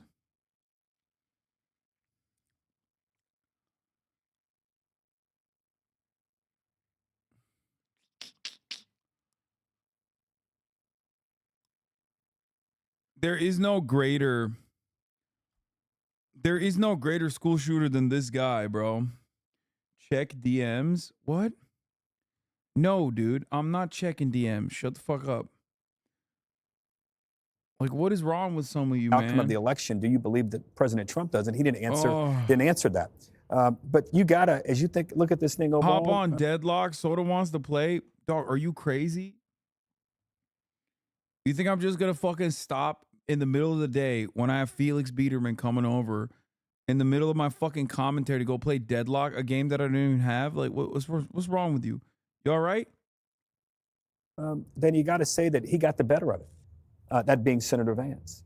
Did you wear a tie like this for a special occasion? Post-debate Is this a special occasion tie? I mean, it feels like happy. Yeah, exactly. Unlike you, is what we're saying. It's like, See, that's a happy one. You know, this tie reflects the mood of the country. We are pleasantly surprised. How many times could you say that after watching these debates? Because there was the JD Vance hoax that was destroyed last night. We were told that this guy was a sketchball. And then many Americans, especially women, saw JD. I love hearing from another sketchball who is like an even grosser sketchball than JD Vance describe to everybody that he's actually a likable fellow. It's like, dude, you literally have the cranial physiognomy, is that the right term, of a date rapist, okay? I'm sorry, there is no other way to put it. I can't be nice. Oh, lol. XQC and Soda are watching the stream. That's why they're coming in here. What? Oh, okay. Great. I don't know how else to describe it. He just gives like sleazeball fucking vibes. I've never encountered another human being. I've never encountered cranial morphology. Thank you. I have never encountered a human being out in the wild that I'm like, that guy just looks straight up like a fucking date rapist, dude. Straight up.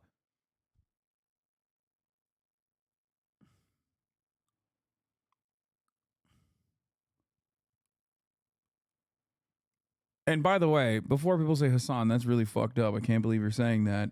He literally fucking openly admitted that he let out the goddamn air out of his now wife's tires at work so that she would be desperate enough to need his help. That is serial killer shit, dog. JD Vance last night, and they thought, this seems like the kind of guy you can bring home to your parents. He's smooth, he's polished, he's reasonable. I got blocked on Twitter before I deleted it because I kept tweeting at Jesse thinking if he's ever noticed women instinctively covering up their drinks when he walks by. That's so good. That's such a good lock, dude. Oh, sorry, he was married. And the woman that he did that to was his subordinate at the time. God, he's so fucking gross. When I was trying to get Emma to date me, first thing I did, let the air out of her tires.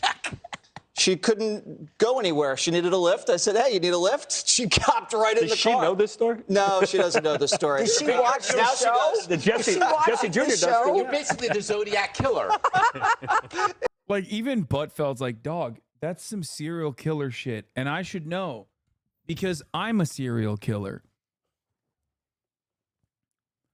It's so funny that both Buttfeld and Jesse Waters are like different types of sexual perverts. Like they represent the broad diverse sexual perverse behavior spectrum.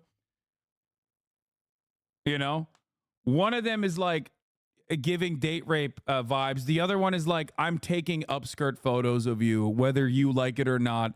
And because if there were more people like me out there, we would also have to do the Japanese style legislation where people's fucking phone cameras, even on silent, have to do the photo taking sound.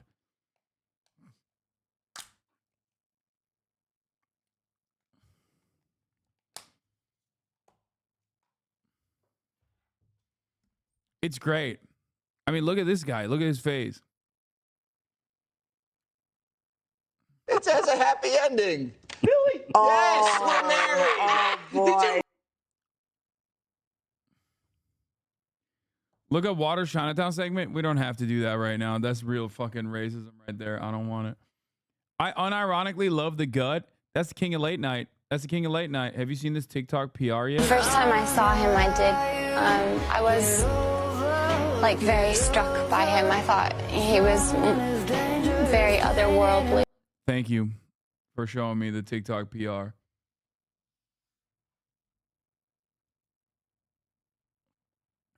Apparently, Lebanese Foreign Minister Abdullah Abu Habib says Hezbollah leader Hasan Nasrallah agreed to a ceasefire right before Israel killed him.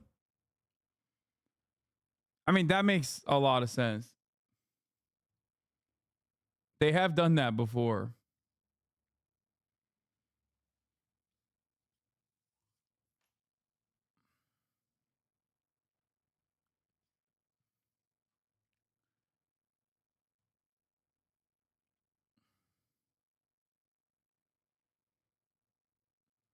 See, if that was a YouTube essay, you would have said, bro, is this your YouTube video? But when horny chatters send you their TikToks, you're spam, like, and move on, shaking my head.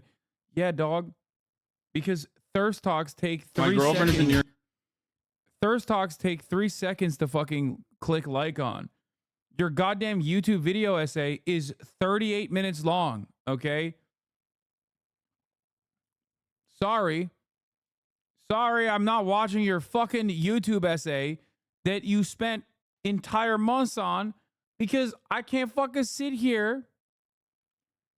And you know, watch a goddamn YouTube essay.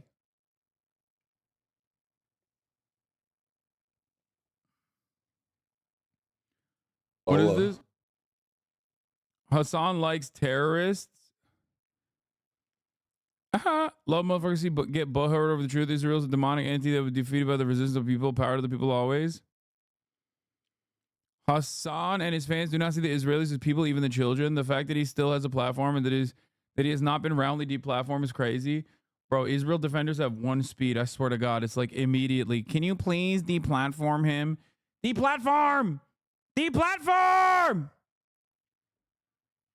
People who love Israel love spelling my name with 2 S's and hoping that Israel kills me. And if they can't do that, then hoping I get fucking deplatformed. It's so stupid. 40K likes, HasanAbi TikTok. Oh, I saw this. Who the fuck was next to me when I saw this? I think it was March. This was after I was leaving USC and March was sitting next to me and this showed up on my fucking feed and I liked it and he's like, damn, bro, you're on Hasan Talk? And I was like, yeah, I am. Sometimes I see this stuff and I like it. When I tell him to unfollow Summer Rae and he says unfollow Hasan, 40K likes, let's fucking go.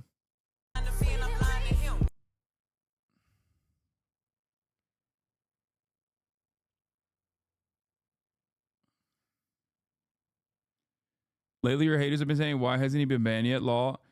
Yeah, they're fucking nuts, dude. They don't understand. Like, most people can't be fucking asked to just care about this shit, okay?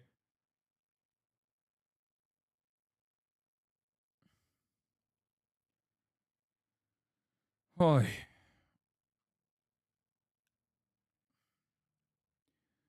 It's also weird because half the motherfuckers, dude, you know what's funny about this? Half the people chirping nonstop literally agree with the domestic policies of Hezbollah, or at the very least don't care about it enough, okay? They're like conservatives. They love the fucking anti-gay shit. They love the anti-gay shit. They love the anti-women shit. If there are anti-women policies, they're like, oh, I love that. That's why it's so ridiculous. It's like, no, the things I disagree with Hezbollah and the things you disagree with Hezbollah are different, okay? So it's weird when you try to call me an Islamist fundamentalist. It just comes across as like you're being a fucking massive racist piece of shit.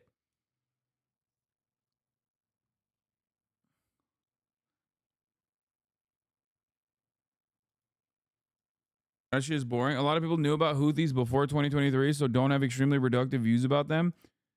There's no way you're talking about me having a reductive view about the Houthis, right? Because like I covered this shit way before 2023. Like what are we talking about?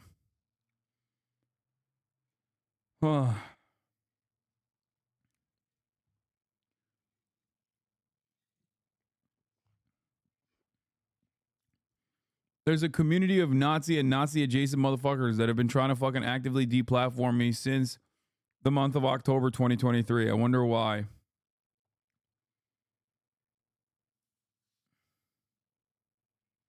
He's civil. He's smart. He's humble. Everything that they said about him was completely the opposite. So he had a great night, but Trump even had a better night because Trump chose him. And remember, the first Trump term didn't pick the best people. A lot of people are now reassured that Trump is picking the right people this time. And in a race that this is this tight, you know how they say Trump has like 94% of Republicans? Mm-hmm. Those 6% of Republicans, you call them Nikki Haley people, never Trumpers, Chris Christie, right? They loved J.D. Vance last night. I had so many texts from people like that saying, wow, J.D. Vance was amazing. Mm-hmm. And that's the kind of presentation that they long for, that Trump doesn't bring to the table, but that can bring independents, women with college degrees, and moderate Republicans back. So he added to the ticket and created momentum after the Democrats have had a real bad. I think they're overhyping J.D. Vance stuff. Yeah, I mean, they need any victory that they can fucking jump on. Okay, that's it. Last 4 or 5 days. Walz seemed nice. No, they didn't say Trump won the last debate. They were like, please stop talking about the debate. Nobody should even watch debates last time. J.D. Vance's damning non-answers. Harris Waltz immediately cutting an ad. Let's really rich for Democratic leaders to say that Donald Trump is a unique threat to democracy when he peacefully gave over power. He is still saying he didn't lose the election. I would just ask that. Did he lose the 2020 election? Tim, I'm focused on the future. That was a good line. He got his ass there. Why didn't you do this more, man? Why? Why didn't you do this more, Tim? Tim, I'm disappointed in you. I thought you were a secret Somali. A real Somali would have been fighting like a goddamn pirate, fighting for his own goddamn natural resources, his own coastline. Okay? You should have been fighting for the Democratic Party.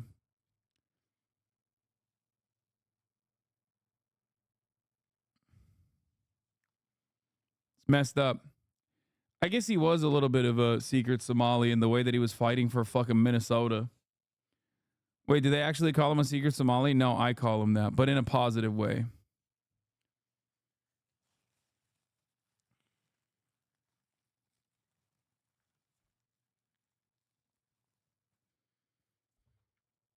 That is a damning non-answer.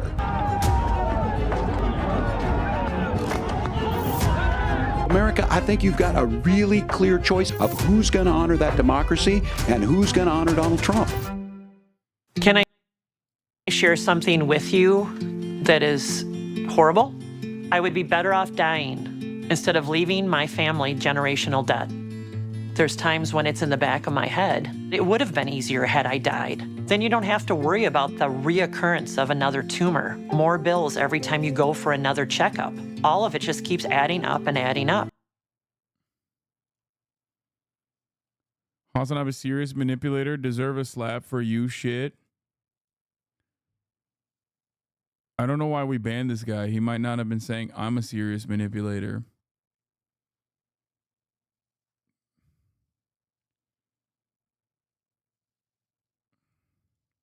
A few years ago, I survived another brain tumor and breast cancer. But now, the Affordable Care Act has been passed, and now I have coverage. It saved my life and my business. Donald Trump says he wants to kill the Affordable Care Act. He doesn't care what that would mean for families like mine. Trump only cares about himself. Before the Affordable Care Act, I could have lost everything. My farm, my life, my family. Unlike Trump, Kamala Harris is fighting for everyday hardworking people. She's fought for us to get health care, and she is fighting for us to keep it. I'm Kamala Harris, and I approve this message. We start the top of the hour this morning with a Fox 5 News alert. Oh, yeah, we got the dock workers. Port worker strike turns violent in Baltimore.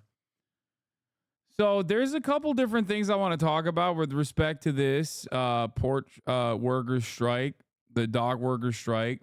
One, I really like the fucking the union leadership. At least, like, he sounds cool. Like, he sounds, I don't know, he just comes across like, maybe I'm wrong. He gives me a little bit of a, he's kind of a Trump hog. I know, but I don't give a shit. I do think that he is definitely a fucking hog for one reason that I find really fucked up. Okay? The thing that I find really fucked up is the weapons transfers will still continue. The International Longshoremen's Association is going on strike, but they're making an exception to ensure bombs continue to be sent to Israel. ILA will maintain pledge to handle military cargo during the strike. Passenger cruise ships to be unaffected by the 10-1 strike. The International Longshoremen's Association and its 85,000 members will continue to honor its century-plus pledge to handle all military cargo, even if there's a coast-wide strike beginning next Tuesday, October 1st, 2024. The union will also continue to work passenger cruise vessels. Dating back to World War I, the ILA was always proud to note that the ILA also means love America when it came to its no-strike pledge in handling U.S. military cargo at all of its ports.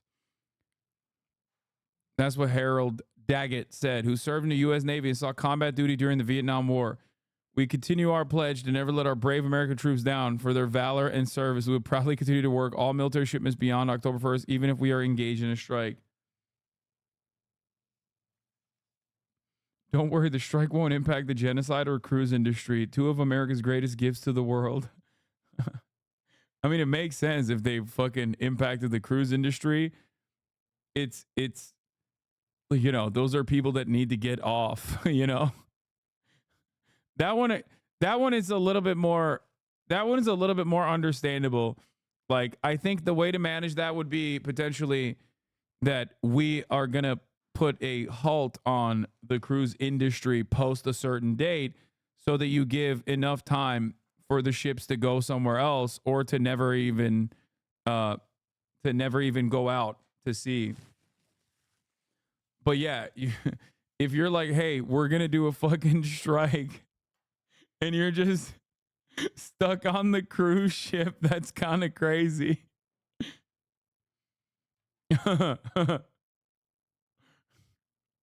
Imagine you're like, yeah, no, dog, sorry. You have to stay on the fucking cruise. It would be funny. Here, let's watch the More Perfect Union video on it. 5,000 dock workers from Maine to Texas are on strike for the first time since 1977. Late last night, members of the International Longshoremen's Association walked off the job after their contract with the ports expired. Union power! Strong piece of power! Strong piece of power! ILA! All the way! Union power! Union power! The dock I think one of the funniest aspects of this is that the ILA is a relatively strong union, and of course, if you're in a relatively strong union, your average wages are going to be fairly high, and people are finding out about like their relatively high wages and getting very mad. And it's like, yeah, dude, that's a good thing. Okay, that's not a bad thing, dumbass. How about you fucking unionize as well? Nope. People are like, how dare they ask for more? They're already making a lot of money. Workers have two demands: higher wages and protections against job-killing automation. The ILA represents workers at 16 ports that handle half of the US's imports. These workers keep America moving, handling goods like beer, liquor, wine, bananas, cars, and even parts that keep our factories running. And they do this backbreaking work for as low as $20 an hour. They're demanding a $5 an hour raise every year for 6 years. Meanwhile, their bosses in the shipping industry have raked in over $400 billion in profits since 2020. Today, they're making billions and billions of dollars. Yeah, Harold J. Daggett has had some really fucking quotable moments. I think he's kind of cool. I mean, he's a bit of a hog, but he's also kind of cool. I don't know how else to describe it. Like he simultaneously gives me bad vibes, but I also think he's chill. On our backs. We went through COVID. Every one of you guys went to work every single day. The workers are also fighting for a fair contract that doesn't allow automation of their jobs. According to a union-produced study, more than 2,250 East Coast workers could lose their jobs to robots if protections aren't implemented. If port owners don't step... Like, I don't have an issue with automation. You just can't fire people. How about that? Yeah, give them less work. It's great. You know, that's efficiency, baby. That's what automation is supposed to be there for. They are supposed to, like, automation is supposed to ease the burden on the laborers, on the workforce. The problem is automation is used as a mechanism of displacement. Okay. They're like, oh, well, we got robots. No more need for the workers. Fire them. That is the issue. Unions understand this. Step up and agree to workers' demands, it could cost the U.S. $5 billion a week. And that means shortages and price hikes for everyone. We're going to win this thing. Trust me. They can't survive too long. And we're going to get what the we deserve. Believe me. And God bless all of you for being here.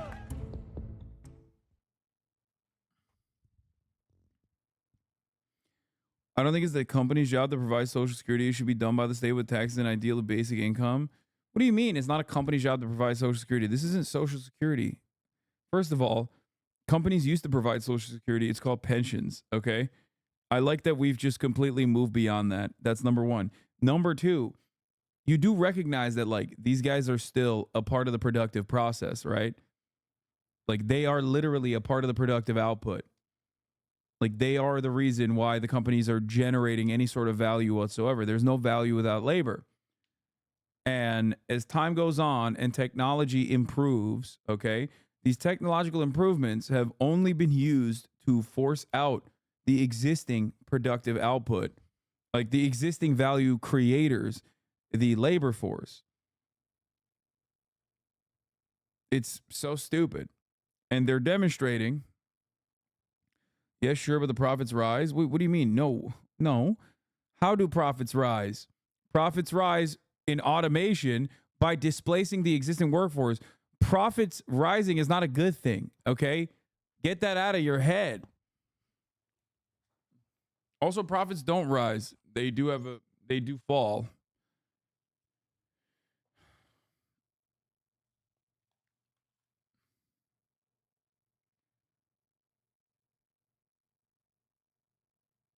That's literally my mom and I hate it. We got into a heated argument about it last night. What do I do to convince her that she shouldn't defend these corporations? She's been let go from the company she currently works at and came back for less money. Oh my God.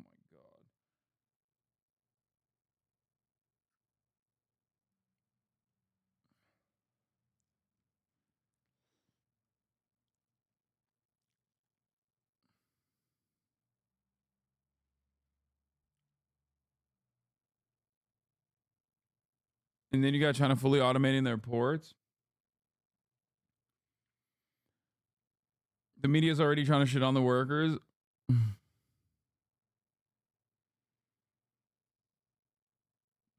Dock workers often work 80 hours a week to make more for this pay, while bosses kicked around and made, what the fuck is this number? Jesus Christ, 400 billion since 2020. Working people deserve a good living. Many dock workers make $150,000 or more. Why they're going on strike?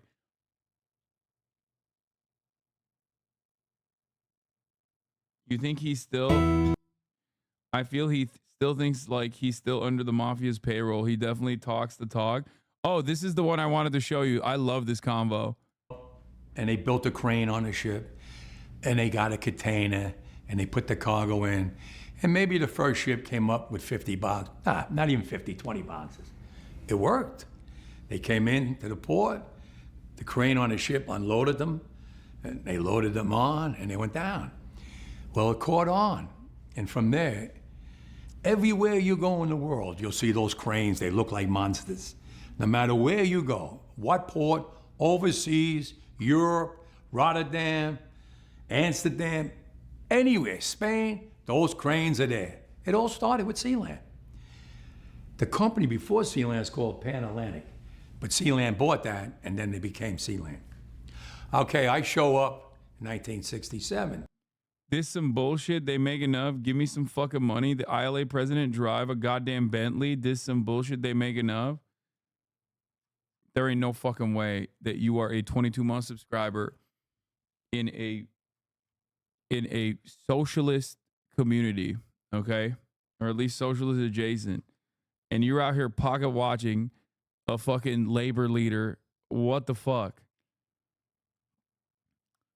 Everything that I advocate for, please, this is bait, right? You're going to be like, oh, I need money for the top of the hour ad break or some shit, right? There ain't no goddamn way. Because at the top of the hour, there's a 3-minute ad break. And if you no longer want to see those ads, he's a Trump tart. It don't matter. It don't fucking matter. Okay? You think I say this shit about the Teamsters when Sean O'Brien was fighting for the fucking contracts? It don't matter. It don't matter if he's a Trump supporter or not.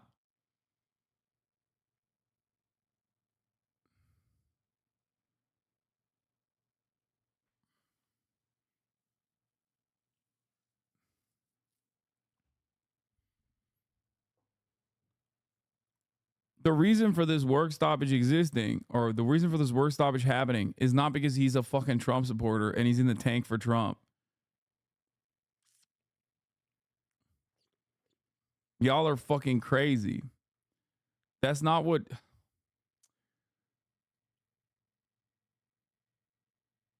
I agree, it don't matter, but his member bulletin the day Trump got shot was so cringe, not gonna lie. This is not about Donald Trump. This is about his own fucking workers. Okay? This is about his wages. This is about the profits that they're generating. This is about the understandable fear that a labor leader has for automation displacing his fucking unionized workforce. That's it. I explained to you before, the maintenance local was down. We built it all up. You heard me. Where the changes started? Wait, is this not a socialist community? Are you just trying to cover your ass, or would you actually say you're more of a social democrat? I'm a capitalist. I love capitalism. Okay. I love capitalism. That's why I run the 3-minute ad breaks at the top of the hour, and I tell you to subscribe. Okay. Here's the 3-minute ad break now, baby. Now listen to my words.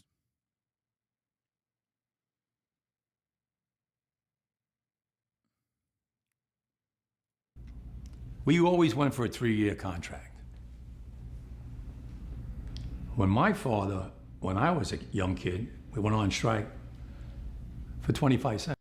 Daggett makes $900,000 a year. Come on, man. That's straight cash. He's not risking his life or safety. Wait, what? What are you guys talking about, bro? Like, targeting the targeting the labor leadership and being like he makes a lot of money is literally one of the first ways in which the media fucking attacks any kind of strike.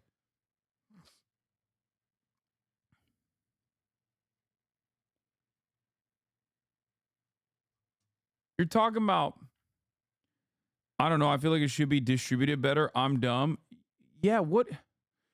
Oh my God. I'm done, dude. I'm done. There is no way in which we can fucking work around this. Yeah, he has Bentleys too, by the way, and a fucking nice ass house, okay?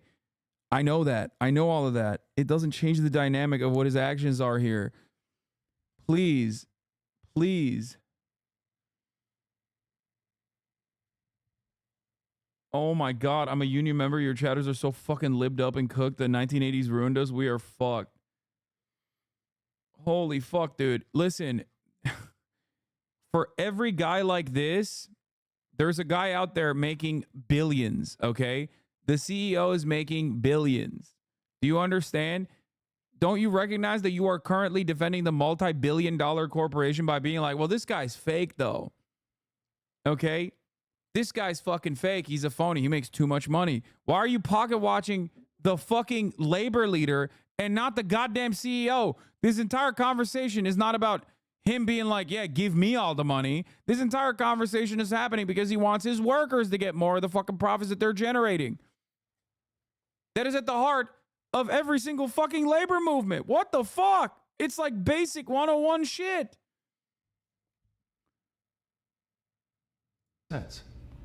25 cents. We went on strike in 1977 for 3 months for 80 cents. Fast forward, back then the companies were lucky to they made millions of dollars, to 10 million, 5 million. Today, they make billions and billions of dollars. They make, MSC is the richest shipping company in the world, made 3 times the money than Amazon. A lot of money, right? Billions. Well, one of the companies, and I won't mention his name, he took himself the Christmas bonus, $4 billion. He took it out for him and his family, $4 billion. A French company, I won't mention their name, they gave all their employees 50 months salary as a Christmas gift. Now, look at that money. They have so much money, they don't even know what to do with it. They know they're building up terminals. If each of the 2,250 laborers got $1 million for their work, they would still have $2.25 billion of dollars of profit. They want to go automation. They want more money now. Get rid of these men. We don't need them no more. It's a big change going on. I've been fighting automation for years. They destroyed LA. They put a fully automated terminal out there, Maersk Line. 800 longshoremen lost their jobs. If it was up to them, they would like to see everybody lose their jobs. Let me tell you, it's not just in the longshore. They got ships in Europe that they're building. They got one now, runs on a battery, container ship. No crew. Somebody in an office building runs it. Goes out, goes in. They don't want any. Why should others pay for their inability to adapt with the current times? Dog, what the fuck are you talking about? Listen, brother, if automation, if let them automate the ships or let them automate the fucking docks, but then don't fire them. That's it. Make them work less hours for the same fucking price. Adequately pay them for the profits that they're generating. Great. Do you understand? Nobody's going to fucking turn around and be like, wow, I can't believe they're automating and making my job easier. The issue here is not that it's automation. The issue here is that automation is being used as a mechanism to displace the fucking existing wage labor force. Holy fuck. Oh my God.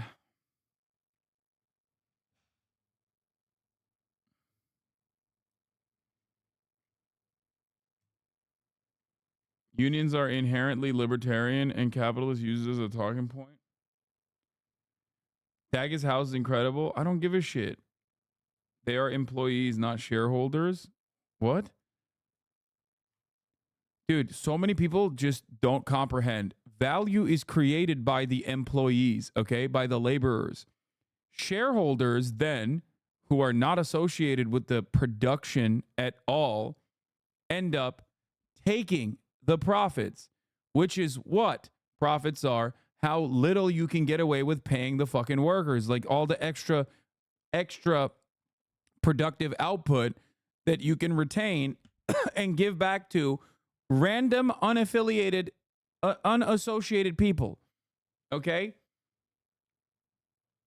If the value was created by the CEO, this strike would not matter, because guess what? The CEO could go there and do the job. The entire point of a strike is to remind people that workers have the value. They are the ones who create the value. Okay?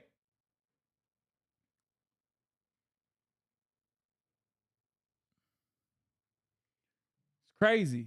Felix Biederman's in the building, ladies and gentlemen.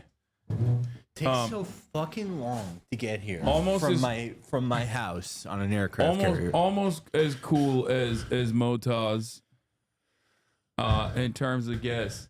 We're doing like fucking basics of you know, wage and how value is accumulated. I mean, like I sort of see both sides of this current dispute. Like, certainly for the longshoremen, but it's sort of like a central truth of my worldview that if you have a wage job, you should have to take one weekend every month to work for free for guys like me.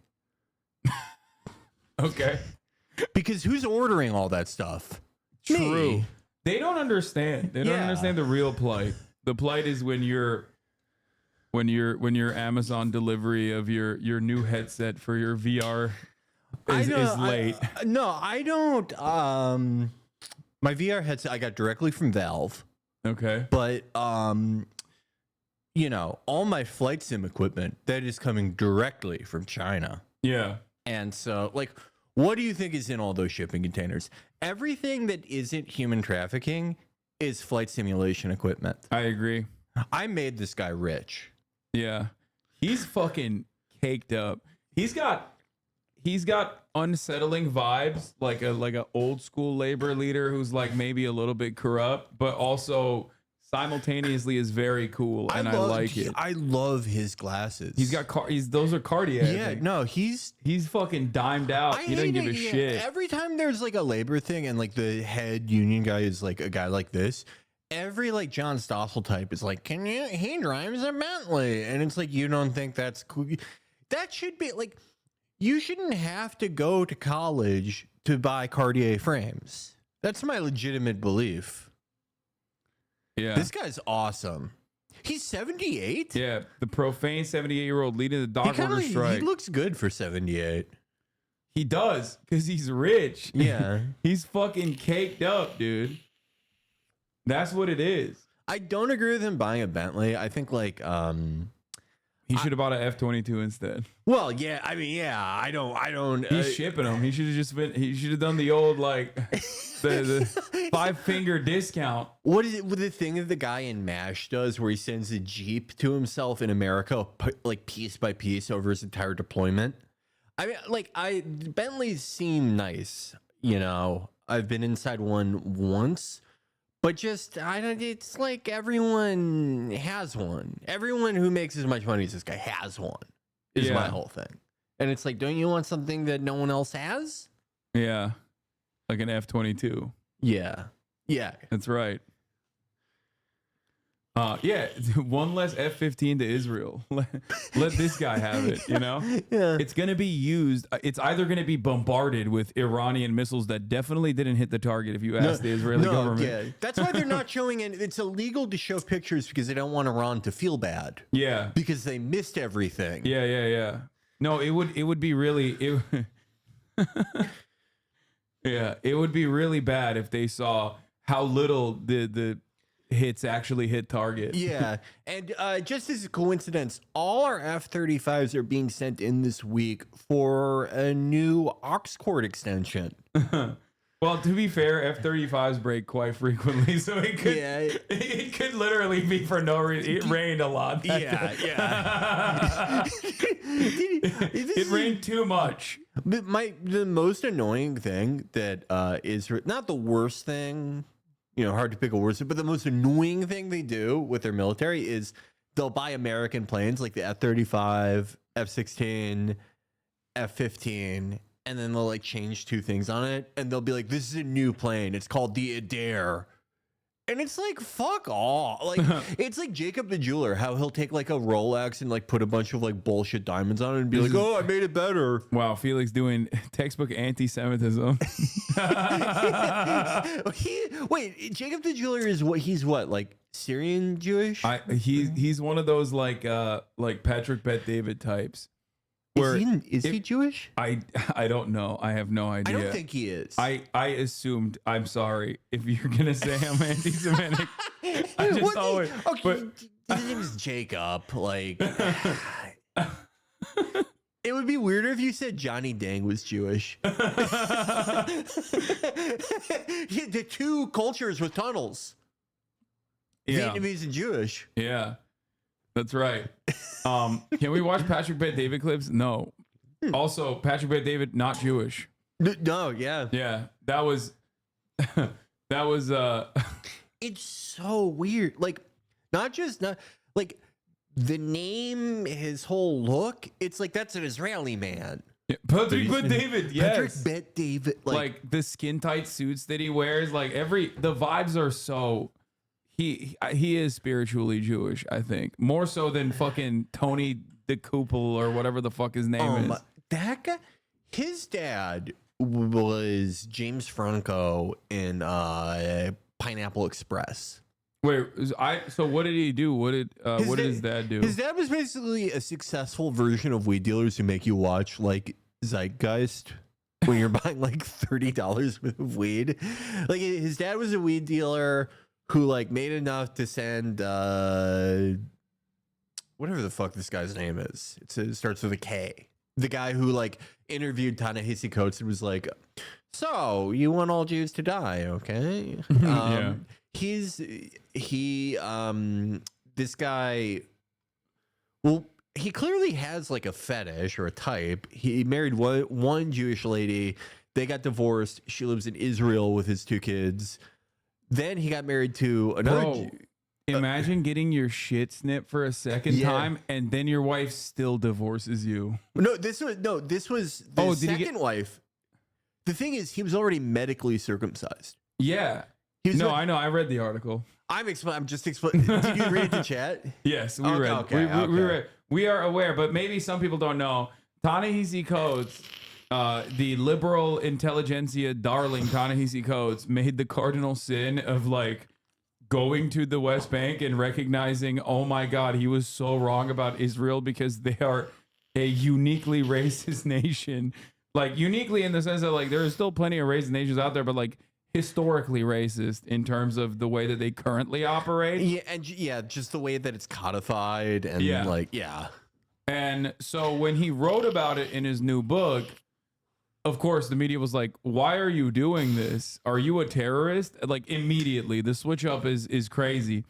And one of the guys that did that was Tony the PP. What the fuck is his last name? It's so like, it seems. I thought he was Georgian because it sounds like a Georgian last name. It's like Kapulki. Yeah, Kapulki. The Kapulk. Whatever. One of those guys. But basically, what ended up happening was we found out the Koopel. Oh, the Koopel, like dick pill. All right. Okay. Well, So- maybe I have some late onset dyslexia. Yeah. Late onset dyslexia. It happens. So he was ripping into Ta-Nehisi Coates, and basically what ended up happening is we found out that he wrote an article about how he got an adult circumcision, like he consented to getting a second circumcision Because as an adult. Yeah, his weed dealer dad was like, this is like, this guy was born what, like 1980? Anyone born after like I would say like the Ford administration probably. You just, the moment you're born, if you're a guy, they just started being like, you want us to peel the skin back? And I just, you know, at a certain point, just everyone had it. And I think part of it is that like a lot of lazy dads were like, I don't want to teach my son how to fucking, you know, clean the smegma. That's my whole thing. Like I think it's fucked up to like force it on a kid, you know, like it's a fucked up choice to make for a kid. But then they took it from us. They took it from both of us. Yeah. It's like, but for religious reasons. I mean, I have a whole thing about it, but like, if I had a son, like obviously I would like, you know, go, that's a fucked up choice for me to make. But then it's like, well, now I'm gonna have to like show him how to clean the foreskin, and I don't know how to do that. And like, what the fuck do I do? I have friends that are uncircumcised? Do I like take it? Do I like have them? You can't have them. You can't have them. I'm not asking them to do it for him. No, I'm not doing that. That's crazy. I like but like maybe I could clean my friend's dick and then describe what it was like to my son. See how complicated it is? That's how they get you. That's why it's a generational curse. You think you're going to be the one to break the chain, and then you're like, oh my fucking God, I'm going to have to clean my friend's dick at least like twice to really get it. Yeah, exactly. It's tough. That's why hard. That's why you just got to keep it going. In any case, you know, that guy, how the fuck do we get to that guy? He I don't even remember. How the fuck did he come up? It's really crazy because like he's like the basic you know, CBS anchor, right? Yeah. So he's like, we watch a lot of news on this broadcast, and he comes up a lot. And now my life has been dramatically altered because every time he comes on screen, in my mind, I'm thinking that's the adult convert that got his shit snipped. Yeah, like he's all I'll ever be able to think about is him like taking Tylenol 3s with like a Looney Tunes style cast over his groin. It's so fucking weird. It's so weird. And he married like a very liberal. He married into a very liberal reform synagogue, and he thought, you know, okay, reform. Like they're not even gonna yell at me about fucking bacon. I bet I don't have to do anything. And they were so hardcore on this one thing. They were like, we don't care if you got circumcised. You have to do, what's that shit in Yakuza where you have to cut a pinky off when you fuck up? It's like that for Judaism. Yeah, they have to draw blood. Yeah. Like the mohel has to come in and draw blood, apparently. A Danny DeVito looking mohel, which he wrote in the article. Yeah, he complains about how the mohel wasn't hot, which is like, okay. If I want to get my shit chopped off, I want the sexiest mohel in the entire tri-state area. Okay, what is this? It's like porn where it's like, I'm not gay, but I have like a big dick in there. You know, I'm not gay, but I don't want my mohel to be hot. Yeah, it's fucked up. The funniest part is he didn't speak Hebrew, and it's like, bro, if you're getting your shit chopped off, perhaps you should have learned Hebrew first. You know what I mean? It's like your commitment is all over the place. Yeah, he's like, he's not going to keep kosher, but he's going to be like, all right, you can fucking take a sword to my cock. Like, that's literally that's the final step of the process, dude. What are you doing? Yeah, it's like, are there people in other religions like that where it's like, someone like a Muslim who all he does is pay like an extremely high jizya, but nothing else. He doesn't do anything else. Yeah. Nico is a revert who doesn't do any of the things. Actually, I guess a lot of these guys, Andrew Tate, Nico, all these like fucking fake Muslims. Yeah, that's the internet. It wouldn't be internet jizya. It would be zakat, by the way, Felix. Jizya is for non-Muslims. Zakat. Yeah. What can I say? I got woken up early today. So, yeah. you know, jizya is what I pay. No, that exists. Muslims who will do heroin or some shit but not eat bacon. I mean, yeah, that's like the meme in Islam is that you can do whatever you want as long as you don't eat bacon. That's the but that's like the opposite, because for Muslims it's the easiest one to follow. Okay, so it's technically the opposite of getting your shit chopped off, because it's like for Muslims it's like pretty fucking easy to not eat pork products, and also there's like a baked in fear about it in the Islamic world in general.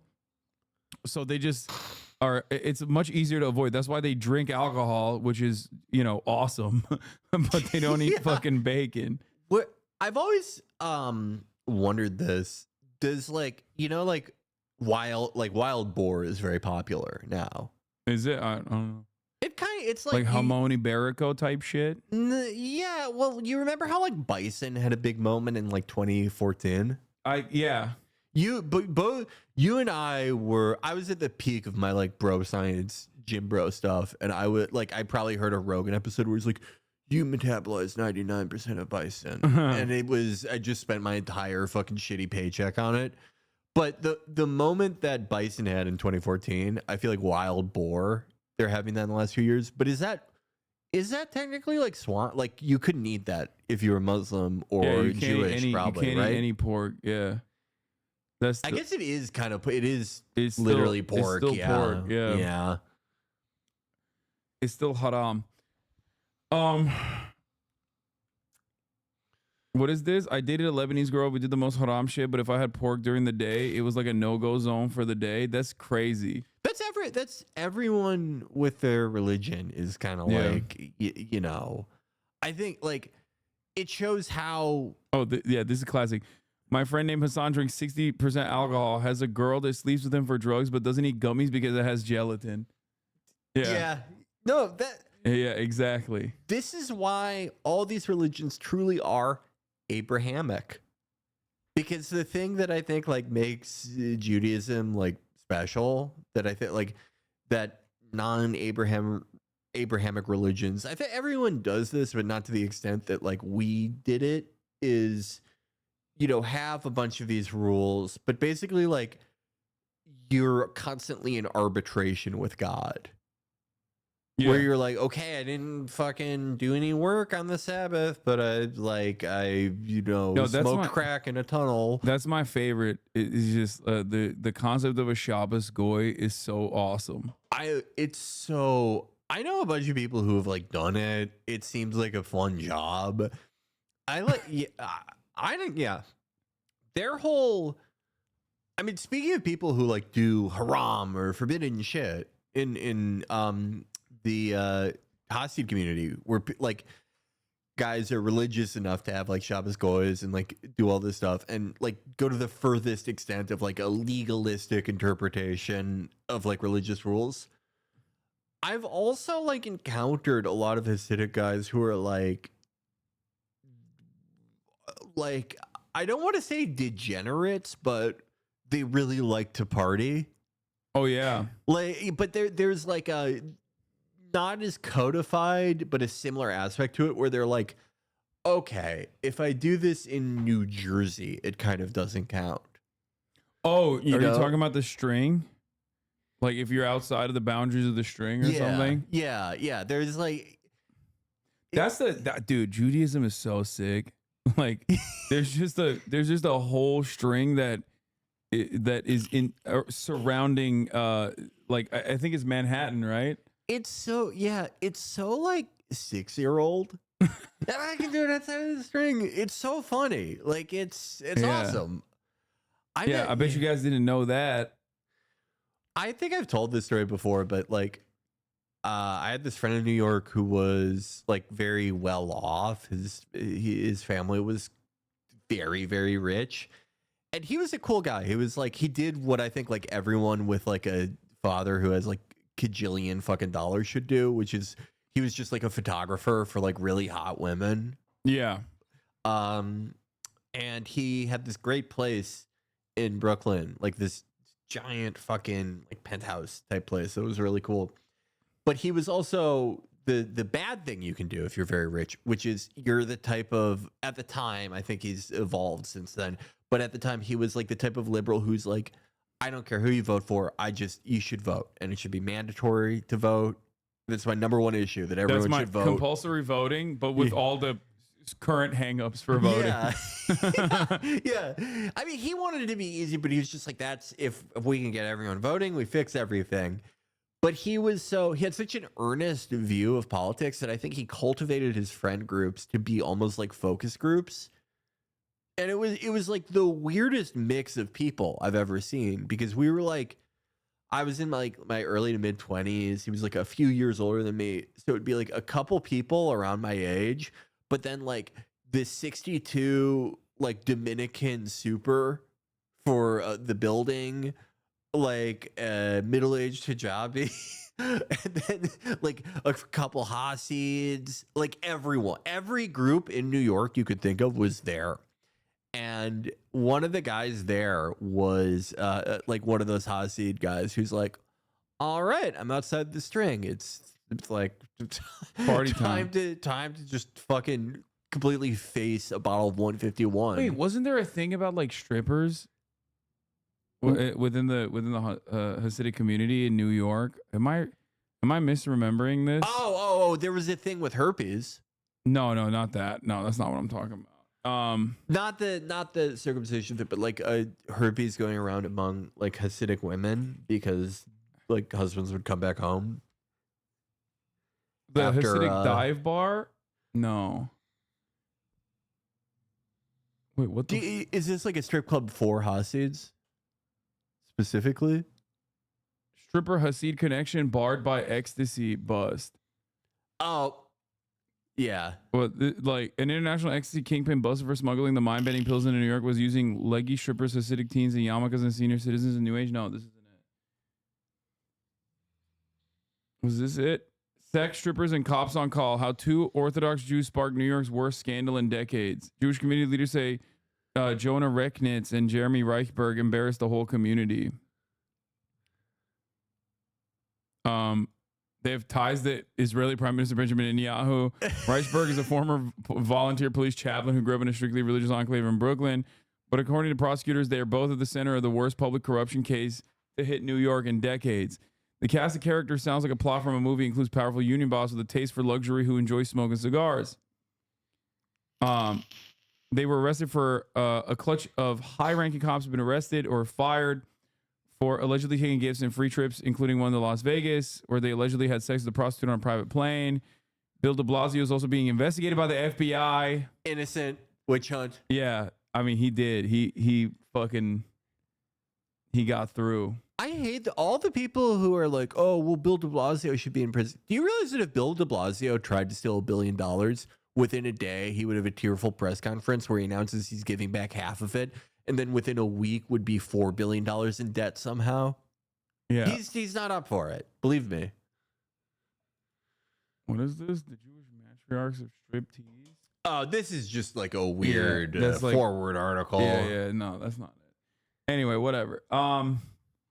Why are we talking about Hasidic Jews? I don't even know. We started from him. We started from this guy. We got to Patrick Bet-David, who is like this is the most like Long Island Italian man of all time. He's probably or Irish. Sorry, he's Massachusetts Irish. He's Irish? I think so, isn't it? His name is Harold J. Daggett. Oh yeah. Sometimes like Italian guys will be named like Herman Brown, Daggett, but their last name is like truly crazy. It's changed at Ellis Island. I just like, no offense to the Irish out there. This is a 78-year-old man. When I see a 78-year-old Irish guy, or really, let's be real, like a 58-year-old Irish guy, they have like John Kerry syndrome, where their face is has a relief map type quality to it, you know? And he's very smooth. Dude, he's killing it, dude. This is like wealthy people take care of themselves. They do, but like wealthy Irish guys are still kind of craggy. This is not a craggy man. This is last name is Scottish origin. Anybody, okay. They don't want to pay anybody anybody. has to say. It's not only this union, it's in every union in every aspect. If they keep putting machinery to take our jobs, who's going to pay the income tax? Machines are not. Who's going to pay for the military, the roads? Everything runs by taxes. Take Easy Pass. The first time they come out with Easy Pass, one lane, and cars were going through and everybody's sitting in their car and go, what's that all about? I'm gonna get one of them. Today, all those union jobs are gone and it's all Easy Pass. People don't realize it. Everybody's got 3 cars, everybody got an Easy Pass on the window. And they go through like it's nothing. And they get billed in the mail. They didn't care about that union worker working in the booth. You go in a store today, it's self-checking. They don't need anybody to check out no more. Someone has to get into Congress. Okay, the self-checkout is a little bit better of an argument than Easy Pass, because that one you're kind of, that's an own goal right there, buddy. Yeah, I like mostly agree with this kind of stuff, but like the Easy Pass is probably the worst case you could have been. Yeah, it's like pure efficiency, like probably lowers like traffic density a little bit. You know what I mean? Like it's kind of not the best. Self-checkout does make sense because it sucks.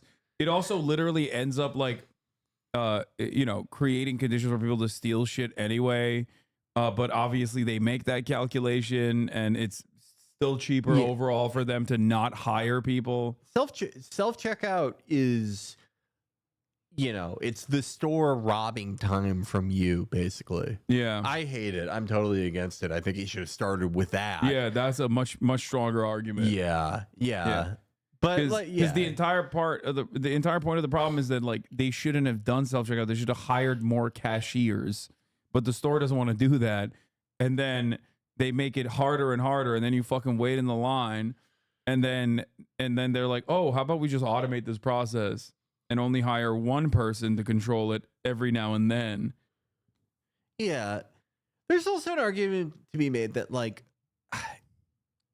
operating at maximum efficiency for an economy is, if you're like, constantly inventing stuff or industrializing or whatever, there, see the value in it. But our economy is just built on people selling shitty shit to each other. We're a consumer economy. Yeah. Efficiency does not benefit us in quite the same way as like, a classical 3-piece suit industrialist guy economy. To say, whoa, time out. This world is going too fast for us. Machines got to stop. Yes, we're getting smart kids out of MIT and all these places. Yeah, they're all brilliant. But what good is it if you're going to put people out of work? Who's going to support their... Okay, his attitude towards automation is exactly a 78-year-old man's opinion would be on automation. Like, automation is not a problem as long as it doesn't displace the existing labor force. As long as you get paid for your output, and if your output increases, your productivity increases as a consequence of automation, you get paid even more, okay? But the workplace doesn't get fucking displaced, then it's good. It's not a bad thing, okay? It's like we don't want to go back to fucking horse carts, right? Like cars are good. It's not the worst. It's not the worst technological improvement. Problem is, that's not how things work. Obviously, they do use automation specifically to fucking displace the existing workforce. They don't want to pay the existing workforce. It's a way to eke out larger profit margins. Families, machines, and then those machines people that are don't have destitute, families. they serve the same purpose that like. The growing and incredibly visibly homeless in major urban centers do, which is to the people who still have jobs but are increasingly precarious and have less and less protections. You see those people who have fallen through the cracks, and it is a very visible warning to you not to fuck up or try anything. Yeah. It inherently does. Hasan, that's how it works. Dude, what are you... Oh my God, dude! No, you're just claiming that it does automatically. No. Okay, it's not supposed to, or you don't have to do that. It's just that companies choose to use automation in that direction. Okay, because that's their ultimate goal is to generate higher profits. That's it. That's it. I'm just caught up on him saying he loves self-checkout. That is a fucked up person. It's a maniac. Yeah, I mean, come on, we're on Twitch. There's a lot of people that don't want to fucking talk to other humans when they go outside. We should automate. You that gotta into draw prison. the line. These companies that work in the maritime business come from overseas. Not one of them belongs to America. They want to come into America and build fully automated terminals and get rid of American jobs. Good paying jobs that support families with medical, pensions, annuities, and pay taxes. They want to get rid of them.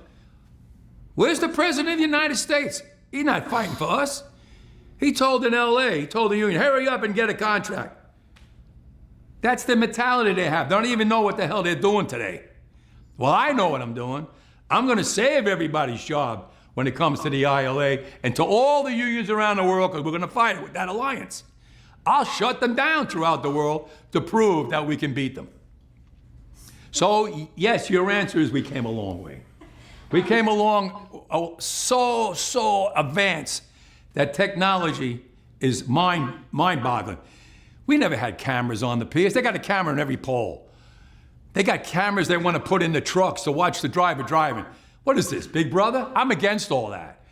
I'm against that. A man can't even breathe without a camera looking at him. That's not. I like that. I love 78-year-olds. Okay, he's awesome. He's the greatest. He was talking. He had this whole thing prepared about like automation and the economy, and he's like, and another thing, I should be able to smoke a Black and Mild on the job. Yeah. Why can't we do our own 5-figure discounts every now and then? Hey, what the fuck? My test for you as an American is like, whenever you find out like the types of stories the New York Post fucking loves running, the ones where it's like, this fucking MTA guy gets paid $375,000 a year and he goes to work twice a week. If you're like, if that is an animating cause for you, if you are against guys like that, guys who have, you know, either gamed the system or legitimately accrued seniority and everything. If you are against a guy like this making like $400,000 a year in an economy where like you can make $70 million making a bad chat bot that sucks and loses money, then you're a maniac. We're not part of the same team. Yeah.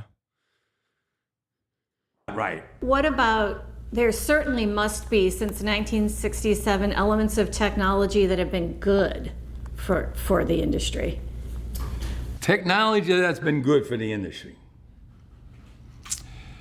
That's a tough one because I got to be careful because I'm against automation. Right. Semi-automation is automation. It's just the back avenue had to come in and give you automation without you knowing it. But certain technology, yes, is good because computers, we get more work done with computers. You on the phone? We have doubled the cargo. We have, if you look now, we have ships that are being built by these companies. Check this out. That whole 22,000 containers. It's a floating city. They had to take the Bayonne Bridge and raise it way up here so the ships could go under it to get in here to unload them. 22,000 containers. It's amazing how we came from the first ship with just a small amount of containers. 25, 50 boxes on them. So look at the future now. Look at the future in money. They went from millions of dollars to billions and billions of dollars. So the world is going by real quick. Is it safe to say that you're not against technology for efficiencies, but you're person first, people first, like protecting jobs and families while embracing technology to keep the workflow efficient? Let me explain a little bit about this. The first cranes that went up with diesel engines up there. As time went on, they got rid of diesel. Today, it's electric. The jobs on the waterfront are very dangerous. Just 2 years ago, one of my mechanics fell into the electric and he was fried to death. Wife, 4 kids. Happens all the time on the piers. People getting killed. There was a woman checker. She was checking the boxes when a guy had a high-low with 2 stacks of steel. He should have been riding in reverse. He was looking through the bundles, knocked it down. He didn't even see it. Dragged her under the high-low in front of her son, ripped her apart and killed her. It happens. It happens down here all the time. I had 2 guys killed right in front of me. It happens. This is why I think he's Italian. Because this is an old Italian guy thing. Just kind of out of nowhere, they'll be like, "Did you hear about the toddler that was skinned alive?" And you're like, "What?" Okay, he's literally making. He has so far convinced me that automation is in fact good. Yeah, and that there should be more of it for safety, and that this guy, like, I only heard the part where he talks about like the effectiveness of a strike in a clip on. I think I saw it on TikTok or something that I really liked from this interview. I did not realize the rest of the interview was him not realizing that he's making an argument for automation. Okay. Yeah, don't get me wrong. I love this guy, but like, he spent about 5 minutes just being like, "I love the passage of time. Yeah. How it used to be a small ship and now it's a big ship." And then the interviewer's trying to get him back on course. Yeah. And he's like, no, but let me tell you about this other guy that got skinned alive. Yeah. All right. This guy, one of my workers, fell in the electric, fried his ass. There was a real nice girl. You like to see her coming, walking away, if you know what I mean. She flew to Earth she flew to work with an umbrella like Mary Poppins. Everyone loved her. You know what happened to her? Skewered and spun around and turned into shawarma. Fried, baked, basted. We have a group in our local 1804 dead called the Lashes. The most dangerous job on the waterfront. Oh my God! When they put the container, He's still more dangerous than that. Stop! Don't get into it. No. This is like the killing fields. He's like, we sometimes if there's not enough dead, I kill them. Personally, we got a quota. On top of that, they're done. See these glasses? These are fashion glasses, not urban intellectual glasses. Yeah, if I those are the first to go. Yeah, if I had to see out of these fucking glasses, they'd shoot me dead. I'd load the bullet for them. the hatch covers all the way up high. You see them in the container ship. They got to be all lashed down in case the storm and the seas are real rough. The ship is doing this and this. If they're not lashed down right, those containers are going to go over into the ocean and sink. Millions of dollars of cargo sunk. So what? My men got to go out there. It's 0 degrees. There's ice on top of the container. It's freezing with metal bars and hooks, safety lines on them, way up high. And they got to put them down tight, get up on the box, slide on the ice up on top. Completely dangerous. That's in the north. In the south, it could be 95, 105 degrees. Soaking wet down there. They got a guy that goes around, they call him the water boy, giving water to the men so they don't dehydrate. Or the ones that work in the hull of the ship, they get water. It's different elements. You have us here in the north, Canada. You have from Virginia down, all the way to Houston, hot. Florida, everything's hot. Different elements. Dangerous job. We've had 17 people killed in the last 3 years. Why are you doing 17 people didn't come home. We just had a kid killed in Houston. Young kid, a big what argument are you roll of paper, weighed a ton, rolled off on top of him, killed him. That's why I fight. I fight for jurisdiction. I fight for safety. I fight for these to be compensated with good salaries. These companies are making billions of dollars. They should take us along. We brought them to. Like, if he brought this up in terms of like the workplace conditions and how they need to be improved, and that was like a part of his argument, then that's fine. But like, he's talking about this as a counter to the automation argument. Yeah, it's just I can kind of try to figure out why he brought it up, but it's still like really not making the case, unfortunately.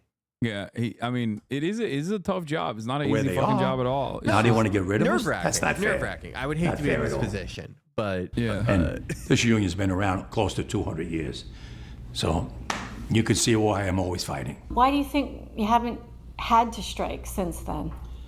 Because you had leaders like me, and the companies got smart and said, we don't want to go through another 3 months strike. let's negotiate in good faith. This is the good part. Back then, the companies didn't make the money that we make today. So we negotiated in good faith. We went with 6-year contracts. And we got $1 raise, $1.50 raise for 6 years. It was great. It was a lot of money compared to 80 cents for 3 months. But today's world, it's changing into the future. They're not making millions no more. They're making billions. And they're spending it fast as they make it. I want a piece of that for my men, because when they made their most money was during COVID. When my men had to go to work on those piers every single day, when everybody stayed home and went to work. Not my men. They died out there with the virus. We all got sick with the virus. We kept them going. From Canada to Maine to Texas, Great Lakes, Puerto Rico, now the Bahamas, everybody went to work during COVID. Nobody stayed home. Well, I want to be compensated for that. I'm not asking for the world. They know what I want. They know what I want, and if they don't, well, then I have to go into the street and we have to fight for what we rightfully deserve. Do you think, this is my last question, do you think the threat of the strike is, they can understand the significance of that based on the recent things that have happened, like our Key Bridge, we're from Maryland, our Key Bridge collapsing and it just stopping all the ships from being able to deliver? I'm glad you brought that up, because I would like to tell you something. Okay. When that bridge fell, my longshoremen are on this side of the bridge, no work, no salaries. Biden called me up on the phone, President Biden. Harold, I got the money to build a new bridge. I go, oh. What about my longshoremen? They're out of work now. They didn't cause no problem. Well, he goes, I got the money for building a new bridge and getting the bridge that's in the water out of there. I ask you one more time, President, what about the men whose families now have no money coming in?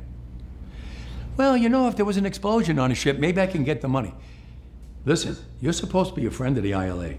You came to me when you wanted the AFL-CIO backing. I got it for you. You called me in the kitchen, you thanked me 1,000,000 times. I'm telling you, my members need help. Well, let me see what I can do. In politics, that means you're not getting it, okay? I opened up a... I love this guy. Yeah. He's so sick. I would give anything to hear the conversation with him and Biden. Yeah. That was probably fantastic. Harold.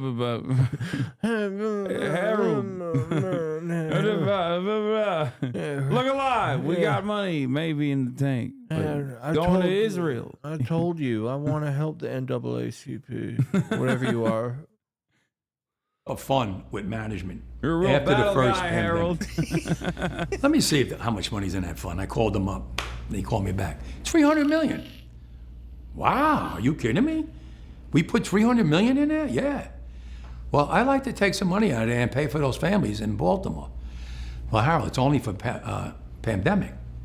Well, what about we get your lawyers and my lawyers, and any disaster, nature disaster, whatever, we can draw from it. I have no problem as long as the lawyers work it out. They worked it out in one day. It cost me $1.2 million every week to pay for their families. Plus, they were allowed to go to unemployment. And it's over now. They're back working. The ships are going in and out. I never got no help from the government. We did it on our own, management and union. That's what we're supposed to be doing, working together. And I hope we get back into that right realm. Do you think that was in Baltimore? Right. What was the question again? Well, it was just about like I remember like Oh how significantly it impacted our businesses, like the supply chain, because I live on the Chesapeake Bay, and all the ships were just waiting on the other Liz, side. let me explain something to you. These people today don't know what a strike is. Right. When my men hit the streets, from Maine to Texas, every single port will lock down. You know what's gonna happen? I'll tell you. First week, be all over the news every night, boom, boom. Second week, guys who sell cars can't sell cars because the cars ain't coming in off the ships. They get laid off. Third week, malls start closing down. They can't get the goods from China. They can't sell clothes. They can't do this. Everything in the United States comes on a ship. They go out of business. Construction workers, get laid off because the materials aren't coming in. The steel's not coming in. The lumber's not coming in. They lose their job. Everybody's hating the longshoremen now because now they realize how important our jobs are. Now I have the president screaming at me, I'm putting a Taft-Hartley on you. Go ahead. Taft-Hartley means I have to go back to work for 90 days. That's a cooling off period. Do you think when I go back for 90 days, those men are going to go to work on that pier? It's going to cost the companies money to pay their salaries. Well, they went from 30 moves an hour maybe to 8. They're going to be like this. Who's going to win here in the long run? You're better off sitting down and let's get a contract and let's move on with this world. And in today's world, I'll cripple you. I will cripple you, and you have no idea what that means. Nobody does. The music is really funny at the end, but yeah, I mean, he's right. Yeah. And he's great. That last part is the only part that I saw from this interview that I thought was really good. And not the long, convoluted explanations of how many of his workers were dying in horrifying circumstances that could potentially be automated. But he did the Academy Awards, like This Is Who Died This Year. But like his take on it, certainly. Yeah. But that's a good take. Wait, let's see what they're saying on over the weekend. The past Secretary of Labor Julie Su has been terrific. She's knocking down doors. She's trying to stop this. She's trying to get us to a media where we can have a fair negotiations. It's the companies that don't want to. They don't want to sit here and be fair. So that's why we're out here fighting for our livelihood. What more from the automation do you want? What more protections could there be? What more? Yeah, they have language in there now. Not strong enough, because what happens is they come in with new technology. We just caught them in Mobile, Alabama, called Autogate, and that means the trucks are coming in and they're already checked in somewhere else and not using the checkers in the ILA. Circumventing the contract. They don't care. They don't care. It's not fair.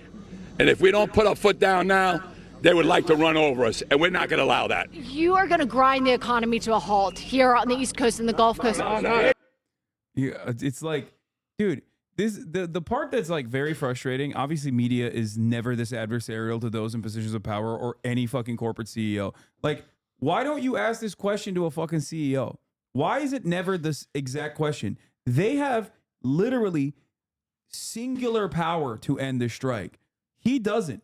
He has to take a contract back. He has to fight his fucking hardest. He has to take that contract back to his rank and file. That rank and file has to ratify the contract democratically. Okay? He has to do literally the best possible job he could do so that his own fucking workers actually vote for the contract to ratify it. The CEO, on the other hand, could literally, with the stroke of a fucking pen, stop the strike dead in its tracks by conceding to the reasonable demands made by the union. And you never, ever, with the exception of some labor reporters, and they're not working in mainstream press for the most part, they never, and it's not just Fox News, it is every goddamn media company. Don't act like this is just a Fox News situation. CBS, CNN, NBC, ABC. I never, ever hear this question being directed at the CEOs. Why? One must ask the question, why? Every single part of American news media operates on the exact same principle. It is always, and it's not just American news media, it's the same in the UK. It's the same everywhere else, okay? They never ask the question to the fucking CEOs, why are you crippling the economy? Yeah, no, that is obviously all political institutions and political media in America is extremely degenerated and showing the ill effects of everyone being on the computer. But when you want to see cable news in its most efficient, closest to origin function, it's stuff like this. Yeah. It's what, acting as the cheerleading section for the Pinkertons and Spirit. For sure. That is, Fox is, that's like, the reason that Fox will probably always exist to do this during strikes. Same with CNN, same with MSNBC. Every network has, I would say CNN, their core purpose like this is more so like America's wars. Fox's is more strikes and stuff like this. I'm recalling Steven Crowder's star-making turn. Oh yeah, when he got fucking clocked in the face. But they all basically have this editorial position. Yeah. That's precisely it. Not us. They are. Don't spin it now because you're Fox News. They're going to drive it. But are you worried? They're going to drive it. Are you worried that this They have strike? the capital to settle this thing. Are you worried that this strike is going to hurt the everyday American, the farmers that need to reach the export market? They're Listen, telling me that they're going to hurt through Now all you of start this. to realize who the longshoremen are, right? Nobody cares. People never gave a about us until now, when they finally realized that the chain is being broke now. Cars won't come in. Food won't come in. Clothing won't come in. You know how many people... Teamsters also have this level of power as well, similarly. Yeah. Like they any aspect of the labor union that touches the supply chain. I mean, most labor unions are this powerful. That's the reason why we've gutted them, because they could completely shut down the economy if they chose to do so. And that's why we have so many different legal ways of like forcing them back to work, which, to credit Genocidaire Brandon, is not doing that. Like and they have been relatively strong on the labor front, and they have reiterated their commitment as well, which is really funny because like all the liberals are like, these guys are so stupid. They're doing a cargo cult, like in their defense for labor unions, when this guy is like a secret Trump supporter or an overt Trump supporter, and he's in the tank for Donald Trump. He's like trying to create an inflation crisis right before the fucking election to hurt the Democratic Party's chances. That's what they're saying about him. In what way did that guy mean cargo cult? I don't. Does he just like It just, I saw that post. It just doesn't seem to be applied in the correct way. I don't even, I have no idea. But yeah, he said, Joe Biden said ocean carriers have made record profits since the pandemic, and in some cases, profits grew in excess of 800%. It's only fair that workers see a meaningful increase in their wages as well. I don't care about forcing them back to work. I did NATO. AUKUS. AUKUS Jack, Five Eyes. Look alive. It's so funny. It's so funny that like, this is like, this is one area where like Kamala is, should she win, will undoubtedly be shittier than Brandon on. But it's also funny that like it is sort of his thing with unions and like American workers in general is sort of inseparable from a lot of his more defining traits, specifically in foreign policy, because part of his pitch, if he was capable of more coherence, is that like, America's perpetual state of funding various proxies is good because the actual jobs of like making the missiles are high paying, high skilled like labor jobs. Yeah. And it is like just like that is like if he were capable of expressing that, it is like a sort of shocking concept to run on. It's just interesting to me that there was another group of individuals that got together and collectively disrupted shipping. And their reasoning for it was to stop the genocide in Israel. And Biden did not like that at all. He didn't like it so much that he spent billions of dollars trying to stop those guys unsuccessfully. Well, they fucked around and found out. They found out why America doesn't have more 3-day weekends. Yeah. Yeah. I can't wait till like 30 years from now we get like the full extent of what happened during Operation Amazon Prime. Yeah. Because it's similar to the Israeli thing of like, we're not showing the pictures but then nothing happened, with Operation Amazon Prime, there were all these like ships that were like made in 2017 where it's like, it's gotta go back to fucking Qatar for no reason. Nothing happened to it. Yeah. depend on our jobs, half the world. And it's time for them and time for Washington to put so much pressure on them to take care of us, because we took care of them, and we're here 135 years and brought them where they are today, and they don't want to share. And I mean, I guess they have a working clause that they don't disrupt military shipments anyway. So there's that as well. ILA will maintain pledge to handle military cargo during strike and passenger cruise ships. 2 key sectors for the American economy. If we, is anyone out there in chat? Are you cruise ship people? Anyone in there? Anyone in the thousands of people? I never encounter anyone who. My podcast co-host went on a ship once. He went on a cruise ship once. He did not like it. Yeah, that's like, that is, they're going to be like, airships. I don't think anyone below the age of 60 routinely goes on them or goes on them at all. I don't really understand it. I think it's really weird. Also, to be fair, he is gay. My podcast co-host, the one that went on a cruise. Yeah. But I don't even think it was a gay cruise, so that doesn't even make sense. Yeah, I don't really get it. Fucking weird sector of the economy. Yeah. I think that cruise ships, they should be like American super carriers, and they should be nuclear powered. Blue MAGA. I'm all for unions, but okay, we have a problem with this guy in the dockwork strike with 45,000 longshoremen striking from Maine to Texas, don't we? This is our October surprise. No, October, you guys. No, your October surprise is made Israel. The October surprise. Yeah. No, yeah. Biden was like, oh, give me an October promise, Jack. Promise that you'll invade Lebanon. Yeah. I hate those lesbians. It's the equivalent to if in 1980 Carter got in contact with comedian. He was like, can you kill half the hostages? Yeah. Yeah, he did kill that. half the hostages. He did that Sam himself. A pussy. ILA President Daggett enjoys a long relationship with Donald Trump going back decades. He literally endorsed Joe Biden. Yeah, he endorsed Joe Biden. Why would he have done that? It doesn't make any sense. Why would he have done that then? He should have just endorsed Donald Trump last time. Or maybe he's like JD Vance. He's like, I thought Donald Trump was Hitler. I was lied to. Yeah. And then we find I was groomed as a 68-year-old man. And we find a bunch of DMs from 2 years ago where it's just DMing a random guy.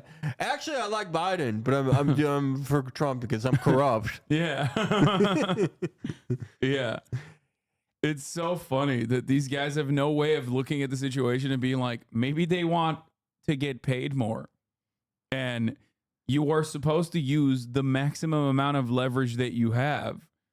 Why won't the union strike in a more opportune time is such a funny thing that people say in America. It's like, what do you mean? An opportune time? So easier to avoid for the fucking companies? What do you mean? It's that just at a better time thing is just a central part of post-Obama liberalism too. Yeah, now is not the time, guys. Don't do it during midterms. Don't do it during a presidential election. Don't do it when Congress is in session. The president is trying to get his agenda passed. Yeah. Don't do it at the top of the hour, chat, when there's a 3-minute ad break. Boom. How about that? The way that you can collectively avoid it is by subscribing. Here's a 3-minute ad break now. The Democrats want undying loyalty from union members and labor leaders. We saw it with Sean O'Brien. I mean, they literally are fucking riding with a union on this one. So I don't know if you're right about the undying loyalty aspect. You're right in terms of the Democratic Party's calculation. They literally have, on the one hand, they're like, oh, we're going to do the Hitlerian policy of 2020 that we ran against for undocumented immigrants. On the other hand, they're literally getting the entirety of the culinary union in Nevada to go door knock for Kamala Harris. So it's an insane situation, okay? But having said that, this administration, and I keep repeating this over and over again, has been more pro-labor than every other fucking contemporary Democrat or obviously Republican administration. It's true. It is, yeah. Kamala Harris literally told Sean O'Brien, even if you don't fucking endorse me, I will act like you did. I don't give a shit. Like, I'll, for all intents and purposes, I think like the Democratic Party has changed trajectory a little bit on a couple key areas. One of them would be the NLRB. The other one is the FTC. I think they've done a decent job on both. Having said that, however, they're also permanent genocide of the Middle East. So, do with that information what you will. Yeah, and a immigration policy that I am not seeing the yields for it. No one has ever made that make sense in such a way. What do you mean? Just the calculation, in terms of like why, yeah. Yeah. No, I think because you can't. You know what I think it is? I think it's literally climate change, maybe. Like, I think that they're just like fielding. I think that they're just like gearing up the American population for the Fourth Reich. Like, they recognize the writing on the wall. They're not going to do anything about climate change. It's going to get worse and worse, and you're going to have climate migrants. And this is their only climate policy. They're not going to harden the infrastructure. They're going to harden the border wall. Yeah, I just mean like the popularism rationale for it. Yeah. The yields for that are just not yet to be seen. It just it's bad policy, bad politics overall. It's just perfect. And it just like when you're like, we're passing Donald Trump's fucking immigration bill, it makes it look like what makes it look like this, because it kind of is this, where, for years you're saying it's horrible, it's racist, you're campaigning on kids in cages, and then it makes it seem like in the last 18 months you went, actually we were lying about that, and we're so sorry about it that we're going to try to pass your policy. Yeah. It's a similar thing to like what Democrats would do when like, the Acorn thing happened, or Shirley Sherrod, where it's like their response to the controversy or even the hint of people being mad at them is to immediately like throw someone under the bus. And it's like, well, then that's like deleting your phone when you're Eric Adams. Now you sure as shit look guilty. Yeah. My only policy is I vote for whoever replies to me on Twitter by directly adding me. Well, this is so low rent. What he's doing follow for follow. He's playing Don. This is incredible. All I'm saying is he wants to win more than the Democrats do, and it's usually the Republican Party that is always like fighting hard to win, and this man will go on any podcast. Okay. If there is like one guy who has never voted in his entire life, believes in every conspiracy theory that he's ever heard, so much so that it almost like looped back into real world shit, like he like now actually has like a coherent worldview. If that guy's going to go out and vote for him because Donald Trump went on a podcast, he's going to go on that podcast. Like, he's going to go on Hawk Tua before the end of this fucking cycle. Okay. I would say like a 51% chance that happens. Yeah, I could see it. But you should go on Club Random. Club Random. They would probably agree on wokeness. They should go on. They should bring back the FaZe Banks Basement podcast. Oh my, FaZe Banks he's in Renaissance now. Yeah. I've been so happy. Yeah. I was so That's my goat. He like disappeared after the only 3 episodes of Mom's Basement aired. Yeah. There are only 3 episodes of it. The infamous XXXTentacion one, Shane Dawson, and Ninja. Those are the 3 episodes that exist. But he like vanished from the world right after that. But he has he's been everywhere now, and it's really he's entertaining going on Red Scare. All right, hold on, I gotta pee real quick. But here, this is the thing I wanted to show. Obviously, FEMA announced a $9 billion budget shortfall. And the same day they gave $8.7 billion in weapons to Israel. You make sense of this. All right. So does anyone out there in Chatland, because I have not yet been able to ascertain this, what are the weapons that Israel actually got in this specific package? I'm presuming it's a lot of GBU 31s, 32s, JDAM kits. seeing a lot of JDAMs. Well, yeah, bombs and shit, obviously. I don't think that they're getting, like, I don't know, a Coke freestyle machine. I mean, what specific munitions? Okay? Never mind. You know what? Never mind. The mouse is so far away. This is really making this segment tough for me. All right.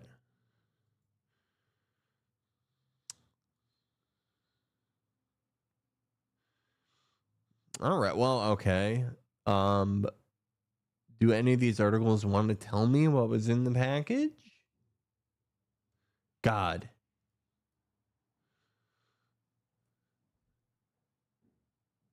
Yeah, penetrative GBU 31s. Makes sense.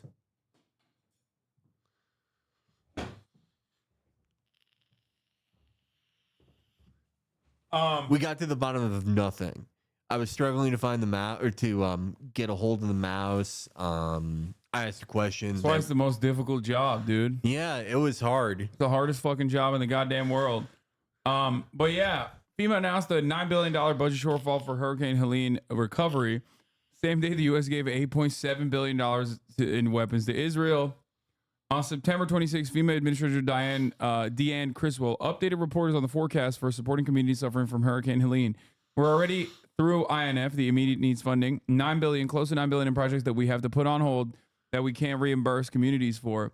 Seems like the FEMA administrators also in the pocket for Donald Trump.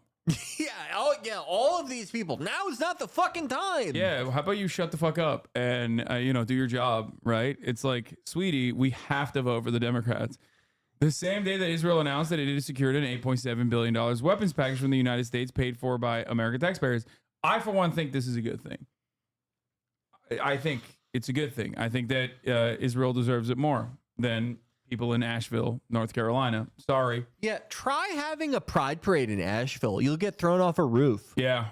Do you know what they do to gay people in Asheville? That's what the upper middle class white folk living in Asheville are doing. The liberals. That's what they do to bottoms. They say we have enough bottoms. There's a top crisis, and they throw Yeah. you off a roof.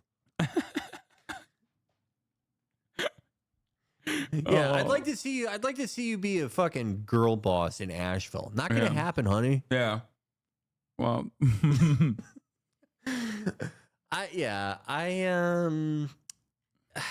have been thinking about this, and there's been a lot of discussion about this, about like this sort of truism that people do a lot now, especially sort of like right adjacent internet personalities, where it's like, we're sending, X amount of money to Ukraine, but we can't spend, X amount of money on Y, when usually it's people who don't support spending X amount of money on Y. And, obviously people make the point that it's like unsophisticated because it's different sources of funding. It's a classic, like, oh, we don't even take care of our homeless veterans. It's like, bro, I saw you spitting on a homeless veteran yesterday. Like, shut the fuck up. You hate homeless You call people. the cops on a homeless veteran to kill the guy. Yeah. And then next day you're tweeting about how you care about homeless veterans only when immigrants come up. Yeah, but like with that, being a truism or unsophisticated, it's less salient than the fact that, like, yeah, North Carolina is fucking underwater. We sent what? It's cool because it's also currently like a swing state as well. Like, it's a state that they want to win. North Carolina underwater. What was the first question in the VP debate last night? Yeah. Whether it is the same source of money or not, and sure, it's not in a lot of these cases. The locus of attention and effort by the White House is a much more salient point, and it's very clear where the effort and attention is going. Yes. It is manufacturing a circumstance in which they end up inevitably losing the election because the one fucking pariah state that they have done this double suicide pact with is being run by a guy who is like openly in the tank for your opposition. Yeah. You think the longshoreman guy likes Trump? Yeah. Wait till you fucking get a load of this guy. Yeah, Benjamin Netanyahu flew to Mar-a-Lago like to kiss the ring. It's cool. It's really cool that we're just the Democratic. How do you square this circle when you see everybody talking about we got to win every voter, we got to win every like right wing guy by being marginally more and more right wing on every issue? Okay, we got to win the Nikki Haley constituency, which is definitely going to vote for Trump. We got to win those guys over, but also hundreds of thousands of people with an increasing number of new people that we're adding on to that coalition of people who are just like, dude, you're killing my family members. You know, like hundreds of thousands of fucking voters in key states. They can fuck off. We can win without them. Yeah, I mean, maybe my strategy for Democrats this year. Let's all vote for Donald Trump to show Republicans were reasonable. Yeah. And then the next election in 2028 will be like, well, we voted for him. Yeah.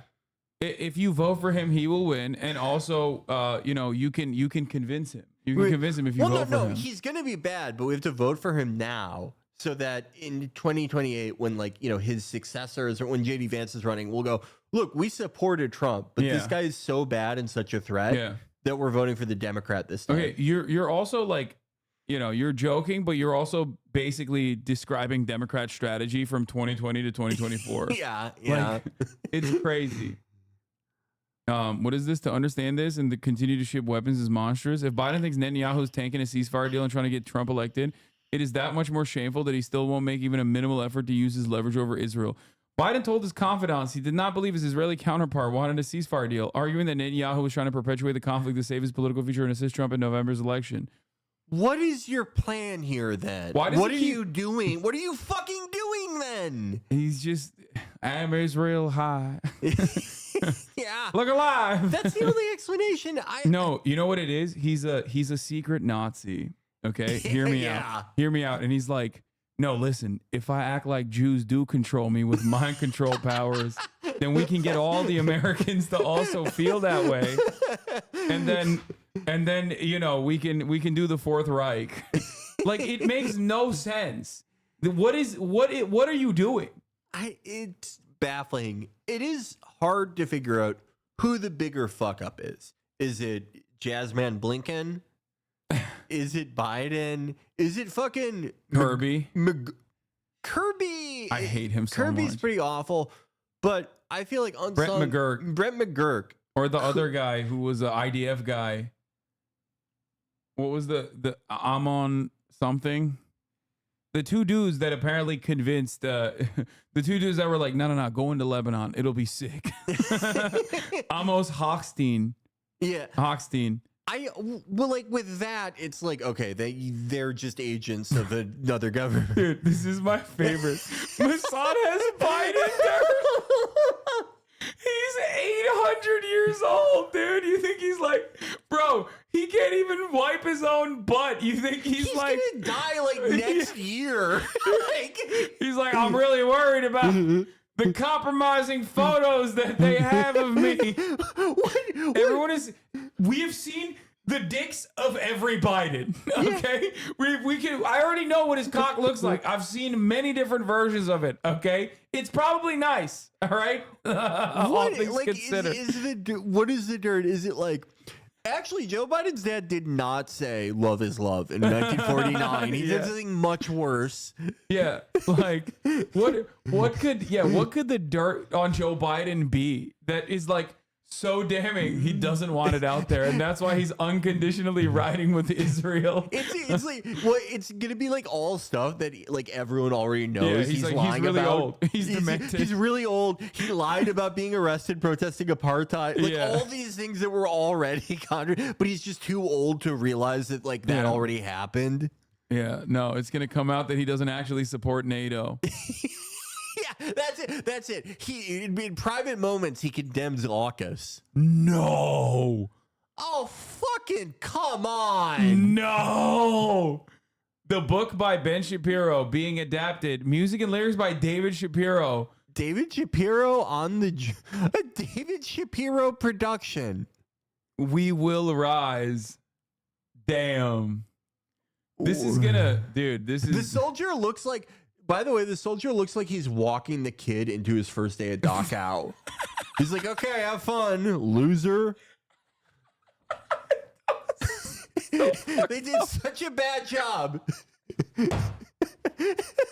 The soldier's like, could you quit crying? Yeah, no, we're already fucking 5 minutes late to Dachau. No, I have to go get killed in Merkava. No, this is base because the kid's Palestinian. Like they're saying like this is what is happening. Yeah. Oh no, dude! What the fuck, dude? Dude, this shit is so crazy, man. Oh my Can we god! take AI away from Israel? Like, Dude. can you guys stop? My God. Oh, it's crazy. The title in Hebrew is "We Will Avenge Again." Oh, nice. No. Yeah, no, this is definitely Beautiful. AI art. Look how fucked up everything is. They love AI in Israel. They do. They use AI for things that don't even like make sense to use AI for. They're obsessed with it. Like you could take this photo, you could Photoshop it, Yeah. but nope, they AI'd it. Also, like it's still a weird image on top of the fact that yes, it looks like an IDF soldier is like, you know, walking a Jewish child into a concentration camp. But like, it's also weird because it's like this beautiful field, and then it's the IDF soldier in like full combat fatigue. It's just like none of it makes sense.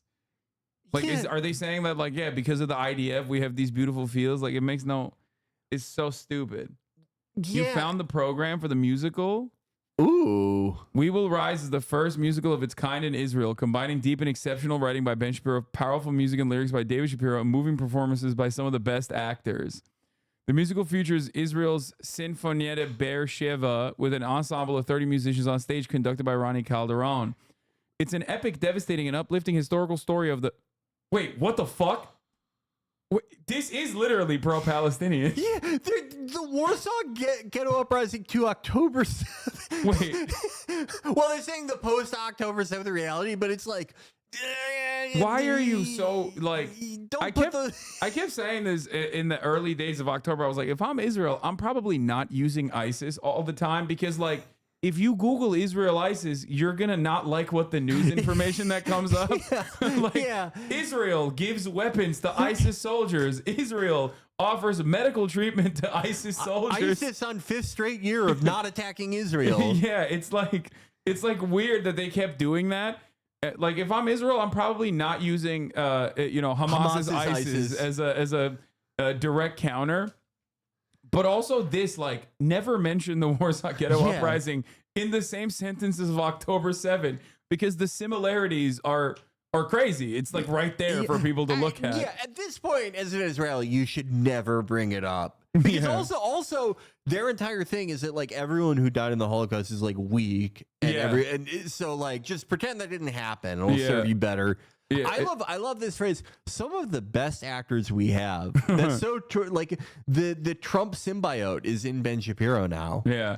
A young artist who wants to escape the ghetto, Malka. A dreamer and a rebel who wants to fight for her people's survival, Mary. A convert who only wants to save her daughter, Mordecai Anilovitz, leader of the Fighting Underground, and Adam, I can't say that last name. Okay.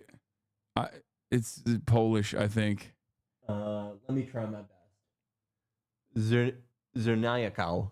That was pretty good. Zerniakow. I think that was good. Born and raised in Chicago. We Will Rise was originally written as the story of the Jews of Warsaw, pushed together by fate and bound together in common destiny. Despite internal and political disagreements, the enemies of the Jewish people do not distinguish between opinions and countries. As a nation, we have no choice but to unite as a family. After October 7th, this message has become even more important and relevant. Only by embracing eternal destiny, we can rise up together. That's it. Oh, here, there's more. Okay. They got...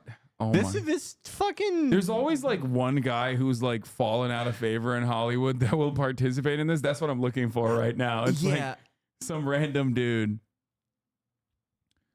Nope. Yoav Mikhaili, director. All these Israeli TV shows he worked on sound great. Yeah. The Bigamist, The Arbitrator, The Loners. This is how they titled TV in like 1953 when there were 4 shows. Yeah. I don't know how many shows they have in... Zachary Levi will be in the next one. Oh, wait. I didn't know Zachary Levi wasn't Jewish. Did you know that he like adopted his like middle name to sound more Jewish because he thought he would get better roles in Hollywood or something? That's did I get hilarious. Duped? Did I get duped into this? Into believing this, or is this real? Hold on, we have to look this up. Maybe someone on Counter-Strike told me. I love that that's shorthand for just like bullshit. No, hold on. Let me see. He's been vague about that. Levi is his middle name, and using your middle name to enter SAG isn't unusual. He's definitely joked about it being mistaken for being Jewish in Hollywood. That's something as an asset in a vacuum. What? No, that's not. I feel like there's definitely hold on. He said, because I think he recently said in a piece, he said in a piece that like they're being anti-Semitic to him or something, and people were like, "You're not Jewish." Okay, I have to. Let me confirm. Yeah, look. Actor Zachary Levi said he's recently been turned down for multiple roles because he was told he was too Jewish. Wait, is he actually Jewish or not? I'm ascertaining it. Though he has no Jewish ancestry, Levi is often incorrectly perceived to be Jewish due to his stage name. Yes! Yes! God, he's the perfect RFK voter. If only he could actually vote for RFK. Wait, but why is this Tablet magazine article making it seem like he is Jewish? It's Tablet. You know, like they are out to lunch. They're doing the black Israelite Shakespeare was black, but for Zachary Levi, there wasn't a target-rich environment of very famous Jewish actors, so we're just assuming that the guy who played Chuck is Jewish. I love the idea that like he did this as like a scheme where he's like, all right, all the producers are Jewish, and once they think I'm Jewish, I'll get everything. And like it's going well, he's Chuck. But then, like, a producer catches on, and that's when everything starts going downhill. Dude. That's when they shovel steroids down his throat to make him play a character who never takes his outfit off. Thor That's star when they make him be Harold. Thor star Zachary Levi says he's been turned down for roles because he's too Jewish, even though he's not Jewish at all. Yo! Dude, that's awesome. Oh, I think this is a Tyler Fisher thing, because, like, they were never going to give him the role anyway. And like the casting director or whatever was like, yeah, you're like too Jewish or something. And he's like, well, there you go. That's amazing. No, he did the I'm not Jewish, but Jewish before George Santos. He's the one. He's the one. Man. Oh my God. My fucking God. Do you want to go to the Scooter Braun Nova Music Festival installation? Does sound pretty good. Okay, we might. Yeah, where is it? I don't know, but one of my buddies hit me up and asked me if I would like to attend it and take a look. Will I be like killed on site there? I feel like there's someone there that could get killed on site before you. They'd be like, I'll like if we get in trouble, I'll get us out of it. If someone stops us, I'll be like, oh my God. This is where Brace is like, he can go to that and people will not bat an eye. Yeah. Brace and Liz went, yeah, I know. That's why I kind of want to go and check it out. I haven't gone to like a goofy conservative thing in a while. I always talk about how much fun I had at CPAC and how badly I want to go to something like that again. Yeah. I think I'll be fine there. Yeah, Zachary Levi, not Jewish. I don't know what the fuck happened. Not Harold, not Magic. I heard multiple times I was too Jewish, he told Confidential, which is surprising because I go by Zachary Levi. Levi is my middle name. Pugh is my real last name. I'm Welsh. That's incredible. Won't Cutie kill you for going to that? Cutie? I get fucking killed by K-pop stans who were pro-Palestine before. Yeah. Oh yeah, Scooter Braun is linking up. Scooter Braun is like the perfect celebrity for Israel. Yeah. Kind of like he's. They can really pick him. Yeah. Former hostage Noah Argamani met Ed Sheeran and Post Malone via Scooter Braun, who made the introduction. Noah, you deserve all the happiness in the world. You get all the happiness in the world by meeting Post Malone. He looks thrilled. Yeah. Oh my God. He definitely is going to remember Look this. at him in the background. Yo, get me. Oh, yeah. I'm wearing my casual hat. Wait, what? Shai Davide has tattoos, which notoriously makes him ineligible to be buried in a Jewish cemetery. Well, like taking tattoos from a Gen Xer as Shai David is, well, it's kind of like forcing a Hasid to turn on his own light switches on the.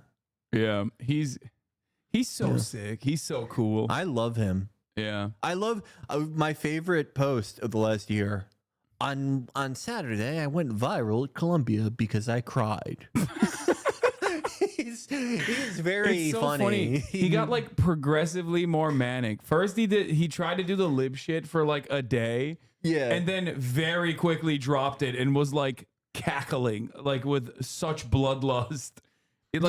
He literally went from like, oh, I cry for everyone, I'm so sad about everything that's going on, to like, we should kill the Jewish students that are leading these protests in Colombia. He couldn't hold it together for a week. He was like, people in Israel call me a terrorist sympathizer, but I want coexistence for everybody. And then a week passes. Oh man, such wonderful things here in the United States of America. Is there anyone like notable in here? It seems like there's the same guy over and over and over again. Like they just a lot of. Is this like a bald work program? This is the biggest collection of bald men I've ever seen. Bald? What's going on? They're so close to Turkey. Maybe that if Erdogan won't do it, the great hair transplant men of Turkey will fight back against Israel. I stemmed a lot of hairline bleeding. But if it ever gets really bad, I'm going there and I can show them my bona fides. and my support for the Turkish aerospace industry. Yeah, they're gonna be like, dude, you're a gray wolf, both spiritually and literally. Like, you're good. I would love to go there. I want to see the Thai Khan. I think it's fucking cool. Join us for a third study in at Butler's Library main reading room. What? So is he still a professor or not? Like, I don't understand. Didn't he get fired? Like he just loiters around Columbia. I thought he got fired. Like, how can you still be a professor? He literally called like the Jewish students capos and shit. Like he was being so unhinged. He got suspended. Was it, or did he like fully get fired? I thought he got fired, but maybe not. I thought it was a suspension because I remember Bill Smoke Crack Man being Bill Smoke Crack Man. He was like, if they don't reinstate Chai David, I'm gonna fucking blow my head off. Yeah, this is a wonderful. Oh my god! What is this? His was automatically be minor. Do you see that? This is the most incredible story from Blue Sky. This is why Blue Sky needs to exist, really. Yeah. It's the perfect drip feeding of like shit that you see on Blue Sky. Like, I don't want to get on Tumblr, but like every now and then you'll see like a post that hits, and this is it. This person replies, Tel Aviv deserves God's wrath, not gonna lie. Please don't. Look, someone very dear to me lives in Tel Aviv, and I'm worried sick about her. I'm asking y'all to redirect your anger towards the fascist genocidal Netanyahu government and the systems of cruelty that have led to this, not towards terrified civilians. A little compassion, please. My online dom lives in Israel. Because she's so stressed about living next to a war zone, I haven't properly gotten off since October 7th. Incredible. Ceasefire now. I just want everyone to come together in peace. Me in particular. Not trying to be flip. It's just such a ridiculous situation to be in. How you can't... First of all, it sounds very inconvenient because Israel is like very far away. How do you work out the time zones? B, like, A physical dom, okay, maybe if you have very specific taste. An online dom, couldn't ChatGPT do this for him? Yeah. Like, what does an online dom do? Just like call you a fucking loser? What, she's better at it than anyone else? What a lunatic. Yeah. She can only get it. She can only get it from her Israeli dom. Ceasefire? What is this? My mom! No, Well, that's an old club when he was playing the nuclear weapon game. Dude, Motaz knows who I Show Speed is. I asked him. Yeah. He's like, yeah, he did. He knew who I Show That's Speed awesome. was, which is so sick. I love He's like, Motaz. yeah, he's like, yeah, he's very loud. That's what he said. He's like, yeah, that's the guy that screams a lot, right? Yeah. Yeah, free Palestine. It's so sick. This was great stuff. This is Israel Supreme Court ruled on Monday that a child conceived through artificial insemination using a fallen soldier posthumously preserved sperm will be recognized as the child of the deceased under the law and families of soldiers who died in combat. How many of those kids are there? Like cattle prod kids. Dude, that's why they needed $9 billion extra for the goon platoon, dude. They're like, the goon platoon is working extra hard, okay? Oh my God. The other side of the story also is like, apparently first combat fatality reports coming in from Lebanon for the special military operation that they were conducting. That's not an invasion, by the way. And of course, as is the case always in Israel, the military censure is working overtime. But apparently there were like 20 medevacs that occurred and like a shit ton of ambulances into nearby hospitals. It Doesn't is seem like allergy season. Yeah, it doesn't. Yeah. It could be a coincidence. Yeah, someone swapped it. They put non-lactose free milk in the. There's been a Claritin shortage. Those longshore guys who are voting for Trump are not, putting the Claritin and the pallets into the merchant marine ships. Yeah, it's just I don't know, that to me is actually insane. Like that is like no self-preservation whatsoever. There's a lot of unique parts about this mania, and I don't understand how it so closely resembles either the Nazi government's like final push or South Africa, like apartheid South Africa, but or like Vidalia in the Falklands, kind of. Yeah, it's just like it literally doesn't make sense. But like you have no self-preservation at all, where you're like, no, this country that we invaded unsuccessfully multiple times, like we should do that again. Especially now that they have better weapons and have hardened their security. Do you think that like, I don't know, this is like, it's so hard to get inside someone's head, and it's usually futile because so many things can just be explained by stupidity. But like, do you think it's a case of like, they expected like to be able to kill a bunch of people, obviously, but at a certain point, Biden goes, okay, enough of that. It's an election year.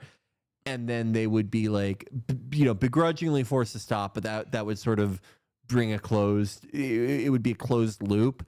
But the fact that there's been like no pushback, no suspension of weapon sales, and they get to just keep upping the ante, that they feel like, well, like shit, like we can't stop. We can't stop unless, it seems like America makes us stop. And they're not doing that. I mean, it makes sense for America to rein Israel in to preserve Israel. Like the exit ramp has been there since early October. Pack up Netanyahu, say he's the big bad, move in like some fucking liberal general guy who is just as bloodthirsty, if not worse somehow, than fucking Benjamin Netanyahu. And then everybody goes back to like, oh man, we really have complicated politics here in Israel and are not like, baying for blood on a regular basis. But if left unchecked, it is very obvious that they are just going to keep fucking swinging at every single person, hoping that America keeps giving them weapons. But like, it's going to, like, at a certain point, it's going to turn into the Ukrainian situation. Right. Like, with Ukraine, they're obviously going up against a force with, they obviously understandably have a desire for emancipation, and they're going up a force with like significantly larger military numbers, Yeah. so they can throw more bodies at the problem. With Israel, they're like, oh yeah, we're getting our shit pushed in by fucking dudes in a open air prison that we created. Let's just go after a much larger military force. Doesn't make any tactical sense whatsoever. I don't think that they really have a plan. I really do think that like they had a rough outline of like basically when America was going to stop, and that gives them an out where they're like, oh, we'd fucking kill all of you if it wasn't for America, but blah blah blah, and they get to keep like support, like Netanyahu gets to keep supporting Trump, etc. But it's hard. You cannot really overstate how just like directionless and without a conceivable strategy they are. And it's shocking. It's shocking. And it like, defies a lot of the explanation, but it just, when this is what happens when a state degenerates to a certain point into its bare essence. We gotta, how much you want to bet this guy is German? Nothing can compare to the industrialization of killing people to the Nazis. Please don't use the Nazis as an example. So obviously a German, because whenever Germans do that, it's sort of a brag. Yeah. Nah, hey, come on. No one did it. No one did it us. like we did it, Yeah, hey. Yeah, it's always liberal Germans. German politics is amazing, dude. It's amazing. The pro-Zionist anti-fascists. I had a dedicated like German replier who was always screaming at me. And he wasn't like young. Like a lot of anti-Deutsch people are like X or millennial cuspers or younger sometimes. This guy was like 60, which is like, okay, then your dad was almost certainly involved in something. Oh, for sure. Like, okay, buddy. Doors open. Doors open. Okay, there you go. Murat's food is here. Yeah, I love this shit. I love when Germans fucking flex like this, when they're just like, listen, nobody did it like we did it. I'm not pro... I called it! Oh, See? my God. Yes! Oh, my God. I'm not pro-Zionist or pro-German. I am German, though. I'm telling you, dude. God, what is wrong with you people? I locked it. Dude, it is something... We know, chatter. We know you're German. From the moment that you type those words out, it is... You think this is my first time encountering a German man online who said these exact same words? The real Carl, which is like... I feel like it's just... Or wait, I really do have late onset dyslexia. The real Carl I think I need to get a new contacts prescription or something, but whatever. Carl, what a German name. But like Carl, no one else on earth talks like you people do. Yeah. Nobody. Yeah. I've been to Germany. You are a very singular people. Yeah, it's awesome. It's so funny. It's like, no, until dude, listen, until Israel kills at 5.9999 million Palestinians, still not the same. Do not compare it to Israel. I mean, do not compare it. I already did it. See, See how easy it is? See how important education is? Do not compare it to Nazi Germany. Please don't. 6 million, that's when you can do it. That's when it's appropriate and allowed, okay? I hate that Germans are so like obnoxious about this shit, because I had a delightful time there. I really did. But you know, seeing those like Bavarian hogs chase that little kid around because he had a Palestine flag. Oh my God, Jesus dude. Christ. Dude, it is just straight Gestapo shit. Yeah. Straight up. Jesus Christ. Yeah. Are you saying they're low-key proud of that record? When I hear it from a German guy, it does sound like it a little bit. It is a little bit like bragging. Yeah.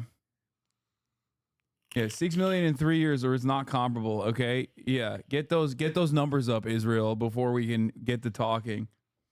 Ay, ay, ay. It's funny how even German Antifa is hardcore Zionist. I mean, is it that funny? I feel like it is funny, but I also think that, like, it makes total sense.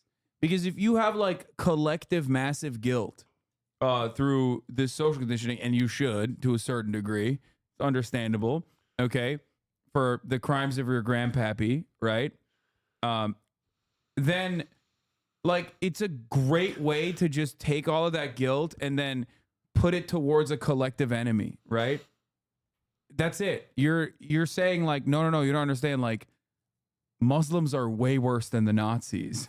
Like that's basically all you're saying. When a German person says that, that's all I'm hearing. You know, I don't hear anything else.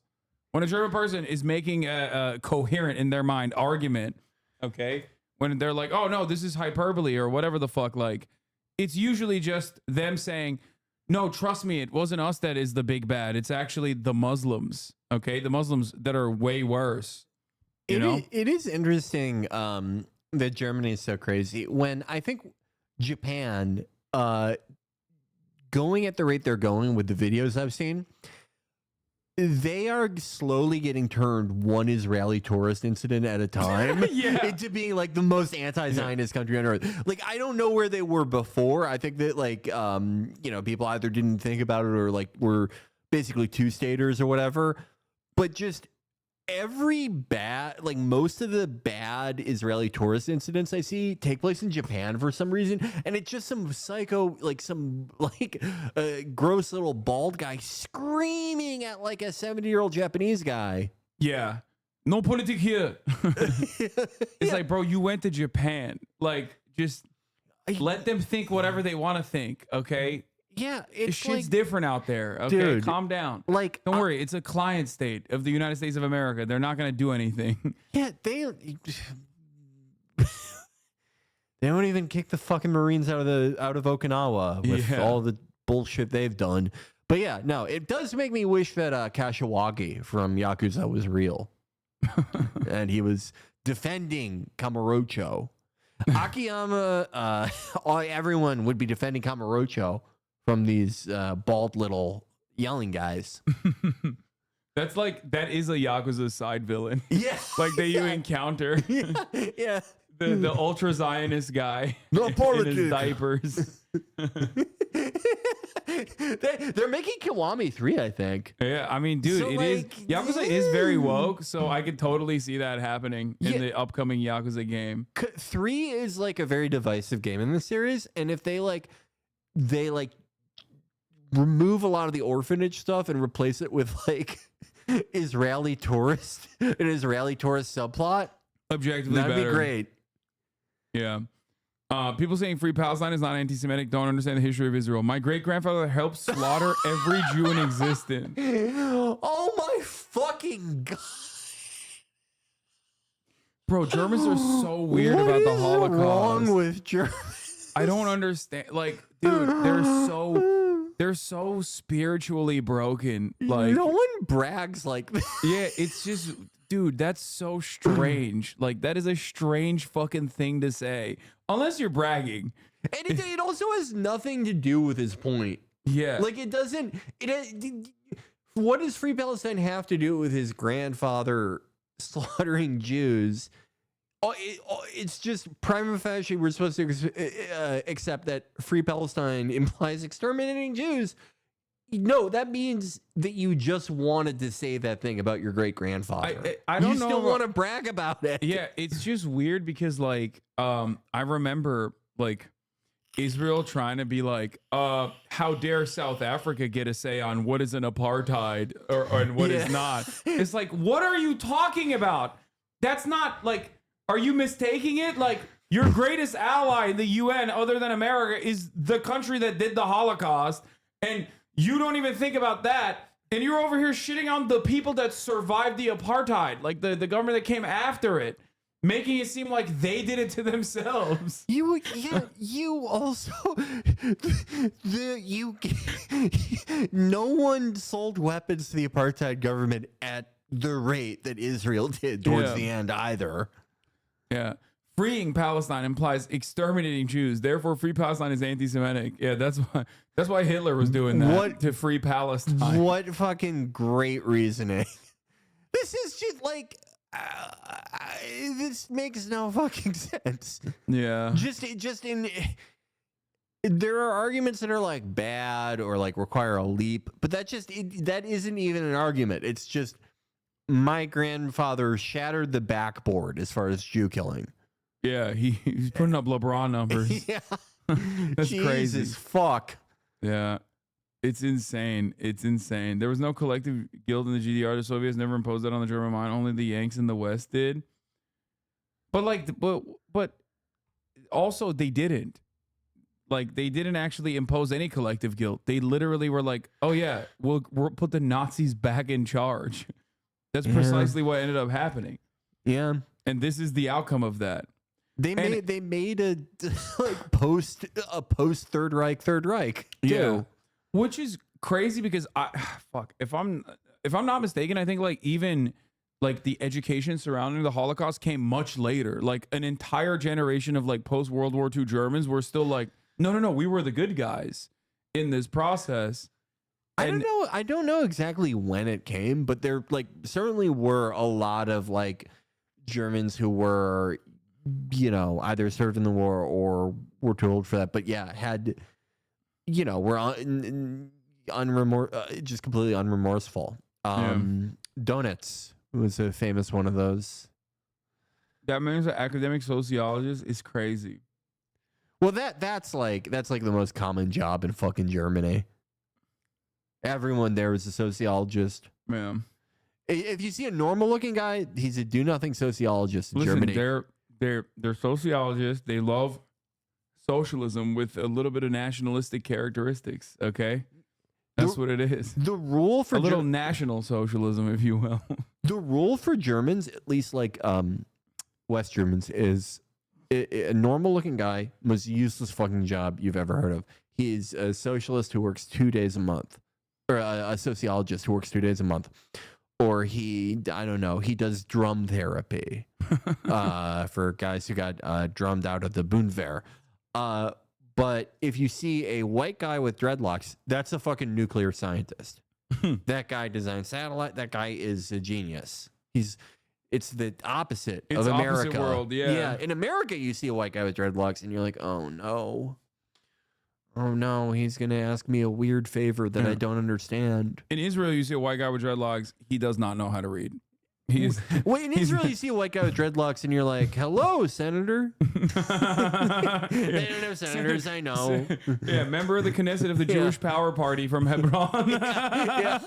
Like, he's like 16, does not know how to read, is advocating for women to not be able to retain a job.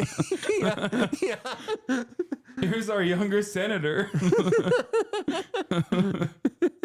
You see a white guy with dreadlocks in Israel, you know you're about to get spitted on. That should be like, you know, the like Gini index, or however it's pronounced, the thing for like human development and equality, and like the freedom index. Yeah. There should be the a white Gini coefficient. Yeah, there should be like a white dreadlocks index.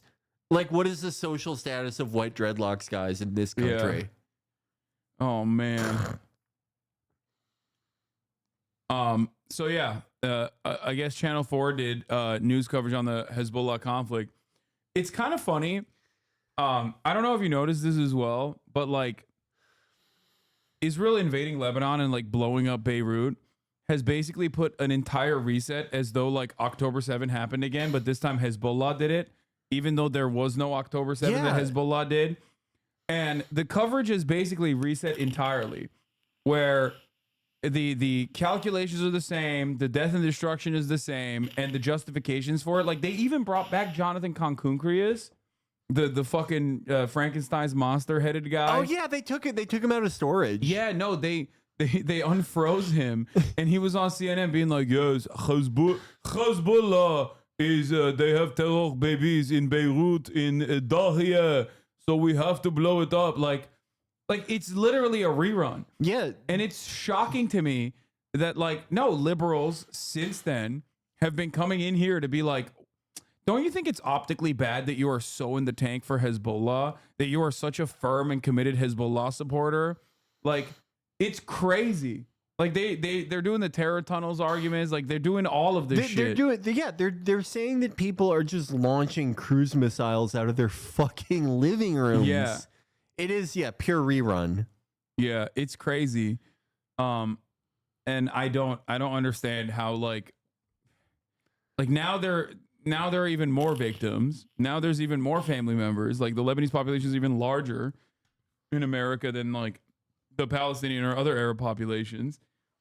So it doesn't. I don't know. I don't know where we're going with this. Palestinians also, Lebanese Americans also have kind of like been in America for longer and are more like deeply rooted in like, especially like in just personal experience in the Midwest. Yeah. No, for sure. A lot of Christian Lebanese too, especially in the Midwest, that came around 1982. Yeah. For maybe things that they did in Lebanon around that time. So they had to come to the United States of America. But anyway, that's neither here nor there. No, it's not the same with Lebanese population. I'm not saying that, and I'm not calling you guys the same as like the Persian population of Los Angeles, okay? That's not what I'm saying. I have, however, seen a more diverse opinions from some in the Lebanese diaspora here. All right, let's watch this Channel 4 video. Helicopters fly in to collect bodies on strength. Oh yeah, did you know Judge Janine Perot is Lebanese? Oh yeah. No, they're I am, just so people know, I am halfway done editing the conservative media series. I should be recording by next week. I have to cast a few things though. You will find Maronites sprinkled throughout American conservatism. Okay, don't come for Peter Dow like this. No, okay. Peter is special. He's special. He's something else. He made a genuine attitude change. Okay. No, I would never insult Peter. Yeah.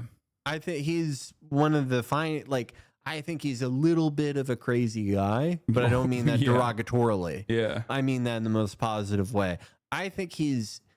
You know what Peter Dow does that I love? He lives out loud. Yeah. That's something not a lot of other people do. He's living La Vida Loca. Yeah. For sure. Wait, Ralph Nader is Lebanese? Yeah. No way. No, yeah. Johnny Manziel, part Lebanese. Yeah. What? Yeah.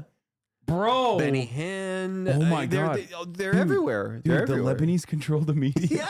Yeah. What the fuck? Yeah. Dude, wait, how the fuck? Yo, why is everybody talking about Jews, bro? The fucking Lebanese have infiltrated every orifice of American society. What the fuck? Fucking Johnny Football, all these guys, they're all Damn. Lebanese. Dude, the thing with Lebanese too is like you can kind of tell when someone's Turkish. I feel like Lebanese people look even whiter somehow. I can't believe I'm saying this. They're gonna love this. The Lebanese Christian are gonna love what I'm saying. They're gonna love. We're fucking Roman. Yeah, dude. God damn that it. Talib. Yeah. Talib thing. Yeah. Dude, Talib is anti-Israel. No, yeah, I love Talib. Well, Talib is like, he says like weird stuff sometimes about Lebanese genetics. Yeah. But like his politics, like his international politics, he was like, talking about Saudi Arabia way before it was cool to do. Yeah. I have a ton of, I love Talib. Yeah, he's Phoenician, my Phoenician king. He's one of my most treasured mutuals. I wonder if they he got a still follows Lebanese me. American celebrity list on IMDb. Wow. There's so many, like, wow. I know another list that Kanye was parading around.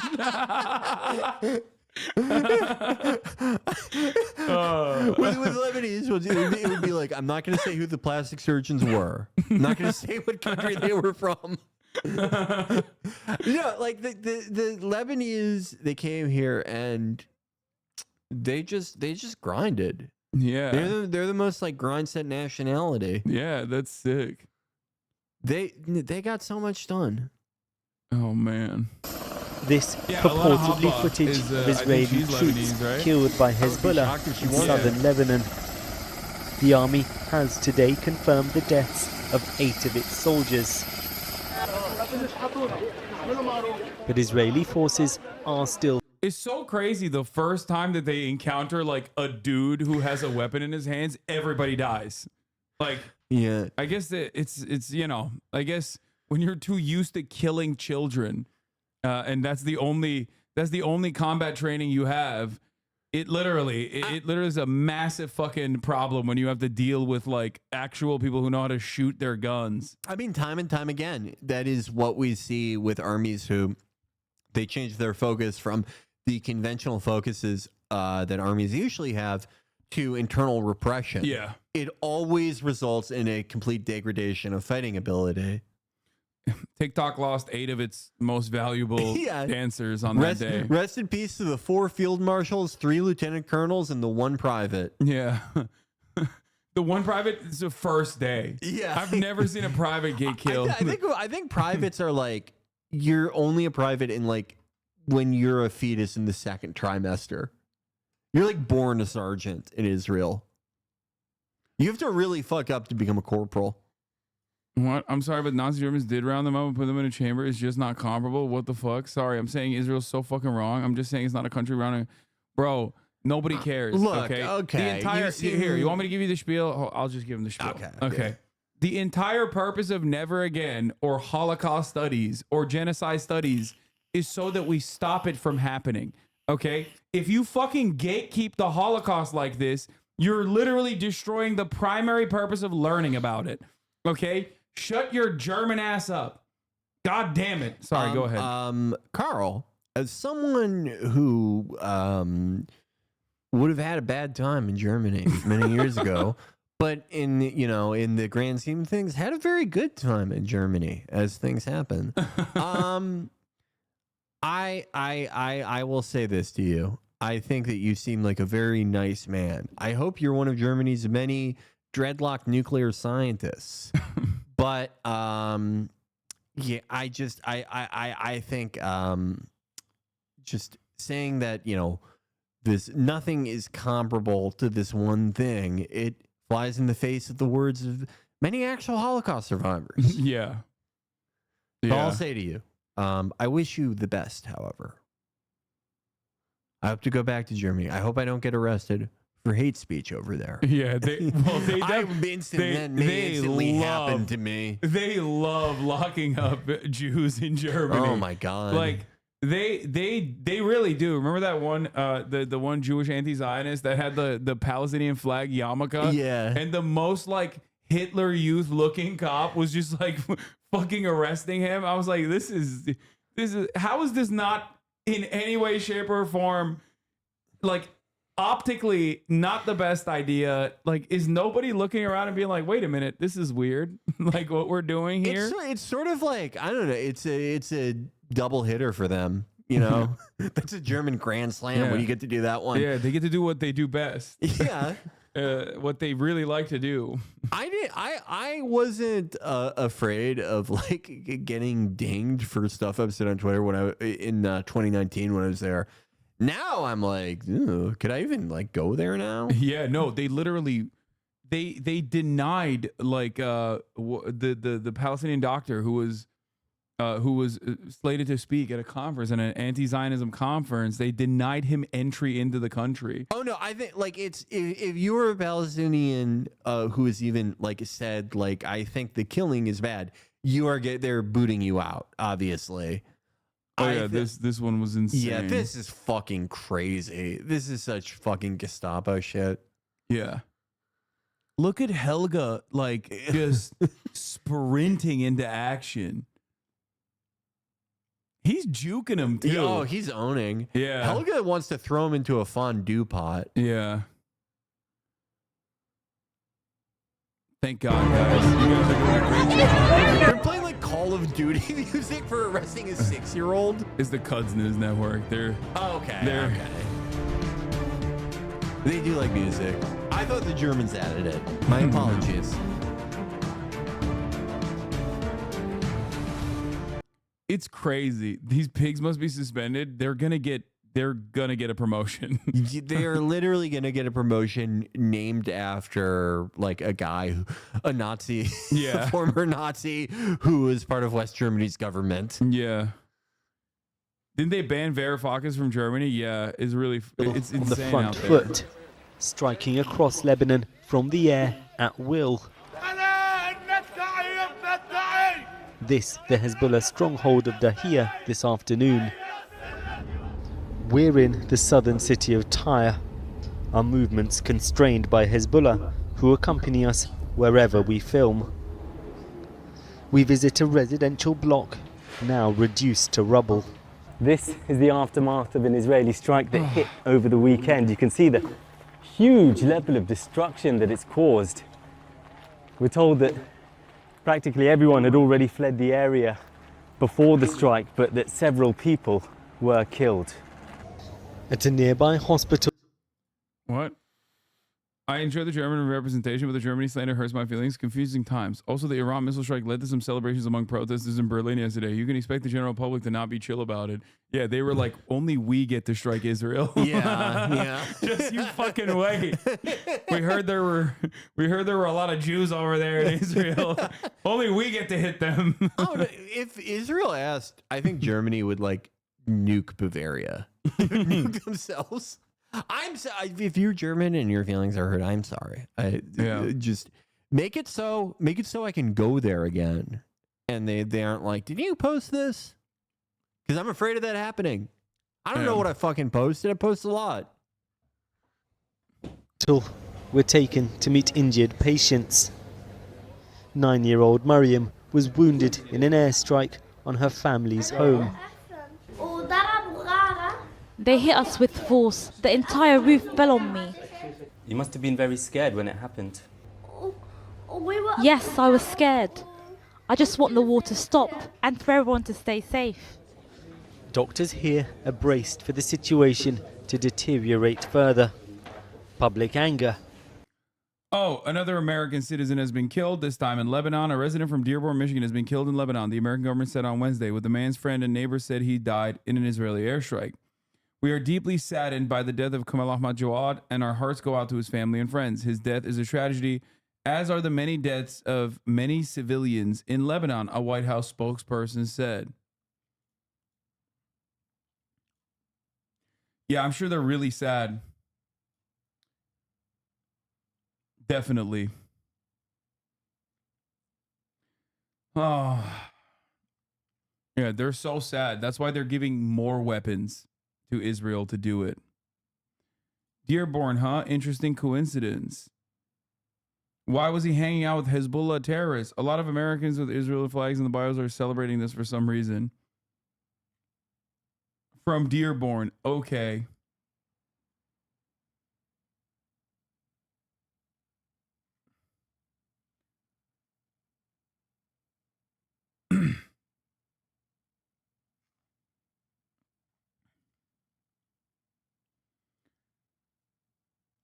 Can I ask what you think is the best realistic outcome for this conflict right now? The Israeli economy and Israeli society collapses in and of itself, and that it goes the way of apartheid South Africa, and the apartheid is abolished in its entirety. That is probably what will inevitably happen. There is no way.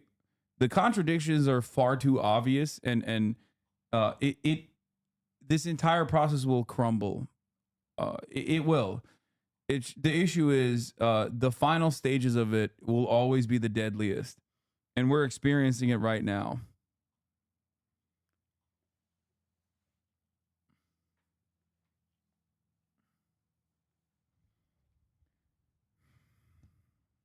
That's it. How many decades? No, not decades. Not decades at all. That Lord shit is not real, man. What is wrong with you? Lord did not get beat up by fucking Zionist protesters at a Palestinian rally. That's not real.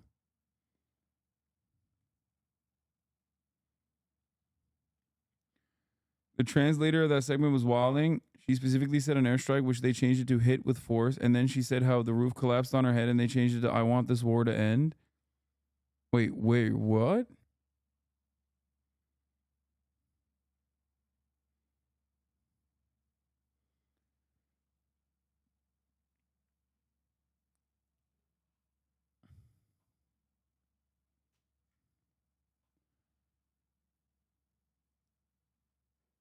I don't know what you're talking about. What's the final answer? I don't know what the timeline Is is. directed at Israel. I was watching TV with my son and my sister. Suddenly we were hit and she was killed, this man says. They know no mercy. Much of Tyre, much of southern Lebanon has seen its inhabitants flee north. But not everyone has gone. Why did you decide to stay here? Because my father and my mother lives all their life in here, so they can't go because they, they will love to stay here. So we decided to stay here. It's so crazy to be like, why don't you guys just like leave your houses? Because Israel's just gonna bomb it anyway. Like, it's crazy. Yeah. It's a crazy thing to just like ask of people. Imagine being given like 48 hours notice, usually less, usually just a few hours, if that. Hey, your entire life, just pack up and go, not anywhere specific, just north. Yeah. Just go fucking north, keep walking. With no indication that Israel won't bomb it inevitably. Yeah, what fucking reason do they have to believe that there's any safe zone? They watched hundreds of thousands of people from southern Lebanon go to Beirut, and then those people died in Beirut. Okay? The idea that this is like, oh, just like there's a safe area. They also, before that, for the past 12 months, have watched the Gazan population go through this exact same fucking dog and pony show. Yeah. People in Gaza very quickly learned that the designated safe zones of the Israeli military were, in fact, just, places killing, just killing like, fields. Killing fields. Yeah. I don't want to be in a situation where I'm struggling to provide things for my family, her father adds. Everyone here and across this region is braced for further violence. Well, with me now is Hasan Hasbani, a Lebanese MP and the country's former Deputy Prime Minister and Deputy Speaker of Parliament. What do you think is in store for your country over the coming days? Well, let's hope things will end very soon, but there's a huge amount of uncertainty right now with all the events taking place in the south and in the suburbs of Beirut, in the Bekaa Valley. There's a really unprecedented level of confrontations between the Israeli armed forces and Hezbollah on Lebanese territory. Do you support that resistance that Hezbollah is trying to push out? No. Bro, you're trying to get him assassinated. Yeah, like, Jesus, I don't even fuck. know his like personal, because like there's plenty of fucking Lebanese parliament members who hate Hezbollah, right? Like he could just as easily be asking that to a guy like that. I don't know what this dude's background is, but even if he was like in allegiance, right? Why would he ever fucking answer like that when Israel is assassinating every single fucking person that they feel, that they feel the need to assassinate? He might also just as easily be a fucking psycho right-wing Christian Lebanese parliament member. From our point of view, from our national political point of view, we have always warned about the existence of a non-state actor. Armed, oh, never mind. Yeah, he is the second thing. Yeah, controlling their own decisions outside the state, outside Hezbollah, outside the will of the Lebanese sovereign state and government, taking risks with people's lives, with Lebanon's future, in immersing Lebanon into regional wars, and we're seeing now the results of such a situation. Yeah, Israel famously would never actually invade Lebanon if it wasn't for Hezbollah's existence. Except if Chad is right and he's like some fucking right-wing Christian weirdo in the Lebanese parliament, like he wants Israel to invade so they can collaborate and Israel can set him up as like, the puppet administration. Situation that has been left undealt with for so many years. So do you feel they have led you down a dark a dark corner. Well, unfortunately, we've warned. But by the way, this is what I meant. Channel 4, after like a couple months into Israel's like relentless bombing campaign of Gaza, started actually providing like decent coverage from the perspective of like the Palestinian citizens that were being slaughtered. But they also got hit with the reset button. So now they're back to doing like, well, you know, Hezbollah is the reason why Israel has to invade, to liberate Lebanon from Hezbollah. Right, Like yeah. they're doing the same fucking shit. And every major network, there's like a certain amount of people have to die before they will actually provide worthwhile coverage. For Channel 4s, it might be a little bit lower than, say, BBC's. Many times against this situation, and we have actually Lebanon has been dragged into a regional conflict that Lebanon could have avoided being in such a situation, yet it was, in my view, an uncalculated step from Hezbollah that effectively is now hurting all the Lebanese people economically, physically, militarily, and in their own safety. Yeah, one must always ask the question like, so Vladimir Putin was right because he wanted to liberate Ukraine from the throes of like the Azov battalion and the Nazis? Like, how does that work? How was his special military operation immediately and directly falsifiable, the easiest thing to fucking joke about and cast aside as bullshit? But Israel happens to do that all the time, everywhere, and it's always somehow just. It's interesting. I don't know. I just a shocking situation. Right, like the idea that like Israel is doing a sort of like slow drip nation building attempt in Lebanon over the last several years, that's what's going on. Yeah. Is just, I mean, you first of all, like, no Israeli believes that. Yeah, they're literally talking about they want to build a nation in Lebanon, just more Israel. Right, okay? right. They're right. Like, no Israeli would tell you their goal is like we're taking corruption out of Lebanese politics. Yeah, we're gonna fix their institutions. But it takes a certain type of delusion from a non-Israeli, especially, to think that. Is the rest of the country powerless now? I mean, are you just a pawn in a bigger game between Tehran and the Ayatollahs and Netanyahu and the Israeli government? Yes, unfortunately, Lebanon is now paralyzed. Let's not forget that Lebanon was already in an economic crisis. There's no president leading the country. It was already paralyzed, and now it's even further paralyzed in this regional conflict. What do you expect Israel to do? Well, as it weighs its response? Well, what we're seeing now is a potential regional escalation as Israel weighs its response to Iran. Israel continues to bombard Hezbollah in Lebanon, and we are seeing scenes even more aggressive than what we have seen in 2006, that at the time resulted in a UN Security Council resolution to stop the fighting and remove the arms of all armed non-official and non-sovereign armed forces from Lebanon. What kind of foreign pressure is the Lebanese government under when it comes to how it uses the armed forces? I mean, are they really Lebanese armed forces? Well, we do have Lebanese armed forces who are tasked with the sovereignty and the protection of the sovereignty of Lebanon.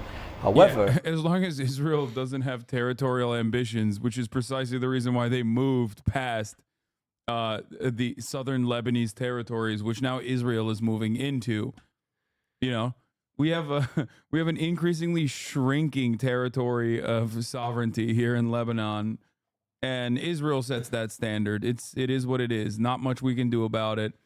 That's not our job, you know. That's cool. It's crazy. Like, I don't understand how you can behave like this. Like, political disagreements and like the brutality or whatever the fuck you're going to point to aside.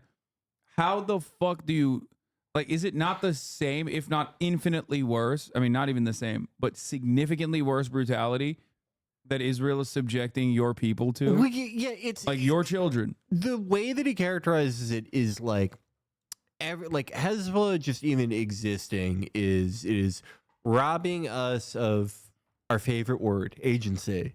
It's robbing us of sovereignty. It's robbing us of, our ability to make our own decisions. But Israel, as an expansionist force, that is practically a force of nature. That is not human beings making a decision to colonize and terraform the world for a greater Israel. It is just a act of God, a force of nature that happens, and you either provoke it or incur its wrath, or you just sort of let it do whatever, and hopefully it recognizes this. Yeah. It's an insane stance to put yourself in. When Hezbollah made the decision to enter a war, they did not request the permission of anyone. They did not look at the sovereign state and deal with them as a sovereign decision maker when it comes to war and peace.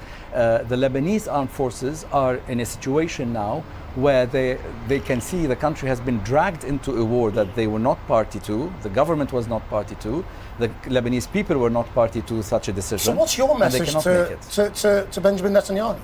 Well, I cannot... If the American security cooperation with Lebanon was actually a real security cooperation, they would let them have anti-air missile systems.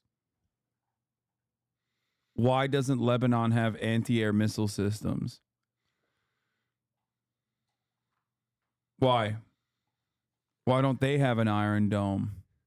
Patriot missile system machine broken. Yeah. What happened? Come back next week.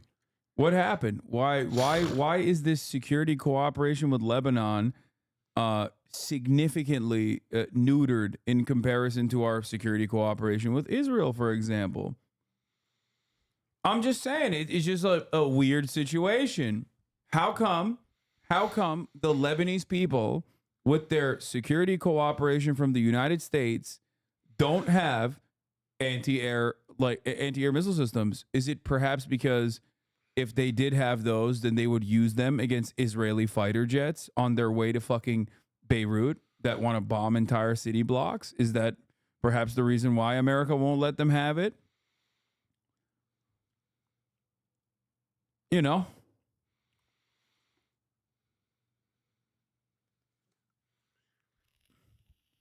Don't roast me. They have money for it. The U.S. should pay for it. No, dog. They literally set the terms. Like, that's the whole point. They don't have it because if they did have it, then Israeli F-15s would get fucking lasered with American anti-aircraft capabilities. Like, why would they not have it? How can they have any sort of sovereignty? I mean, yeah, air defense is like any serious defense cooperation that is one of the single most vital parts of modern warfare is defending the skies. I don't think that's a controversial statement. This is a cooperative security agreement that you would ink in 1903 when there were before even barrage balloons. Yeah, it's crazy. This war continuing, we should all work towards the implementation of 1701 on all sides. 1701 is the UN resolution that in 2006 ended the war, called for the withdrawal of...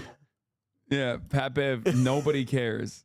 Nobody. Your teammates were hoping that you wouldn't run to the bomb shelter. I love the idea that Iran was like, okay, just spare no missile. We have to take out Pat Beverly. Yeah. 100. I don't care how much it costs. We need to... What's the main goal here? 181 rockets were actually launched. Nobody knew. Everybody thought it was 180. The last one for Pat Bev. We're disbanding the fucking country if we don't get Pat Bev. Yeah. Yeah, everyone was doing the fake news. They're like, oh, Yoav Golan has been assassinated. No, it was Pat Bev. Defense Minister Pat Bev. Of all armed forces that are not Lebanese army from the south of Lebanon to the north of the Litani River, around 30 kilometers from the Israeli borders, deployment of UNIFIL and the Lebanese sovereign armed forces, and the removal of weapons from the hands of all militias in Lebanon. Mr. Hasbani, thank you very much indeed for joining us. Thank you. Now, the Israeli Prime Minister, Benjamin Netanyahu, has said the country is in the midst of a tough war against Iran's axis of evil, which seeks to destroy us. But he insisted we will win together. Israel's military chief also warned that the country would respond to Iran's missile attack and said, how do you think they're going to respond to Iran? Do you think it's going to be like last time? Probably like, yeah, military depots, oil facilities, I presume. Though, I mean, I don't know. It's so hard to like do any type of like halfway rational actor thing with Israel. But I don't know. There is the possibility that like they are kind of fucking. They realize that like they actually do have this capability now. That like Iran's sending all those loitering munitions and very slow moving subsonic surface to surface cruise missiles back in spring may have been kind of a feint. And like, I mean, it is worth noting that like Netanyahu was kind of afraid of like having hitting Iran back very hardly after that. Of course, they've done fucking insane things since then. Yeah, well, but like Benny Gantz was way more hawkish on that front, and for as stupid and self-destructive and how unplanned all of this is, on a basic level, you do kind of have to think that they are like a little shook, right? But it's just, how the fuck do you get into their head? When there's no semblance of a plan. They have no idea what their off ramp would be, short of killing fucking everyone. I don't fucking know. Yeah, I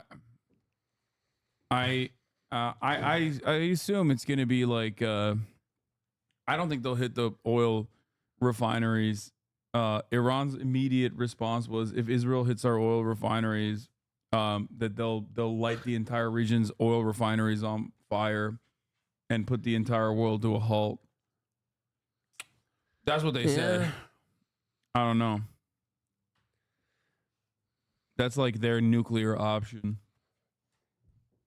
I wonder that if his they, forces could not necessarily like, I don't know, like a thermonuclear weapon, but like I wonder if they have like something now. Yeah, it makes you wonder. I don't know. I mean, look, the way I see it is this. Okay, if they have the capability of striking 3 military targets, I guess the Mossad headquarters they didn't really hit, right, but near it in Tel Aviv, and also the 2 military bases. They said that they were going to hit those targets, and they did, which means that they have the capability of hitting Tel Aviv if they want to. Mm-hmm. So if they have that targeting capacity, and if they have the munitions to be able to do it, and they still haven't done it, that means it's restraint. Unless the idea somehow is that, like, I don't know, they're just like too afraid of Israel, or Israel actually intercepted those missiles and like moved them towards the fucking military targets that they said they were gonna hit. You know what I mean? It makes no sense. Zachary Levi as Shazam went up midair, and all these missiles were heading straight towards civilian centers, straight towards all the nightclubs called Reimagine, and he pushed them to hit all these military targets. Yeah, it just doesn't make any sense. It's telling everyone that understands this process that they have the capacity to penetrate Israel's defenses. Okay, that's what they're saying. They're showing that, like they're demonstrating their capabilities. If you don't understand and learn a lesson from that, I don't know what to tell you. Like they could have this time around easily fucking struck Tel Aviv and killed civilians. Right?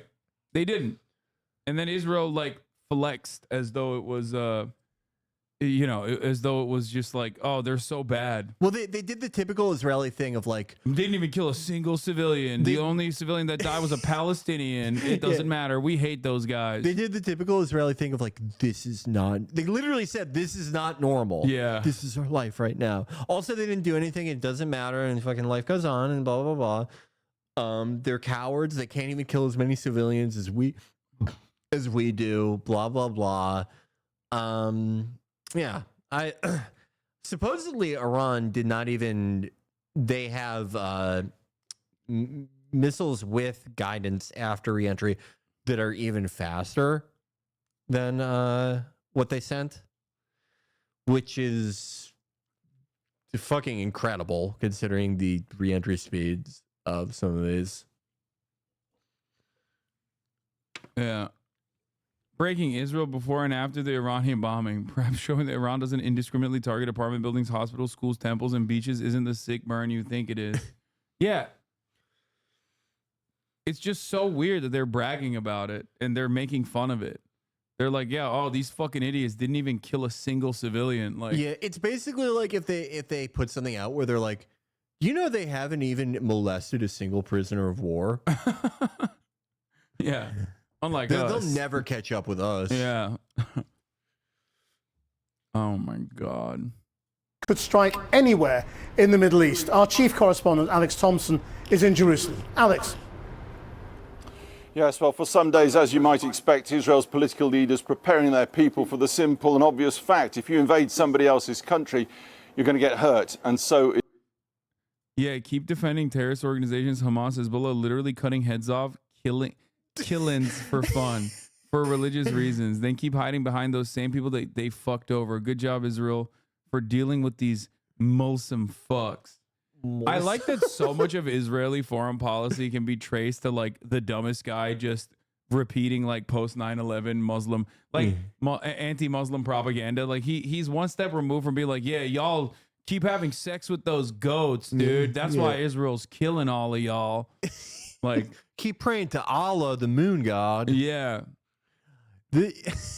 I love, this is a very post 9/11 thing of like just thinking like beheading is, every Muslim does it. Yeah. It's every Muslim's favorite thing is beheading. Yeah, that's like, everyone's always doing that. They love doing beheadings. You watch fucking one like live leak video of like some fucking ISIS weirdo do a beheading, and all of a sudden you're like, every Muslim loves beheading. And like, ISIS weirdo is probably born in fucking London too. Yeah. ISIS weirdo born in London, maybe got some CIA training. Who knows? I don't know.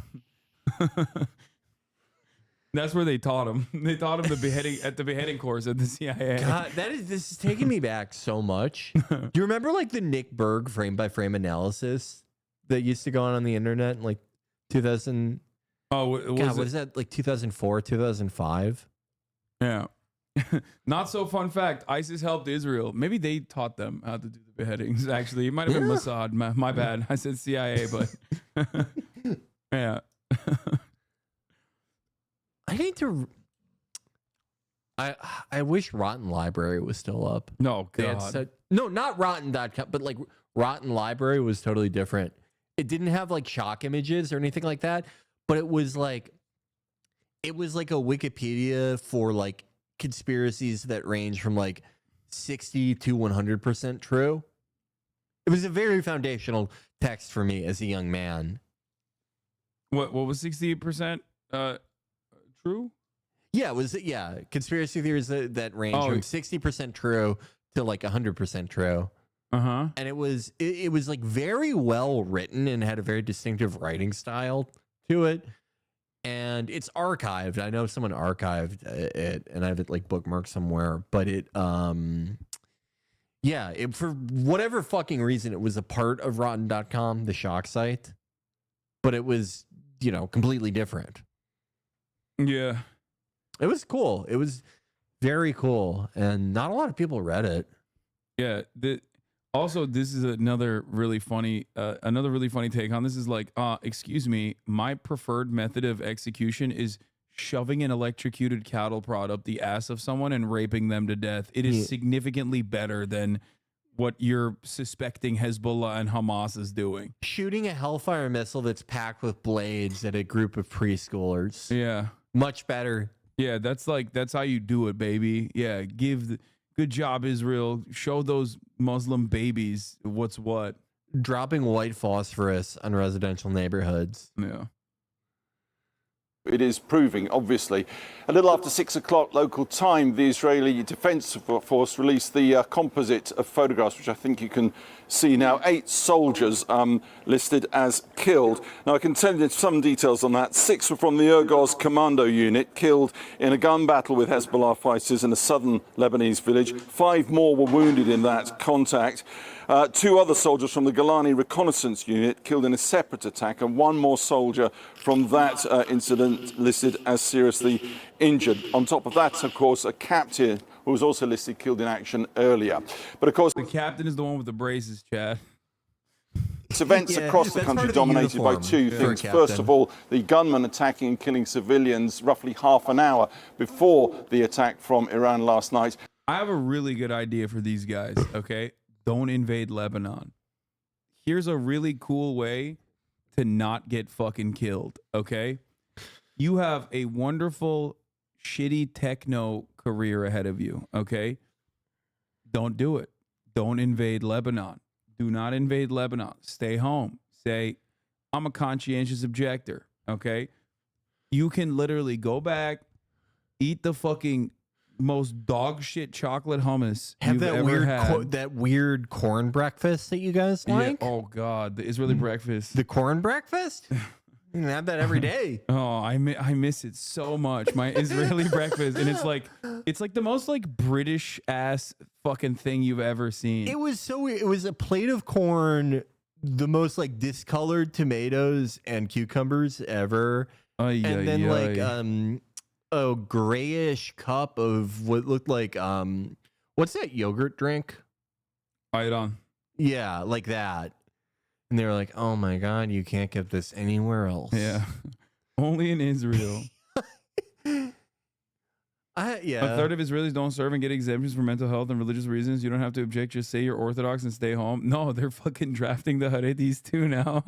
That's gonna go awesome. Yeah, that is really. Dude, they already have a pretty high like friendly fire. They already have a pretty high friendly fire rating. Like that shit's about to skyrocket, dude. Oh my God, are Haredis gonna accidentally take down the Israeli military? Yeah. Just not even for ideological reasons. Just like they're like, you don't fucking tell me what to do. Yeah, I will never forget that. Like, dudes that just like the sniper piece of shit assassin did not incur that killed Shireen Abu Akleh, sniped her. Okay, assassinated her. Did not incur the same penalties that like a bunch of Jewish IDF soldiers got for making hot dogs on Saturday because it fucking didn't keep kosher. Like that sounds like something that a groiper would make up. Yeah. That sounds like something that someone would be like, "Oh, dude, these guys are crazy." And it's like, nah, that's a Haaretz.com article. Like that's literally a thing that happened. In 2013, if somebody in one of my group DMs said that, I'd be like, "Take a lap, bud." Yeah. You know, okay. Work on a better one. Yeah. No, that really happened. Yeah, literally. It's just insane. It's so crazy. You have to be a really evil country to imprison the hot dog makers of this world. Yeah. That's how strict they are, though. That's yeah. Yeah. It makes all the things about them being like a socially liberal paradise fucking hilarious for anyone that knows anything at all about the codifications of these things in Israeli law. And then, of course, that 181 missiles fired into the country. It's fair enough to say, not exactly controversy, but debate growing about whether the claims of Israel, the United States, and to some degree the UK about the impregnability of Israel's missile defense and their missile defense systems against Iran really is as strong as has been made out in some quarters. This guy's a homie. That's a crazy thing to say on British media. No, it's true. Well, like some of the reporters that make like Kirby squirm the most are like, you know, I would say what, like 7 times out of 10, it's a British guy. Yeah, it's like old school NatSec reporters that like write for these like random publications. Yeah, when you see a British reporter that's like this old, there's a good chance that they are like a, you know, like someone from the fuck, what was that show called? The original British House of Cards. Like a psycho, completely transactional, cynical, old Tory lunatic. But then there's also a decent chance that they're just a truth teller. Yeah. Just verified images show Iranian missiles detonating near Israel's Nevatim. This is in reverse, dude. Yo, anti-Semitic propaganda. Cut it out. Those are Tamir interceptors in reverse, dog. Trust. They famously also do this explosion thing when they're being deployed. Well, that's how big their first booster stage is. Yeah. And they actually slowed it down. They're way faster than this, too. Yeah. Airbase. And other verified video now appears to show more missile strikes. Only late this afternoon did the Israeli Air Force say several of its bases were hit without casualties, they added. An Israeli civilian who's he's like me, and he just thinks weapon systems are cool. And everyone was freaking out. You mean an autistic Israeli? Yeah. Yes. Everyone was freaking out, and he's like, "This is so fucking cool." They get drafted for 8,200. Yeah. Isn't there wait, dude? This is also another funny thing. There's a autistic brigade in Israel. Oh yeah. They work on maps. Yep. Yeah. The Israeli army unit that recruits teens with autism. Many autistic soldiers who would otherwise be exempt from the military service have found a place in Unit 9900, the Selective Intelligence Squad, where their heightened perceptual skills are an asset. It would be funny if they make this unit just with the autism speaks type understanding, where it's okay, if you just train them to hyper focus on something, they're unstoppable. Yeah. But it's just the type of people that know every single storyline from Supernatural. Like that. They're just that useless for military purposes. No, this is not a Nick Mullen bit, chat. This is a real thing that the Atlantic wrote about a real brigade. The Atlantic also, editor-in-chief is former Israeli prison guard, former concentration camp guard from Israel. Yeah. Wrote in glowing terms about becoming a man by working as a fucking concentration camp guard. Yeah. Jerusalem last night. Most incoming missiles, it seems, were intercepted, but the impression of near invincibility peddled by Israel, US and UK too isn't quite the full picture. Peddled? No, this guy's a homie. I don't want to show this. Sorry. Cruel irony. The only person confirmed killed by Iran's action, this Palestinian man, struck seconds after these images by a falling missile. Oh, never mind. They don't show it. By day, the even deeper irony, the dead man Samir al-Asali was from Gaza. Just north of Tel Aviv, a missile crater already filled in this morning. A yellow ribbon for the return of the hostages, and now a coating of blasted earth. The yellow all of this ribbon, close, by the way, very that's close the to support the troops ribbon. You guys have to give that back. That's American. Oh wait, really? Yeah, isn't support the troops in America? That's a yellow ribbon. Sorry, sweetie. Since October 7, every time I see the yellow ribbon, I know exactly what it is. Okay, someone who wants to kill as many hostages as possible with American weapons that we sent over there to use on top of Palestinian homes. Bring the hostages back in installments. Yeah, that's what it means to me. I see the yellow ribbon, which fucking Mr. Maoist Van Jones wears all the time. By the way, every time I see that, I'm like, oh, you just want to kill the hostages. Got it. Okay. Bezos gave him $100 million. He was like, this guy is so smart. I'm going to do the Mr. Beast challenge and gift my favorite streamer $100 million fucking dollars. Yeah. He thought Van Jones was so sick. What did he do with it? Do we know? He's going to make a think tank that's dedicated to depolarization. One of those things. It would be funny if he just spent it on like cars and like houses. that'd be baller. That would be awesome. I would actually respect him a lot more if he did that. I'd be like, fuck you. It's my $100 million, bitch. If he was like, okay, fuck this politics shit. Yeah. I don't care anymore. Just fucking quit. You got $100 million. Maybe that's why Jeff Bezos gave it to him. He's like, dude, please just shut the fuck up. Just stop, dude. He's You're sick of so seeing him whack. cry on TV. Yeah. Oh my God. After Joe Biden dropped out? Yeah. Yes. It's one of my favorite Van Jones moments. Well, Van Jones has cried on TV a lot. He's a very famous crier of the airwaves. Yeah. That's why. That Jeff Bezos gave him that. He was like, shut up, you fucking baby. Yeah. It's You're like done. those people who like have Patreon tiers that are like, for $7,000, I'll stop. To major security installations, this military base, and a Mossad Secret Service headquarters. A few miles distant, they were still dousing the fire started by another missile strike last night. Everybody went into shelters, but pretty soon we started getting reports of firstly of shrapnel and then explosions and then hits. This guy looks like an Israeli Kyle An empty Chandler. house destroyed in a park. Gaza, it is not. But 181 Iranian missiles means Israel is talking, at least, of imminent revenge. The Prime Minister Benjamin Netanyahu has described that action from Iran as a big mistake. But as yet, no further. It's kind of funny that he's standing right in front of the firefighter. I don't know. That's like an aesthetic choice that he made that I really like. He could just get hit with the fucking power washer on accident.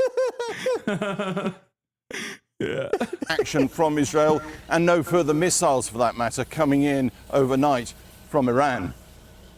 A former Air Force commander who has personally bombed Iraqi nuclear sites says Israel will retaliate. But that all came with a very clear warning to his own people. We can inflict a lot of damage on Iran, but there would be repercussions and a cascading effect. Remember that we have the Russians. Wait, was he bombing Iraq with the Israeli military or the American one? He said Iran, bro. That's like Iran is not even like, I don't think Israelis even say Iran. No, yeah, this guy has blue eyes. This guy is from like Barrington, Illinois. Yeah. Well, I won Israeli citizenship in a lottery. I'll be darned. He said Iran, bro. Iran? I've never heard an Israeli say Iran. That's crazy. Who have teamed up with Iranians lately because of the war in the Ukraine, and the Russians are just next door in Syria. We don't want this cascading effect. His accent is so Jaffa, weird. along the coast. Sort of Midwestern. It's a cursed nation, dude. Like, it creates the worst accents ever heard. Yeah. It's like, is it French? What's going on? Are you like? It's like a Ukrainian who like spent his weekends in Chicago growing up. It's like an international student. You know what I mean? Like a kid that like went to school in Switzerland or something, and his accent is so busted because he's surrounded by all of these different like nationalities and their fucking weird accents. Yeah, his accent and like word choices are like partially jug hooter, but then like very Israeli. Yeah. Grieving for 7 people shot. It's so funny how they say the Ukraine. No, that was the OG way of saying Ukraine because it means the border. Isn't that what it is? Like that's why old school people will always refer to Ukraine as the Ukraine, which is again another like kind of American thing, I think, to say. What like old heads always say the Ukraine. I've heard Judge Joe Brown refer to it only that way. Yeah, one of my favorite follows. It's like a microaggression against Ukrainians. Yeah. Dead, 11 injured, 6 critically. It happened about half an hour before the Iranian missile salvo last night. Tonight, Hamas said they did it. Few eyewitnesses will speak openly. Israelis wear the stupidest t-shirts I've ever seen. You know, they ran away and came here. We did what we could. We bandaged his leg. He was shot in the leg. His whole leg was injured. The whole shot was blood yesterday. 2 Palestinians from the West Bank, Mohammed Rahman and Hassan Tamimi, visited this mosque, then stabbed a policeman, stole his gun, and opened fire at the tram stop over the road on Jerusalem Boulevard. Wait, that dude did it with a cop's Killing gun? 7 times more people He took it straight than from a all cop. of Iran's That's crazy. missiles. Bro, those guys train our cops. What the fuck? Whoa, hold on. Yeah. That's crazy. I didn't know it was a fucking service weapon, dude. That's wild. Yeah, he fucking yanked it Jesus straight out of his Christ, hands dude. after stabbing him. They were just waiting for a train, it says. And yet there were celebrations too last night. Yeah, no shit. Allahu Akbar. This is the funniest part when they're like, look at these people who are like literally experiencing genocide, having a moment of like happiness. It's like if America actually like did bomb the tracks to the concentration camps, and you had people celebrating inside Dachau, and you were like real mature guys. Yeah, like what the people fuck have to are go you to work. saying? People What have to go to work on those trains. What are you fucking saying at that point? Like, what do you mean? Yeah, no shit, they're celebrating, dude. If that shit was happening to you, you'd be celebrating. You'd be probably doing way worse shit than just celebrating in that moment. You know what I mean? Akbar, God is great, they shout in Gaza, as attack and defense missiles light up the sky over Israel.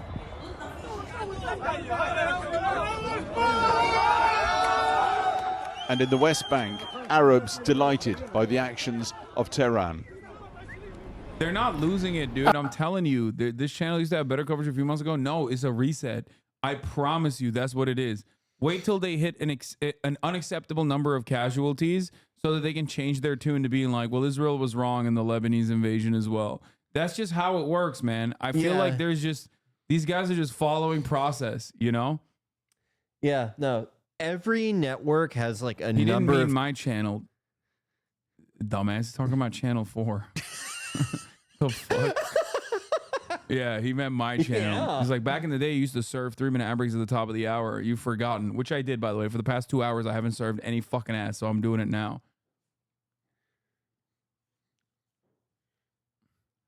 Are they not allowed to say Palestinians? Why did they say Arabs?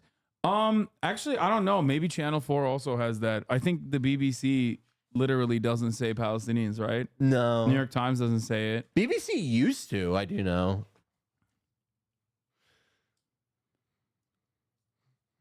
Yeah. Alex Thompson reporting. Well, earlier I spoke to Ayal Hulata, who served as Israel's national security advisor under the last government and coordinated Israel's effort on Iran. He's now a senior fellow at the Foundation for the Defense of Democracies. And I began by asking him what he thought the purpose of Israel's response to Iran should be. The Israeli response. Oh, dude, yeah, I saw this guy on CNN. Oh, he has great ideas. He's going to really defend democracy hard here, chat, okay? Get ready for the FDD guy. They are always notoriously level-headed and reasonable guys, okay? First and foremost, is important to deliver a message to Iran that they can't go about doing this. There must be a response coming from Israel to put Iran at bay and to make sure that they don't understand they can do this every time they want to. Like an annoying bald Right, but the question is, should that response be a message? Should it be overwhelming? Should it be targeting key installations, nuclear power, that kind of infrastructure? What sort of scale should it be on? Dude looks like a white Malteser. That's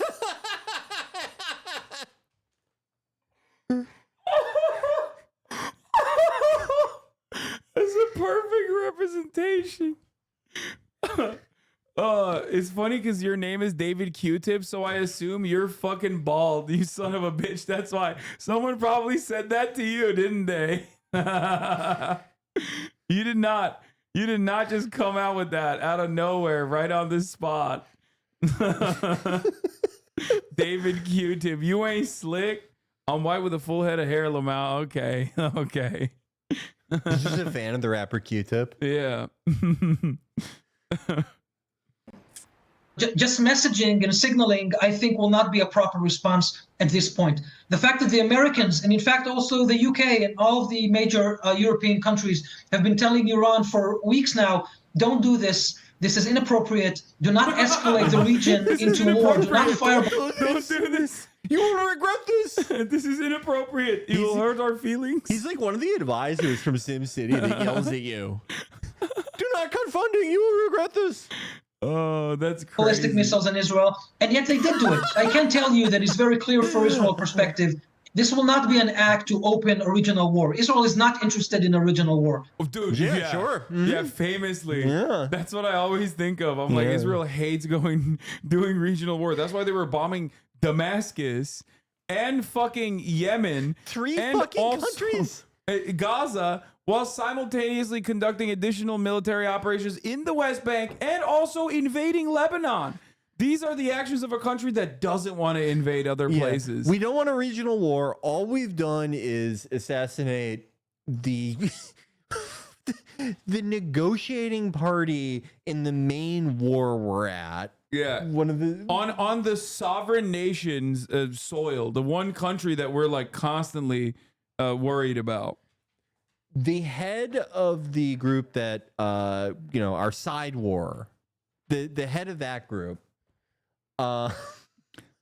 we've hit Yemen multiple fucking times this year, but we don't want a regional war. It's just, bro, once you open three fronts, like what's the difference between 4 or 5? You know what I mean? You know what? Like, just no one would expect it now. Attack Albania. Open a fourth front. Open it far away. Yeah. You can never have too much greater Israel. I agree. They should overtake Albania. Oh my God! You know what? You guys had some dealings with Argentina. What if you had the Falklands? Yeah. What if it was your territory? I think it would be anti-Semitic not to give the Falklands to Israel. 100%. Yeah. The UK would probably just give it up at this point. Yeah. Like if they asked. Oh, I did. Did you see this, by the way? Christian Amanpour had like a Lebanese Lebanese foreign minister, Abdullah Abu Habib, and he said that the Hezbollah leader agreed to a ceasefire right before Israel killed him. I don't know if Are you saying Hassan had agreed to a ceasefire? Maybe Just moments before he was have trouble believing that. assassinated? He agreed. Yes. We agreed completely. Lebanon agreed to ceasefire, but consulting with the Hezbollah. The speaker, Mr. Berry, consulted with Hezbollah, and we informed the Americans and the French that what happened. And they told us that Mr. Netanyahu also agreed on the statement that was issued by both. I don't know if I believe it, but I mean, they've would, done that. They would do that, Yes. absolutely. I just don't know. I've seen a lot of people, both who live in Lebanon and other nations in the area, strongly doubting this, though. Yeah.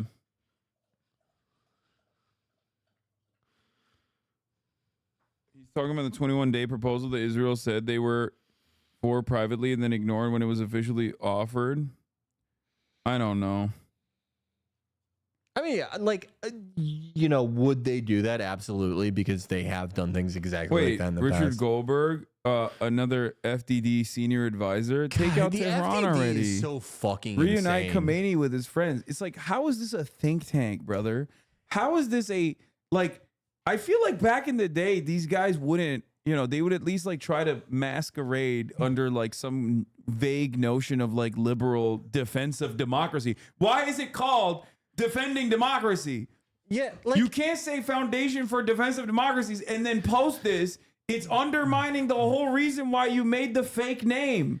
Well, it's like a vestigial organ for neocons. Yeah. The rationale for neoconservatism used to be, creating the optimal conditions for democracy to flourish in the world.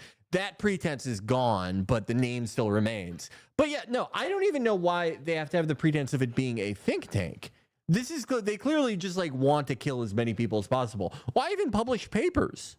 Yeah, just fucking keep posting this shit because the outcome is the same. Take out Tehran already. Oh, and then he got yelled at The regime in Tehran, in case is not obvious to everyone passing by due to pro-regime propagandists.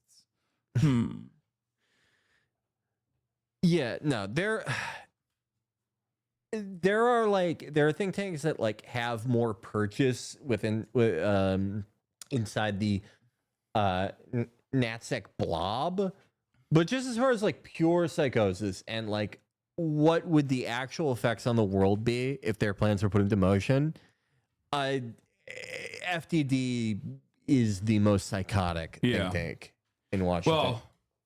Well, now their positions are almost universally adopted by the Democratic Party, so we have that to look forward for the upcoming election and many other elections after. It's so crazy too, because it is like it's such an outmoded like zombie ideology, neoconservatism. But if George W. Bush were president right now, well, first of all, I don't think things would have actually gone this far. Not that he was good on Israel, but there was at least like some. In actuality, he drew more consequential red lines than Biden did. He also he had the classic like, oh, we know better, we'll fix this mentality. Yeah. Even though it obviously was a demonstrable failure, like the elections and everything, there was at least an attempt of like trying to use like normal channels of diplomacy that inherently recognizes the humanity of the Palestinians and like some form of like government process for them, which Joe Biden has not even broached. Right. Like not even the only thing that Joe Biden says is just a vague gesturing towards a fucking two-state that he wants. He's like, oh, the Palestinians, they need a state sometimes, I think. Look alive. Yeah, like what I was going to say is like if John Bolton were president right now, how would our policy with regards to Israel, how would it look different? Yeah. It would not. It would not look different at all. It would be the exact same, 100%. Oh, the narrative is hating on Biden now, Rich? What would Biden have to do for people like this to realize that this policy has been a fucking disaster? What would have to happen? It's so funny because it's like electorally a disaster as well. Like if you're saying this, you're like pro Democratic Party, right? Yeah. You're blue on. You're blue MAGA. Like you love the Democratic Party. You think they can do no wrong. And what's really wild about being a Biden dead ender at this point is that you're looking at the current carcass in office actively cooking the Democratic Party's chances of winning this election. And you're still like, wow, can't believe you're calling that out. Is what I would say if I was some fucking radical Islamist in the pocket of Hezbollah. I'm riding in Biden. You guys know me and Ryan Ruth. We are the NATO voters. We're riding in Biden. He can't ride in Biden because he's in jail, but I will be riding it for him. So I agree with you. I would never hate Biden, chatter. That's right. Free my man Ryan Ruth. He did nothing wrong. The question is, what do you think is achievable? Is this a question of putting Iran back by 10 years or 20 years in terms of its ability to attack in the future? Is it this, rather horrible phrase, mowing the lawn in Iran, the same way as Israel is perceived to be doing with Hamas and with Hezbollah? Is it essentially the same purpose? This cannot be the same purpose. Iran is 2,000 kilometers away. Israel is, in fact, fighting for our lives after being attacked so brutally over and over again. Yeah, it can't be the same purpose. Yeah, which is why we openly said that we assassinated Hasan Nasrallah because he wouldn't decouple Hezbollah from Gaza, which quite literally is the purpose. They admit it. Like they admit it all the time. Yeah, that's the reason why they're doing it. That's the reason why Iran is doing it. Well, at least on paper. This doesn't mean that Israel needs to today start and open a regional war. I don't think this is what we should expect, but we should expect what Israel should expect from the international community to understand this and also to join this effort, because Iran is not just Israel's problem. Right, but in that case, what you seem to be talking about is fundamentally changing the dynamics of the Middle East. Isn't the fact that every time Israel has tried to do that, it has failed? I wouldn't say that Israel has tried over and over again to do this and has failed. In fact, I think that Israel has tried other means of reaching agreements and diplomatic resolutions to our conflicts, and these actually have failed. Can we talk about Gaza then for a moment? Because almost a year on, after October the 7th, more than 40,000 people killed in Gaza. Today, there are another 60 people dead, and Israel has still not defeated Hamas. I mean, where is the strategy there, and why is it going wrong? Hamas capabilities have been eroded. Many of the casualties in Gaza are, in fact, Hamas operatives bearing arms, Like, you know targeted. what he's going to say to everything. This is the fucking stock answers to everything. It's also boring. It's boring. Everybody says it on every outlet. Like, you've heard it a million times over. We've all seen this. We've all seen, if not literally this guy, someone like him, some fucking crying, bald Ukrainian guy who says that all of Israel's failures in the past were they were just too nice. They were going about things too peacefully.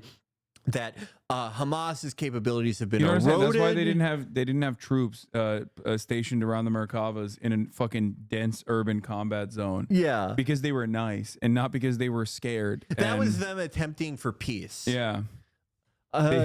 Which, you know what was not nice though?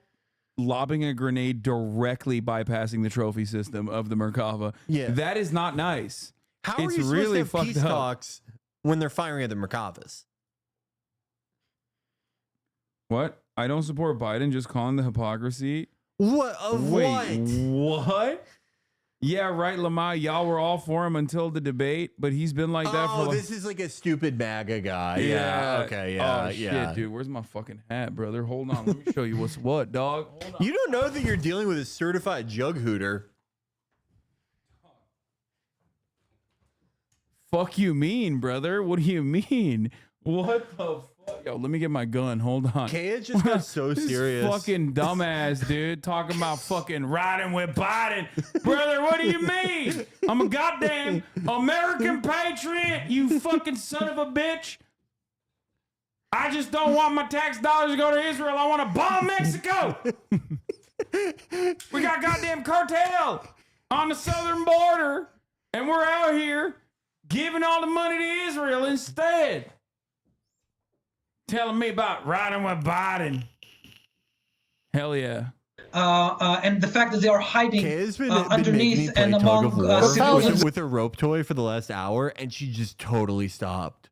Yeah, when I'm bored now. Becker came out. When the hat went on, she was like, "All right, silly time's over." Yeah, no, she's getting into. She's also doing method. She's getting into the. She's my hog dog. Yeah. All right, back at it. Yeah. It's very difficult. I'm not objecting that. What I'm saying is the fact that Hamas is fighting Israel from within those civilian communities and not putting them in shelter. Hamas won't allow their civilians to go underground and to take shelter. They would. What are you saying? What is who is this for? Who is this realistically for? Hamas won't put the civilians in the fucking tunnel system is crazy. I think he's just saying that to bait them so they can like flood the tunnels. Yeah. He's like, yeah, put them in the tunnels so we can flood them finally. The terror tunnels that we are bombing, you should put your toddler in there because they're safe. Yeah, that's definitely safe. The country that's deliberately bombing civilian areas because, because they can. They definitely won't bomb the terror tunnels, which they have been bombing. What is the utility of having this guy on TV? What are you as? I guess you're getting like objectivity. You're making it seem like you're giving everyone a voice, but just this same fucking crying bald guy that we always see from the Israeli side, who always just says this ridiculous shit. Yeah, I don't know who it's actually for out there. Rather fire rockets at the Israeli communities from within those civilian population. A year into Gaza, Bro, what purpose does going to the tunnel serve? You just said you're gonna kill them anyway. Like, what the fuck? You just said they're firing rockets from civilian areas. If you asked him about that, if you were like, what, why did you say that? Well, why did you say that? If you're just gonna bomb the tunnels, he would not be aware he said that a minute after the fact. Yeah, he has no idea what he's saying. He's just like pure like C-grade Hezbollah autopilot. They're just This is also part of the reason why they're so bad at propaganda, because they just like are so used to never being questioned at all. Yeah. So they're just like, what? What do you mean? What was the fucking one guy that like left the interview angry because they were like, are you saying that Israel has a right to have nukes because the Holocaust happened and they can nuke? I forgot who that was. Yeah. But yeah, like it's sort of analogous to their military. Just how like a military that has only done internal repression for, the last generation or so, they lose their ability, their combat ability is degraded in the face of actual resistance. 20, 30 years of zombie consensus in the West, where it is anti-Semitic to question these guys, has resulted in the dumbest fucking propagandists on earth, who now, in the face of resistance, in the face of any pushback at all, have crumbled and have assigned the blame to a Chinese spying operation. Yo, look. Tolerate you having nuclear weapons and not, say, Iran. First, again, we never admitted to have such weapons, but who are you fooling? Yeah, we have never admitted to having such weapons. maybe we don't. We have no nukes. Do not look up the Samson option. Jonathan Pollard just sent us recipes. He got in trouble. Very anti-Semitic. Comparison is, I must say, it's very insulting, and I tell you why. We suffered one Holocaust. We listened to our neighbors. Is it because of the Holocaust that you should be allowed to have nuclear weapons? You know what? This interview was finished now. This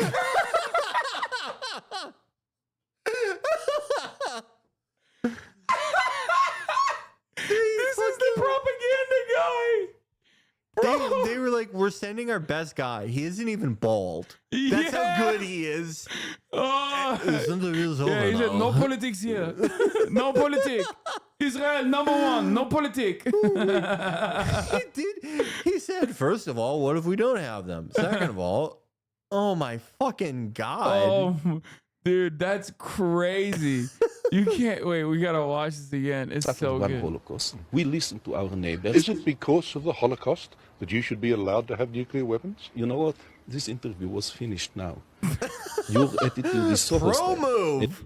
Your questions are so arrogant. I don't want to Is it the speak with you case anymore. that Oh my God.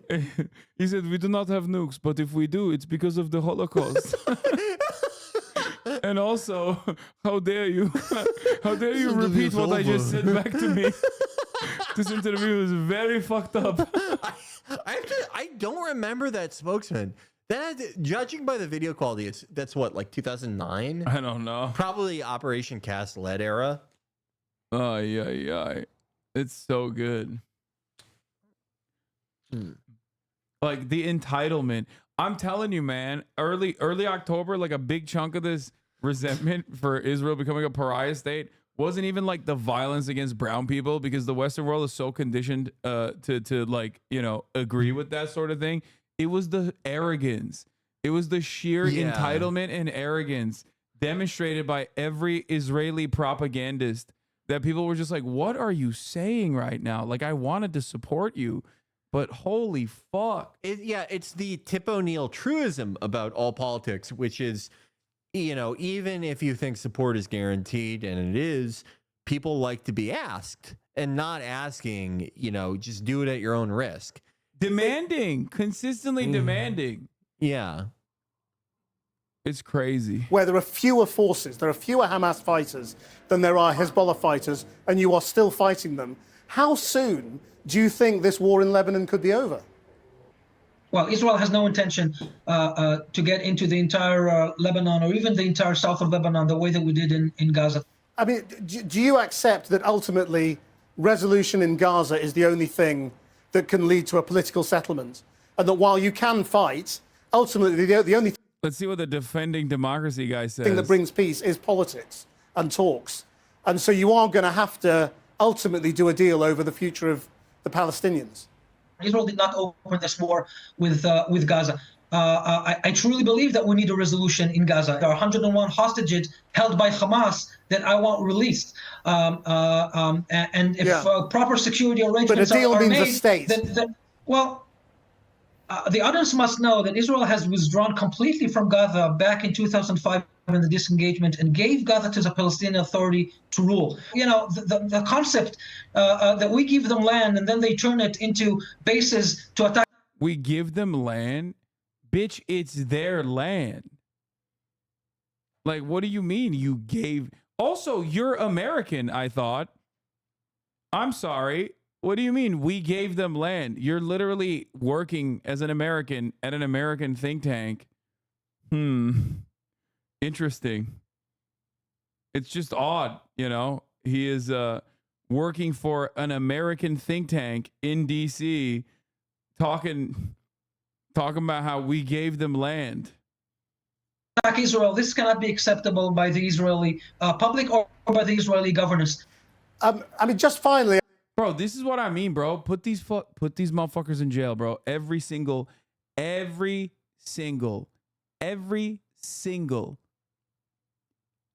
person that works for the defense of the Israeli government is in direct violation on U.S. soil, direct violation of FARA. Okay? Straight up. I mean, jail also for obviously funding and facilitating war crimes and shit, but like, it's crazy. Motherfucker said we. I mean, do you understand why people might be confused by the messaging coming out of Israel that says you do not want a regional war when you are currently fighting in Lebanon and Gaza and possibly Yemen and Syria? And now Iran is what is next promised. I mean, the fact is you are in a regional war.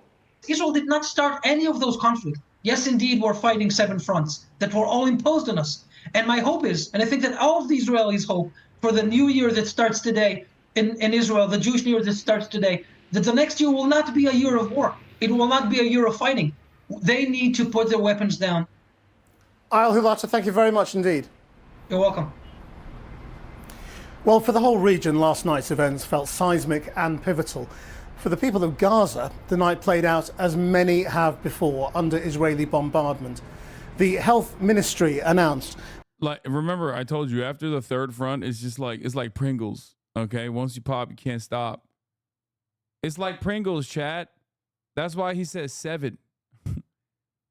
What's the difference? Like, he's like, we're going to war with Turkey. Those motherfuckers had it too good, okay, for too long. You feel me?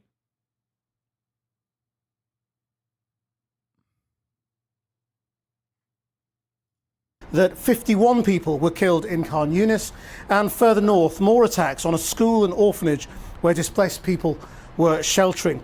This is a special report filmed overnight in 2 neighborhoods with 1 hospital in Gaza City by our colleagues in Gaza, and I should warn you, there are distressing images from the start. It's just past 1:30 a.m. Paramedics are on the move again through Gaza City. Another emergency, another Israeli strike, this time at an orphanage where dozens of displaced families had been sheltering. Bro, it's like a fucking meme, dude. Like, I don't know what to say. It's like comically evil, dude. Come on, an orphanage?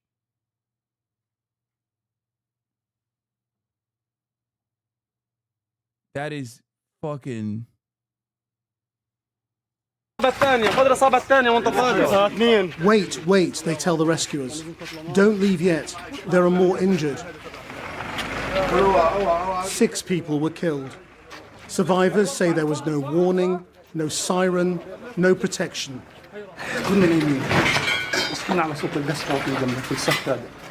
We started getting all the bodies out.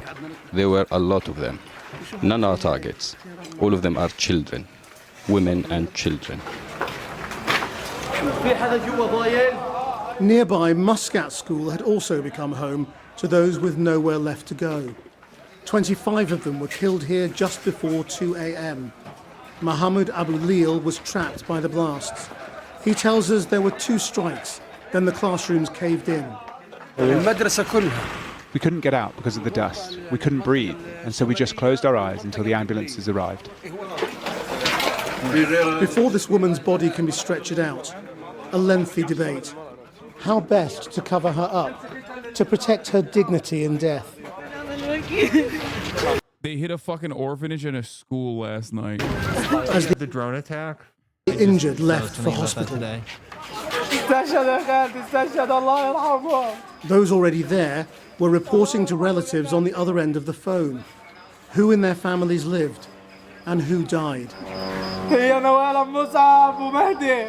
Nawal and Mahdi are dead. My sister Iman is fine. Mohammed is fine. Only 3 of us were killed, and we are at Al Ali Hospital. Inside, the Jundea family is in shock. We were sleeping. We did manage to get our children out from under the rubble. Her son, Hasan, is 6. Her youngest boy, Yusuf, just 5. Yusuf? He can't answer his uncle back or open his eyes. There are not enough beds for these children, not enough doctors to treat them. My hands are torn from digging for my children. I don't know where the rest of my children are. As Mohammed hovers over his 7-year-old girl, Dina, suddenly his son is brought in.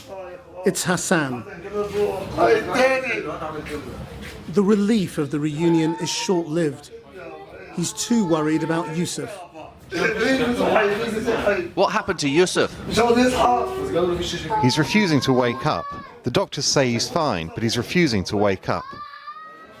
Yusuf is still unresponsive, but he does have a bed next door. Dina and Hasan had to give up theirs. Forced with their father into yet more limbo, tonight on the hard plastic seats of the waiting room.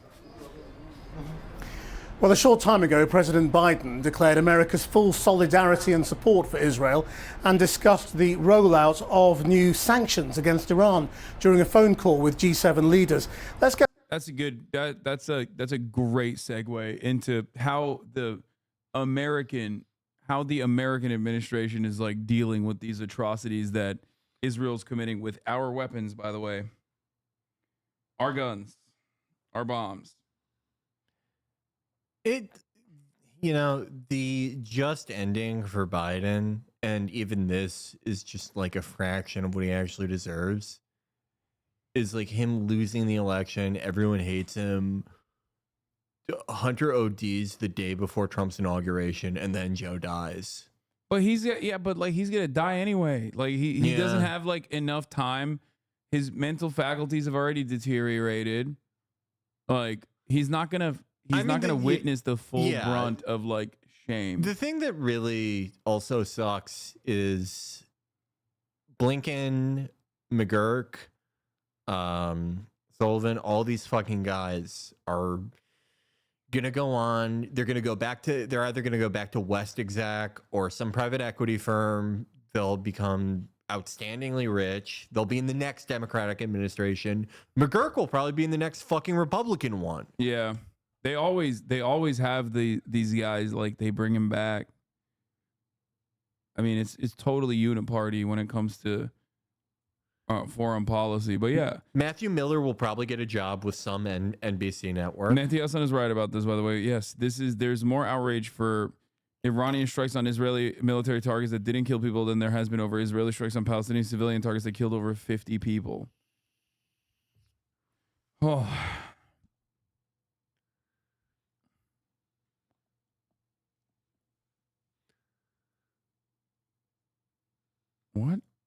Why did Hamas attack Israel on October 7th if they knew it would harm the chance for the Democrats to bring peace to the Middle East? Are they stupid? I think he's joking. Yeah, there's no, that's gotta be a joke.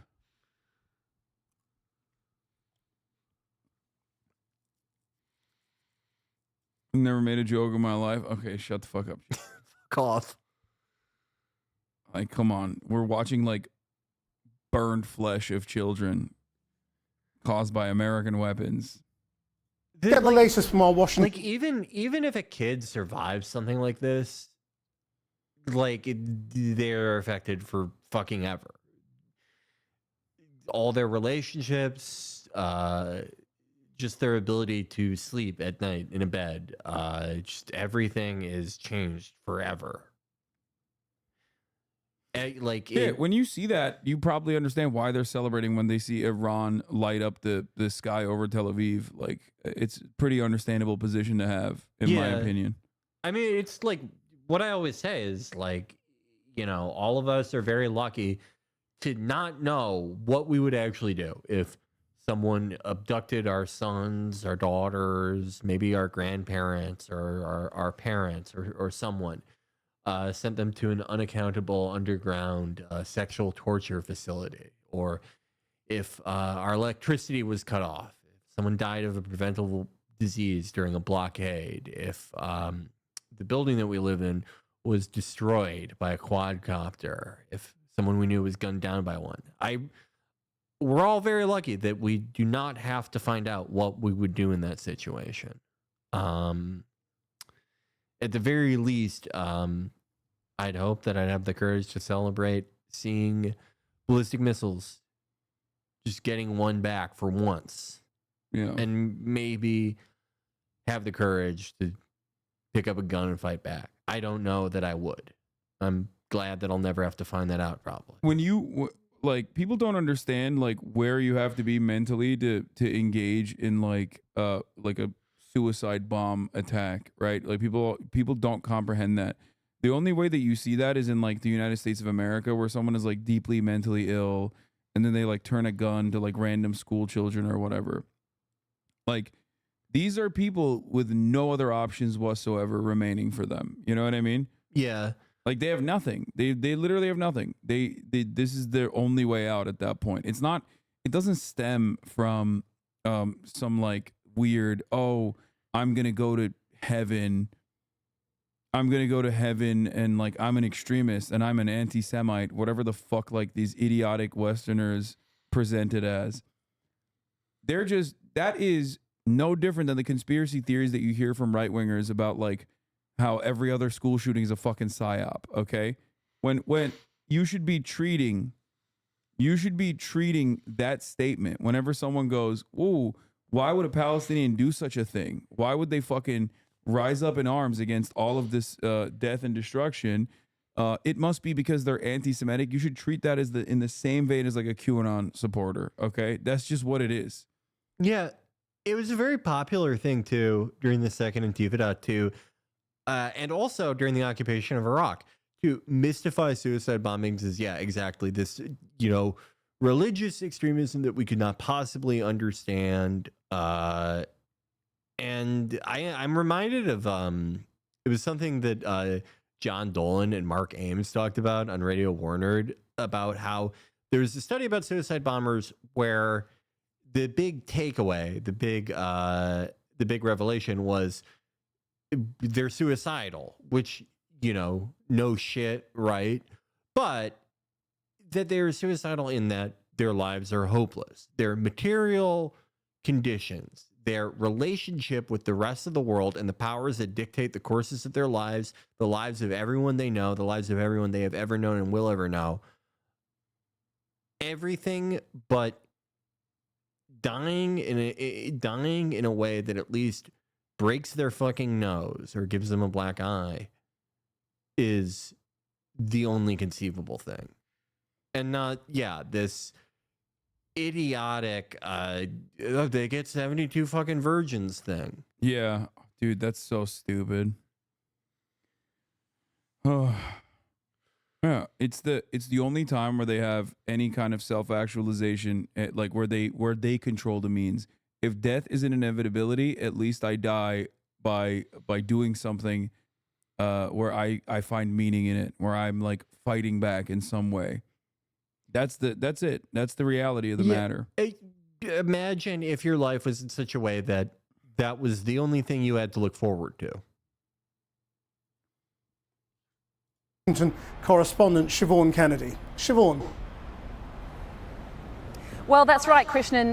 Joe Biden called that meeting of the G7 this morning, I think, really to rally support for Israel, and I quote, to unequivocally condemn, the White House said, Iran's unacceptable attack yesterday. Joe Biden then spoke on the tarmac to reporters a little bit after that call. He said that the G7 leaders had all agreed that Israel had the right to respond to Iran's missiles. There is no sense, I think, that the US or the G7 want to be part of that response, but they do want to agree among themselves how far they think Israel should go and communicate that, give their advice to Prime Minister Netanyahu if he will listen. At one point, Joe Biden was asked whether or not he would support Israeli strikes on Iranian nuclear facilities, and he said that he would not. Let's hear how President Biden put that earlier. Why even run this? What is the value of this? That means yes. He said there's a red line on every other fucking thing in the world. Nothing happened. Why even fucking report on this? No, that means he gave the okay. Yeah, if he says a specific thing, that means yes. That's the only way that I treat like Joe Biden pointers in the future. Like for future reference, if you want to know where Israel will go next, just see what Joe Biden said is a red line. Yeah, straight up. Like guarantee at this point. The answer is no, and I think there's things. We'll be discussing with the Israelis what they're going to do, but all 7 of us agree that they have a right to respond, but they should respond in proportion. Biden did say that. Oh, they all have a right. Israel has a right to respond. What about Iran? Did they have a right to respond when their territorial sovereignty was violated? No, they didn't. Yeah, no. The way I've seen this characterized is just like, well, like that it was the knockout game, basically. Yeah, they just did that randomly, out of nowhere, out of the blue. Well, they did that anti-Semitically. That the US was planning more sanctions against Iran. It's already the most sanctioned country by the United States, and that's on top of fresh sanctions this morning against the Houthis. That's the other thing. It's like these guys, like, oh no, Houthis won't be able to get the global trade that they benefit from. On Nasrallah, you can no longer issue commercial paper through Goldman Sachs. Like, damn, that's good luck crazy. getting on the App Store on Nasrallah. That's crazy. Like, what? Oh no, Iran, more sanctions. Like, what the fuck? Like, what is happening at this point? Like, you think they haven't like geared their economy towards this sort of thing? I mean, you can still hurt them more, I guess. And against settlers in the West Bank last night, Krishnan. And Iran has been speaking. That's my favorite, when they find like 3 of the 3 Kahanas that are just straight up like that have literally killed like Israeli citizens too, as well as like Palestinians, and they're like, you 3, you can no longer access your bank accounts. And then Israel's like, how dare you do this thing? Yeah. And then they'll be like, okay, my bad. You can use your bank accounts. I'm sorry. Yeah, it'll be the West Bank settlers that the Israeli government finds more annoying than useful, and even then, just on principle, they won't accept it. Yeah, they'll be like, they did that, by the way. They were supposed to go after like one brigade, or they said that they were going to sanction settlers, and then they fucking turned around and were like, never mind, we're not going to do that. Actually, we lied. Yeah, the Security Council, what did it say? There are no red lines. Israel could nuke Lebanon. That would not be a red line. I'm not even kidding. I genuinely believe that there are no red lines. Yeah, no. None. Well, there was an emergency meeting called inside the UN this morning. The Iranian ambassador to the UN spoke there. He criticized the United States, as you might expect, and Israel, and said that Iran's response yesterday was both necessary and proportionate. Let's hear how he put it. Iran is fully prepared to take further defensive measures if necessary to protect its legitimate interests and defend its territorial integrity and sovereignty against any act of military aggressions and the illegal use of force. In this regard, Iran will have no hesitation. So Biden today is very much trying to present, I think, a united front. Remember, he was only calling for a ceasefire 2 days ago. There is none of that talk now, just ironclad support for Israel. Islamic fundamentalism existed even before the U.S. did, and attacks the sack of Baltimore in 1950s and the Barbary pirates attacking ships in the Mediterranean Sea. The Barbary pirates? The Barbary pirates were backed by the Ottomans and enslaved people from Europe and Central Africa. When asked why they did it, they said because Allah allows them. It is why the U.S. went to war with them twice in the 1800s. This is a 71-year-old man.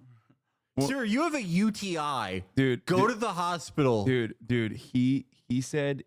The Barbary pirates. He said Islamic fundamentalism existed in the Ottoman era without, like, looking at European colonialism in the same era, which was unironically infinitely worse. Like, he's currently describing Ottoman enslavement at a time when chattel slavery existed, okay, in the United States of America, okay? What are you talking about, dude? I haven't seen someone bring up the Barbary pirates since the Bush administration. That's awesome. This guy is. He must have gotten it. He definitely got this one talking point specifically from, like, I don't know, some fucking Reddit atheist or something. I don't know. This seems like a conservative unk. Yeah. This is a very unk talking point. Imagine when this guy learns about the Spanish Inquisition. Yeah, just wait till he finds that out, dude.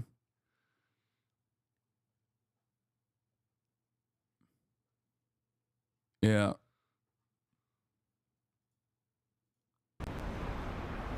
Thanks, Siobhan. Well, at the Security Council then, ambassadors for Iran and Israel accusing each other of representing terrorist states and threatening to launch further military action. Iran's missile attack against Israel is being seen as an attempt to consolidate its support in the Middle East, while its supreme leader said Western countries should get out of the region. Our international editor, Lindsay Hilson, has this. The Revolutionary Guard Commander-in-Chief used somewhat retro technology to issue the command to fire, and then they prayed. I saw the photos. They looked very happy. Did you see the photos of them watching? They were having a great time. They were. So started Operation Truth Promise 2, as shown on Iranian TV. If only Israel didn't exist, said the Supreme Leader this morning. If they remove their evil from this region... Hasan about to get canceled on Twitter again for what? Like watching Channel 4? What the fuck? You can't be like, oh, he's watching terrorism propaganda. It's Channel 4. I mean, technically, it's the British government, so they are arch terrorists. So you're not wrong about that, both historically and even in contemporary society. They try to do their very best. But, like, come on. Without a doubt, these conflicts, these wars, these clashes will disappear completely. The countries of the region can manage themselves, manage their region, live together in peace, health and well-being. Oh, you're so bad. Hey, regime supporters were brought out to celebrate the attack on Israel. But it's not clear that Iran has the military strength to resist Israel's superior air power. They're waving pictures of the Hezbollah leader killed by Israel last week. But the question now is whether Iran's nuclear facilities, buried deep underground, can withstand Israeli attack. The major nuclear sites Israel might target are at look at all those strike targets. Iraq, Fordo, Natanz, Isfahan and Bushehr, and subsidiary sites which are scattered across the country. But obviously, Israel can cause serious damage, can degrade their command and control systems. Non-Iranian. Yay! No, this guy's awesome. He was cooking. Can degrade their communication systems, And that in itself will have a severe impact also, because I do think that Israeli air power can act with a degree of control of the air or potentially air superiority over Iran for a particular period of time. And so they can take out targets as they see fit. Supporters of Iranian-backed militia were on the streets of Baghdad last night. The Iraqi militia are part of Iran's axis of resistance. But Israel is putting all Axis members under pressure. Last week, they attacked the Yemeni port of Hodeidah, from where the Houthis have been firing at Western shipping and into Israel. And today, a target was hit, presumably by Israel, in the Syrian capital, Damascus. I meant the explosion. Until now, Iran could get Hezbollah to fire across the border into Israel, potentially deterring Israeli attack on the Islamic Republic itself. But now Israel has killed its leaders. Hezbollah is in disarray. Are we supposed to be happy? Iran uses military parades to show off its arsenal. But its effectiveness is now open to question. Some in Israel and the US see this as a moment of opportunity. That's awesome. I mean, I hate that. I hate that so much. Don't do goatsy with the American flag. Yeah, How dare you? Goatsy was invented by an American. Get out of here. If they march over an Israeli and American flag, I'm going to be very disappointed. Yeah. No way. You don't even have a CDL license. Get out of that truck. When they might topple the Iranian regime. But remaking the Middle East is a dangerous business, as America found out in Iraq. And Iranians who long for change might not see this as the way to bring it. Even those who oppose the regime, even those who are not supportive of the line of the establishment, not necessarily see a war as a solution. And in fact, many would fear a war as a further destabilization factor, and one that you wouldn't know the implication and developments of in the end. Last night, Iranians queued to fill up their cars with petrol. Some stocked up with food. They are in the eye of a storm, where all they can do is hunker down and hope it passes. Well, joining me now from Washington is Ali Vaez, who is the Iran Project Director at the Wilson Center's International Crisis Group. Do you think Iran's Supreme Leader has miscalculated? Well, it's very hard to say because he didn't really have any good options in front of him. His choices were basically not to respond, which would diminish this Iranian alliance system to one that could be described by all for one. It's crazy that Nico Cata Avocado both lost all the weight and then became a crisis group think tank manager. What can't he do? Yeah, it's wild. Like, many people celebrated like his weight loss because, you know, everyone hates fat people, obviously, but nobody celebrated him becoming the guy. Well, yeah, he was getting a PhD in international studies the entire time. Yeah. And one for none, basically meaning that none of Iran's allies could count on it, or to respond and risk a potentially devastating Israeli retaliation. But I think because option A of demonstration... Something that no one ever talks about is how, like, Israel only backs down when they're forced to back down. If this is the only lesson you have taught to every country in the region, and you are relentlessly pummeling anyone and everyone in sight, like, what are people supposed to do? You literally killed the negotiator, dude. What? Like, there is no clearer indication that you are not interested in diplomacy at all than killing the principal negotiator. Twice. Yeah, and the only successful initiatives against Israel has always come when Israel Israel incurred too many penalties so that they could not maintain their offensive posture. It's just crazy. Like, yeah, of course they're gonna retaliate. What the fuck are they supposed to do? Israel literally does not stop. Demonstrating restraint was pursued over the past 2 months, and in the Iranian view, it only made Israel more aggressive.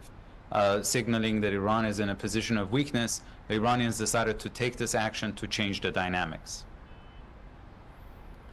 What do you make of those people who are saying the Iranian missile attack last night was about restoring Iran's deterrent so that Israel does not get drawn into a full-scale war? Look, I don't think the Iranians have any delusions that they can restore deterrence with Israel at this point.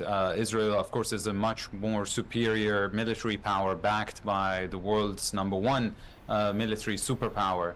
And therefore, there is no way that Iran can outmatch Israel in any way, including in its willingness to go up the escalation ladder.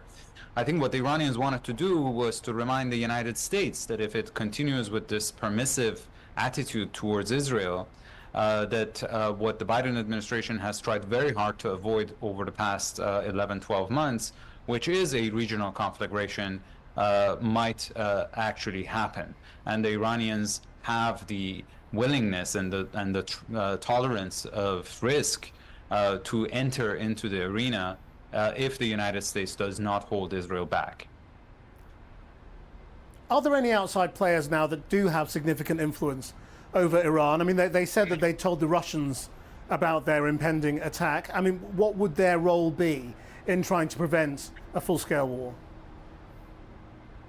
Look, the Russians have influence over Iran, but I think the Russians actually enjoy more instability in that part of the world that would drag the attention away from what's happening in Ukraine, especially that of the United States and the West. The Chinese are more worried because this is the area of the world they get 1/3 of their energy imports from. And the Chinese have influence over the Iranians, over the Saudis, the Emiratis, etc., but not necessarily over the Israelis.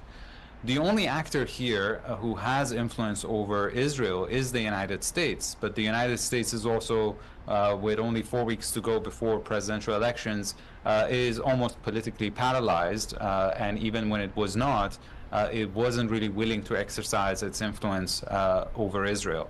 And so there is not a lot of hope that any outside actor could effectively stop this dynamic from ending in disaster. Ali Fayez, thank you very much indeed for joining us from Washington. All right, well, things seem to be going great. Felix, thank you so much for coming on. My pleasure, as always. I'm tired. I am too. Yeah. Is there anything you would like to promote? No Passaran came out. No Passaran.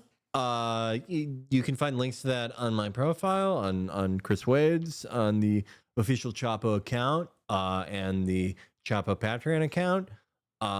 Look out for the conservative media series dropping probably before the election. But, as always, our Patreon, our Twitch, all of it. It's all fun. My pleasure. Back here, same time, same place tomorrow. Thank you, everybody, for watching today. And we'll see you tomorrow. Hopefully, Israel does not retaliate against Iran. We shall see. Bye, everybody. Sunny Los Angeles, California, says Hasan. The starlight to the starlight to the topic just begun. There he is again, Hasan is streaming. Hasan is streaming. There he is again. Hasan is streaming. Hasan is streaming. Reviewing the P.O. box, Uncle Uyghur's face. Sudden discord at your prop, great names take embrace. Tiny Bernie Sanders, LGBTQ Air Force. The whole left at your fingertips, Ane at your door. The H3 crowded up Network's online show. 3 full fucking years of this, plenty more to go. 90-day fiance talks of champagne bourgeoisie. A Trump rally live reaction on mass riot at DC.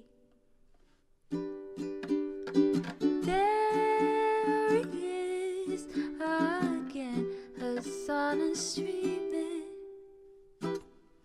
Hasan is streaming. There he is again, Hasan is streaming.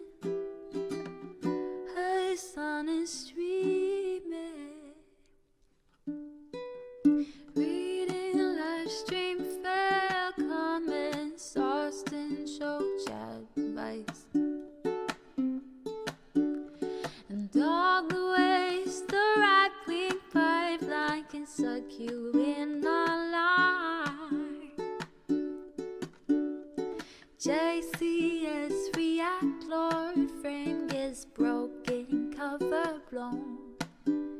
A full-blown mass pandemic, monster streaming at your home.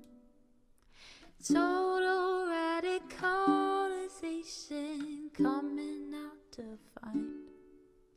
The system you were taught to trust in was broken the whole time.